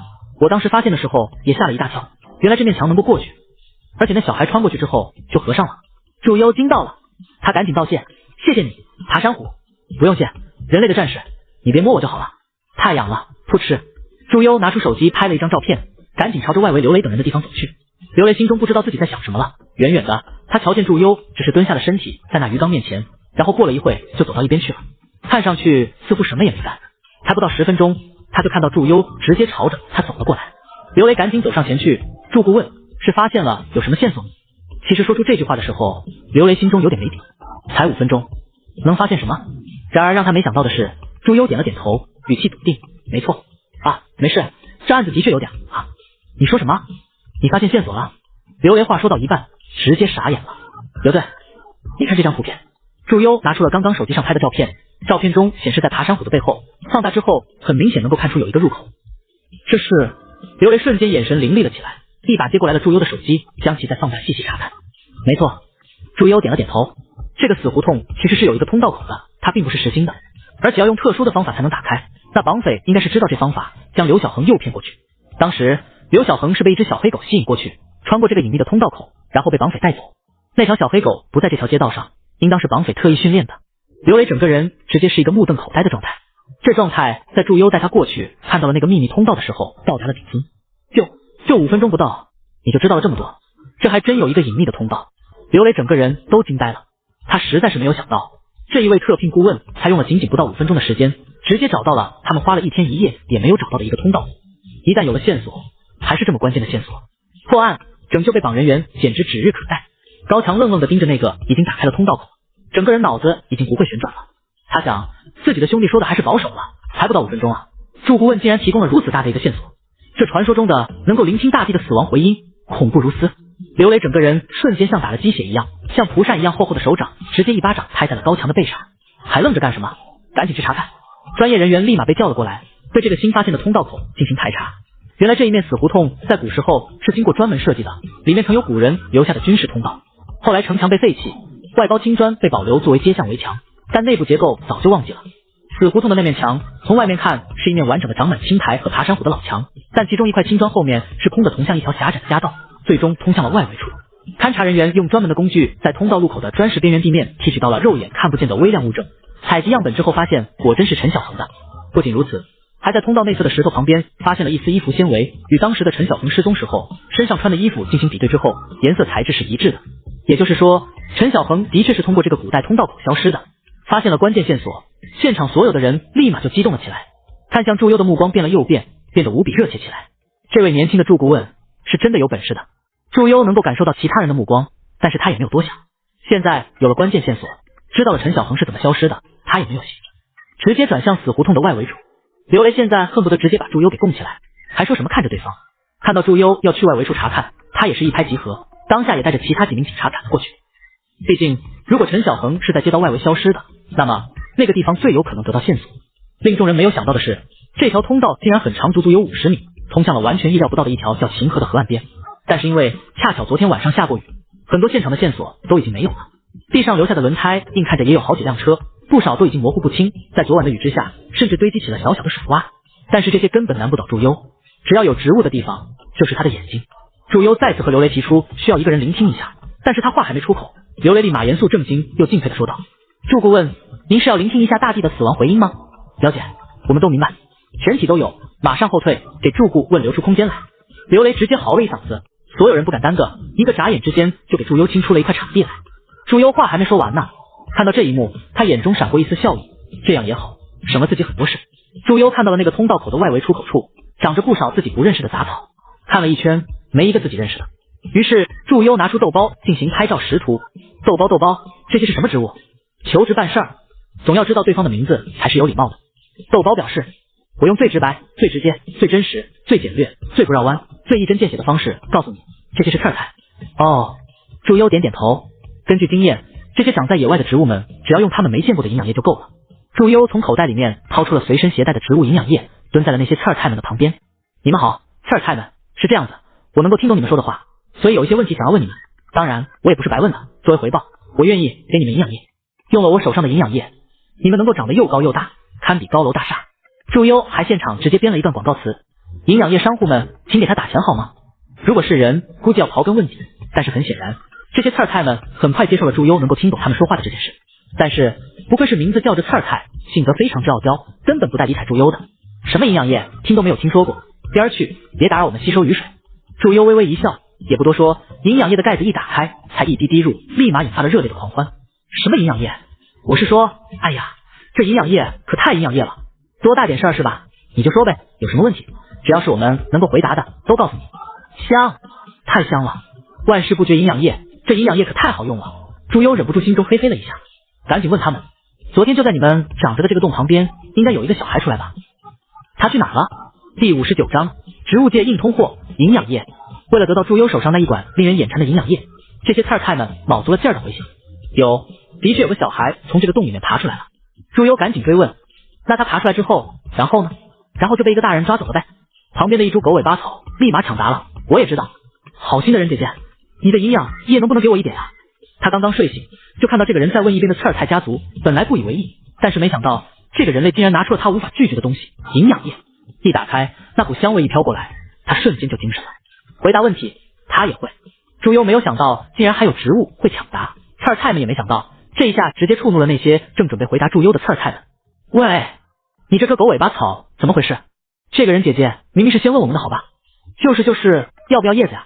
真是的，狗尾巴草满是不服气，可是人姐姐又没有说只问你们，谁让你们想半天都不回答得出来的？前面还拒绝了人姐姐，你们拒绝了，我可是要的，不要讨厌，就是不要讨厌。眼看着双方植物吵了起来，没有植物回答自己的问题，祝优被吵得头疼，赶紧喊停，停下，都停下。我的意思是，谁回答出来我的问题都能够获得营养液，不许吵架，谁吵架谁就没有营养液了。听到这一句话，还准备继续吵架的刺儿菜们和狗尾巴草立马都闭上了小嘴巴，不说话。祝优轻咳一声，好了，现在排好队，一个一个来。但是依旧没有植物说话。等一下，你们怎么都不说话了？祝优满是奇怪。一颗刺儿菜认认真真奶声奶气说道，你说让我们回答问题，可是你只问了一个问题啊，前面狗尾巴草不是回答了吗？祝优无奈扶额，这些植物们怎么都提一根筋的？那个我的意思是，那个小男孩从这个洞里面出来之后发生的一切事情我都想要知道，只要能够提供这方面的线索，都有营养液的奖励。祝优解释了一遍，原来是这样子。植物们立马明白了，正要七嘴八舌的开口，再次被祝优拦下。停，所有植物一个一个来，每植物说一句话，就从你开始吧。祝优决定实施奖励制度，随手伸手一指离自己最近的一颗刺儿菜。那颗被他随手指到的刺儿菜，就像是课堂上被老师指到回答问题的小学生一样，整棵植物都看上去是肉眼可见的紧张了。我当时看到有黑色小狗出来，那个小孩从这个洞里面后面爬出来，旁边就有一个大人一把把他抱了起来，然后好了，你已经说过了，到我了。后面的一颗刺儿菜赶紧打断了他的话，激动的说道。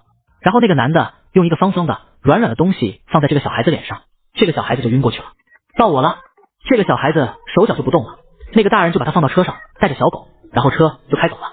就是这样，看到已经没有了回答的机会，后面的刺儿菜急得团团转，那颗狗尾巴草更加是急得头顶的碎碎都直了起来，但是又怕自己说话让祝优不高兴，得不到营养液，憋得不知道怎么办才好。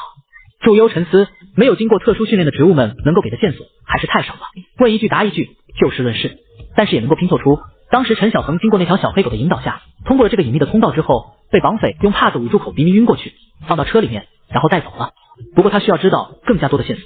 好的，现在是我提问环节，你们进行抢答，说的对的也能得到营养液。祝优晃了晃手上的营养液，竟然还有机会。没有回答过的刺儿菜以及那一颗狗尾巴草全部都很紧张的看着祝优，就等着抢答了。祝优的第一个问题来了，那个大人长得什么样子？男的女的多高？穿着什么样的衣服？我来回答。狗尾巴草终于是抢到了这个机会。你说。祝优一点他看来是早就有所准备，立马快速的回答了这些问题。是一个男的，比人姐姐你还高好多呢，穿着黑色的衣服，花花绿绿的裤子，戴着花花的帽子，长得……稍等。祝优赶紧制止了他，从口袋里面拿出随身携带的铅笔和纸张，继续说他长什么样？好，他长着方方的脸，眉毛中渐钻了一点，嘴巴长长的，然后左边眼睛下面有一个黑点。在狗尾巴草的描述之下，祝优3下5除2就速写出了一张人物图，1.8米的大个子，国字脸，左眼下面有颗痣，他鼻梁，长薄唇，穿着黑色 T 恤上衣，迷彩裤子，戴着迷彩帽子，是长这样吗？祝优将这一幅画像和狗尾巴草进行确认。狗尾巴草看了一眼，不免激动道：对，就是这样，任姐姐，你好厉害，我还以为那个人就站在我面前呢。祝优微微一笑，可以，已经能够确定了绑匪的样子了，看来对方觉得自己下手速度，陈小恒看不清他的脸，连遮盖都没有遮盖一下，侧面说明这绑匪是早有准备的。第60章无牌黑车。好的，下一个问题，这个人有其他同伙吗？他把小孩抱到车上之后，那辆车往什么地方开？车是长什么样子的？这次抢答的是旁边一颗早就做好了准备的刺儿菜。我知道，我只见过他一个人，没有其他人，车是黑黑的，长长的，往那边开。他努力用叶子指了指方向。祝优随着他叶子指着的方向看过去，这边是靠外墙的河道，路都还没修好，更加不用说有监控了。但是已经知道了车往哪个方向开，就相当于一条重要的线索了，只要让警方去按照那条路查就行了。祝优难以遏制住内心的激动，又问道：现在谁能够说出那辆车的车牌？植物们全部都一脸茫然，谁都没有抢答。祝优耐心说道：就是挂在车前面或者后面的一个牌子，上面会有一些字。感觉越说植物们越茫然了。祝优拿出手机，在网上找了几张图片，展示给植物们看。这个就是车牌。狗尾巴草忍不住抢答，可是这辆车没有车牌啊！瞬间引来无数还没回答过祝优问题的刺儿菜的怒目而视。你都回答过了，对，你都回答过了，干嘛抢答？太过分了！生气！祝优赶紧安抚，停，我需要有植物和我细细描述一下。这下子总算是消停了，一颗刺儿菜抢得最快，口齿伶俐。那辆黑车的前面和后面都没有车牌，空空的，我能够确定。其他几个刺儿菜生怕错过了抢答机会，一直在旁边附和。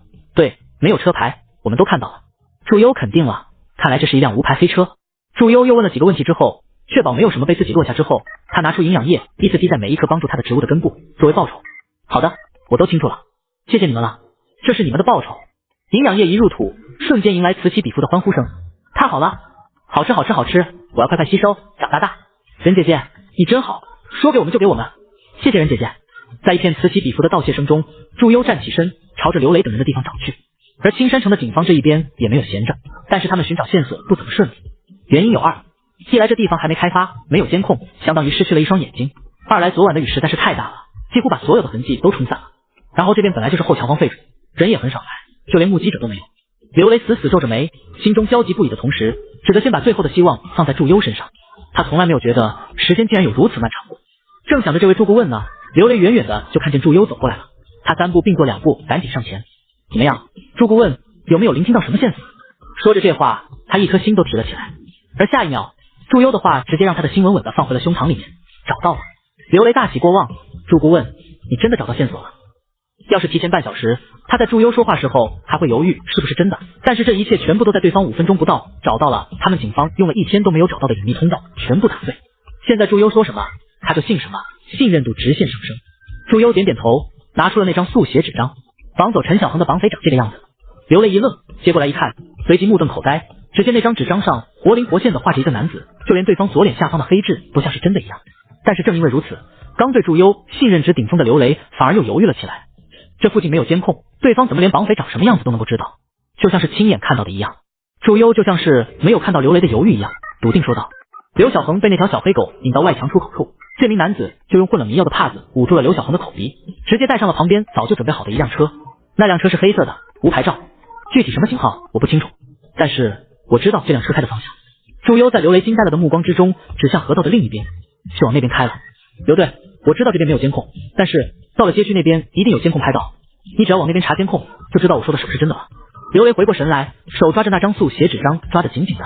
行，我马上让技术人员查监控。对方都说的这么明确了，不管真的假的，就算是一次线索好机会，他们都不能放弃和忽略。周围听着这边动静的警察们全都是半信半疑，就这么点时间，这位祝顾问就把车和人都查出来了，怎么可能呢？但是很快他们就被全部打脸了。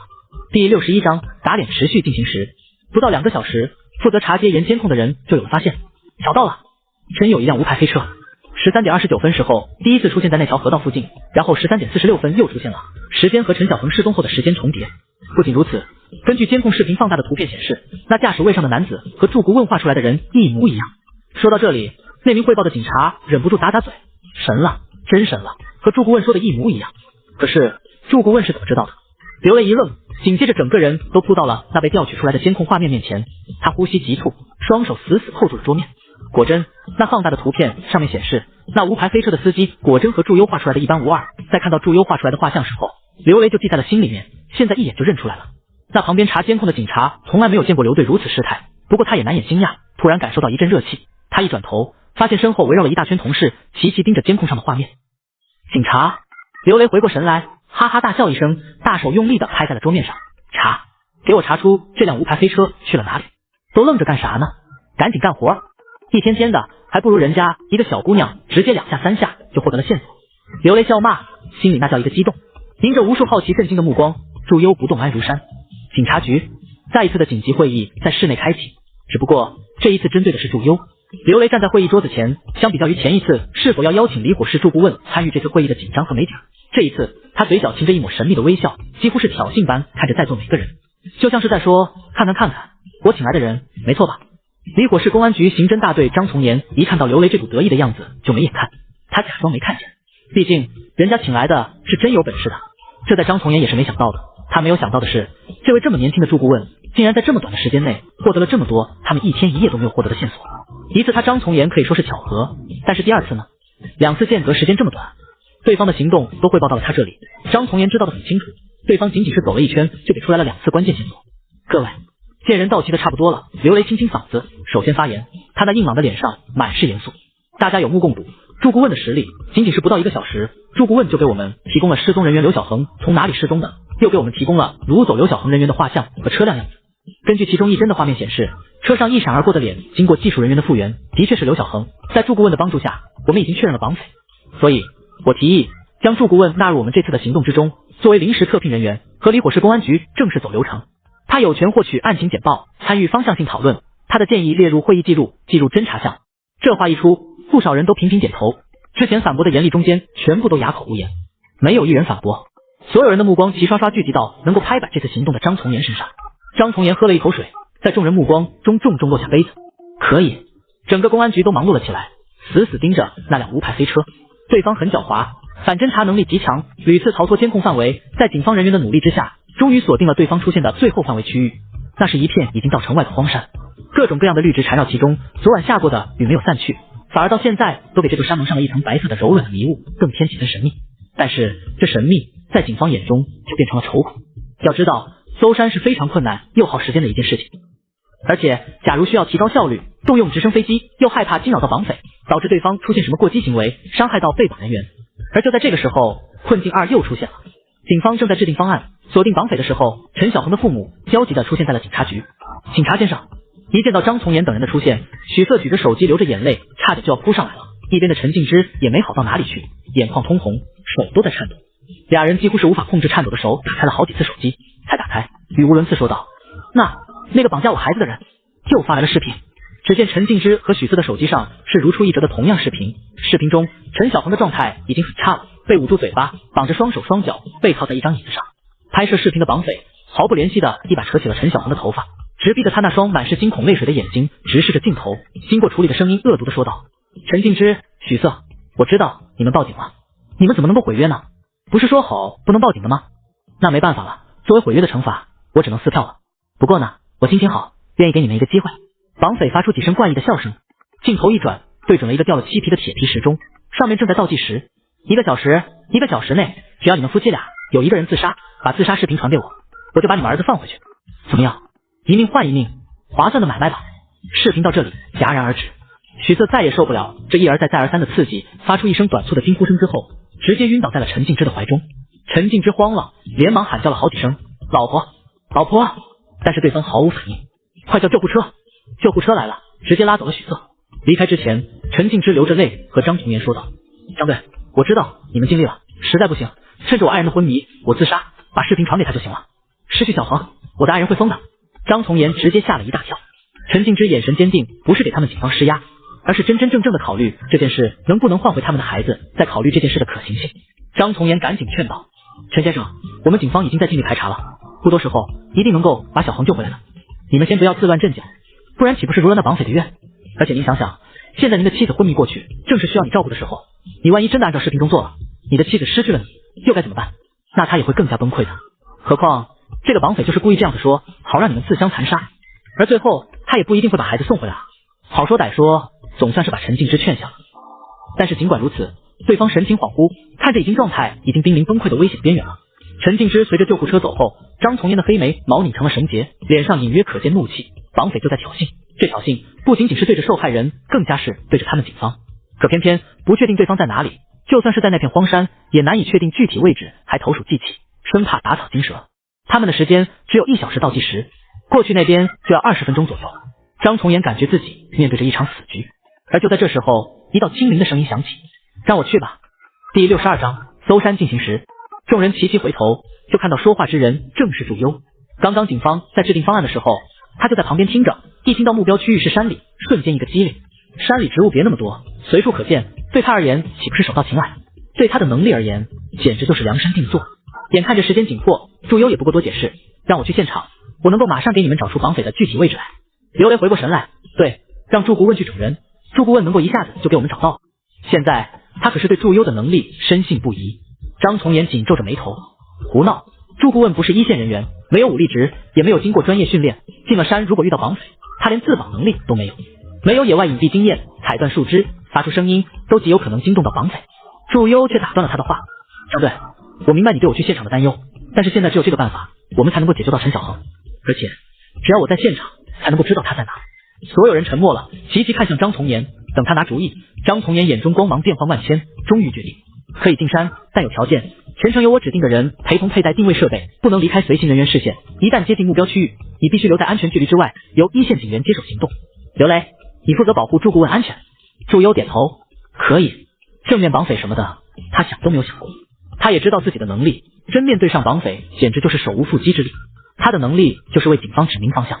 不过这一次也让祝优直面正视到了自己的短板，等他有空了，一定要把自己的体能短板也拉上来，找一找训练什么的。毕竟在这一行干的话，危险也不知道什么时候会来临。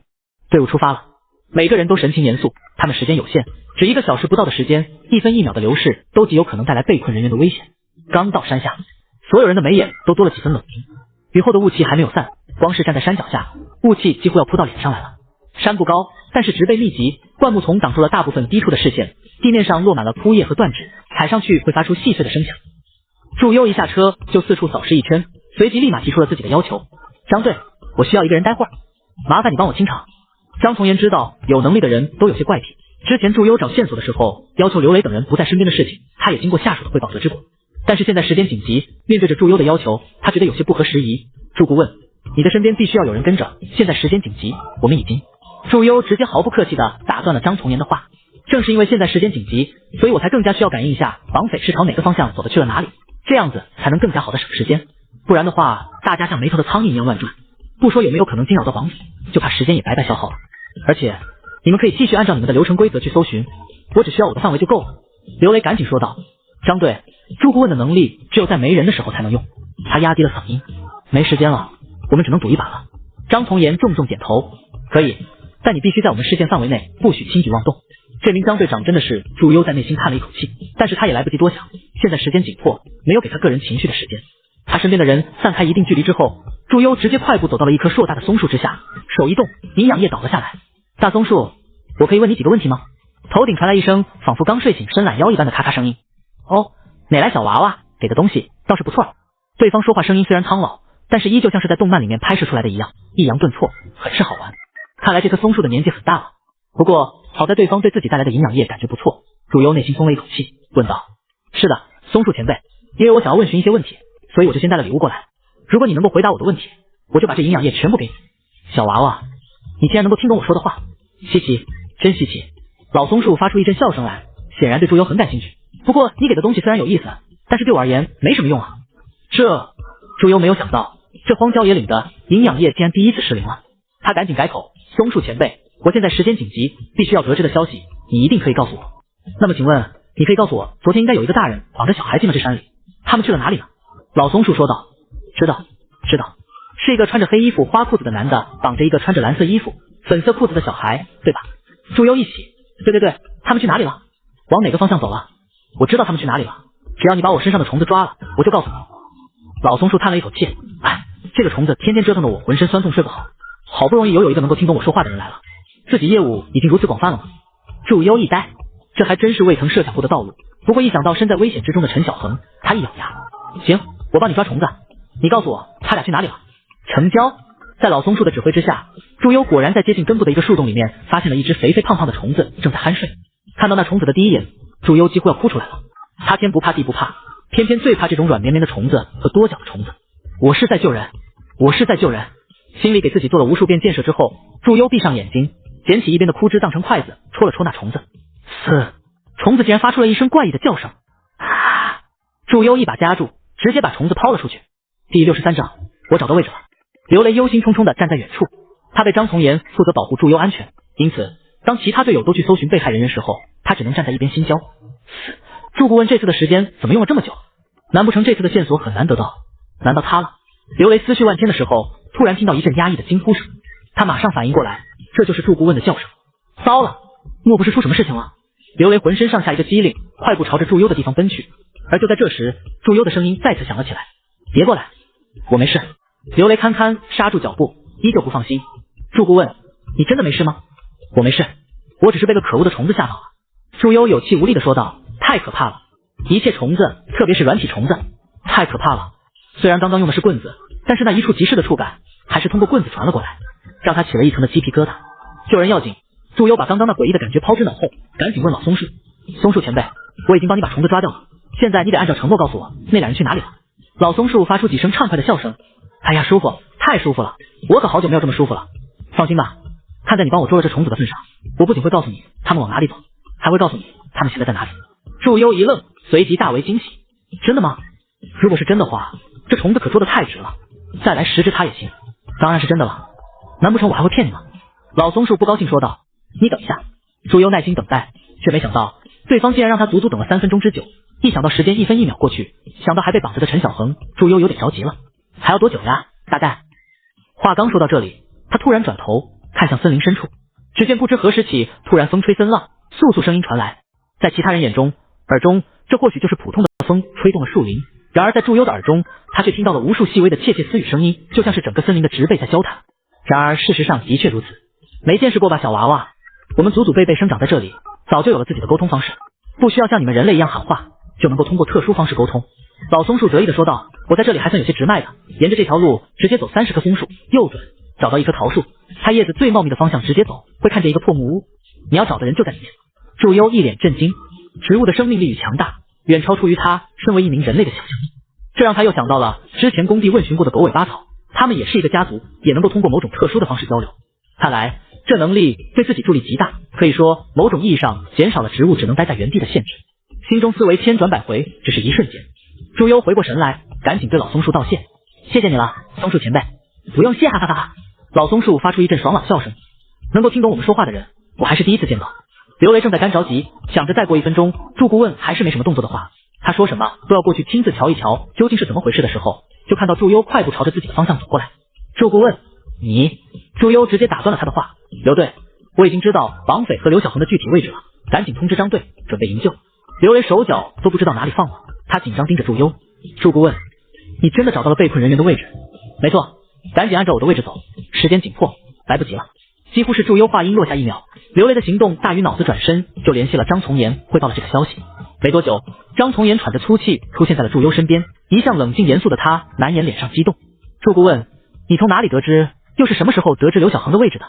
搜救困难，时间紧迫，眼看着只有最后20分钟了，他张从言只得把最后的希望寄托在这位有些玄乎的特聘顾问身上了。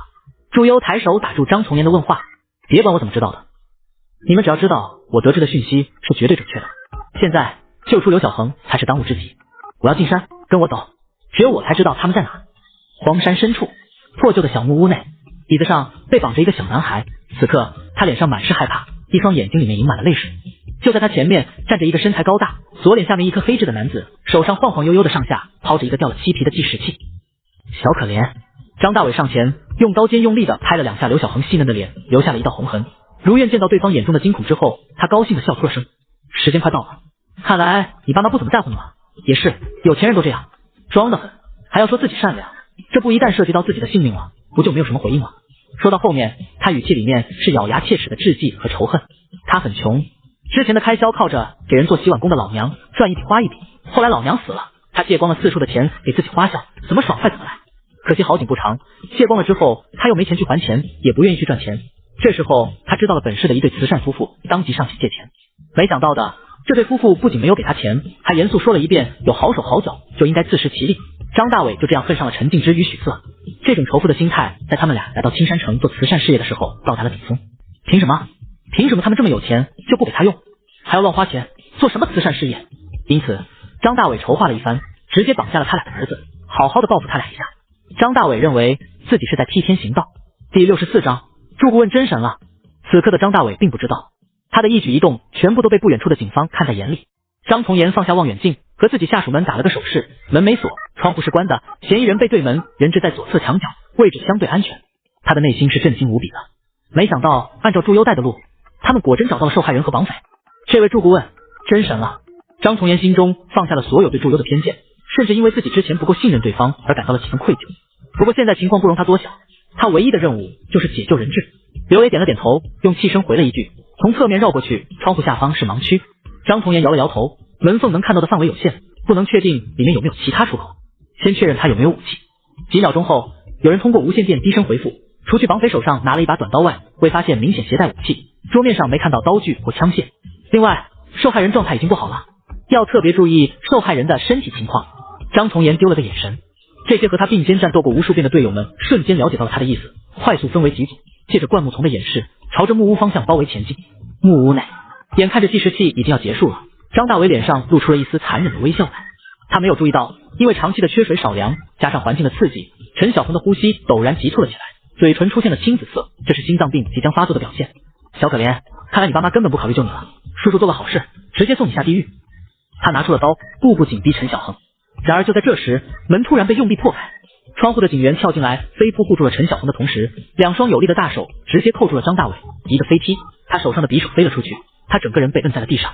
张大伟怎么比得过这些经过训练的警察？被摁在地上的时候，他整个人都是懵的。不可能！张大伟嘶叫着，青筋暴起，满是不可置信。不可能！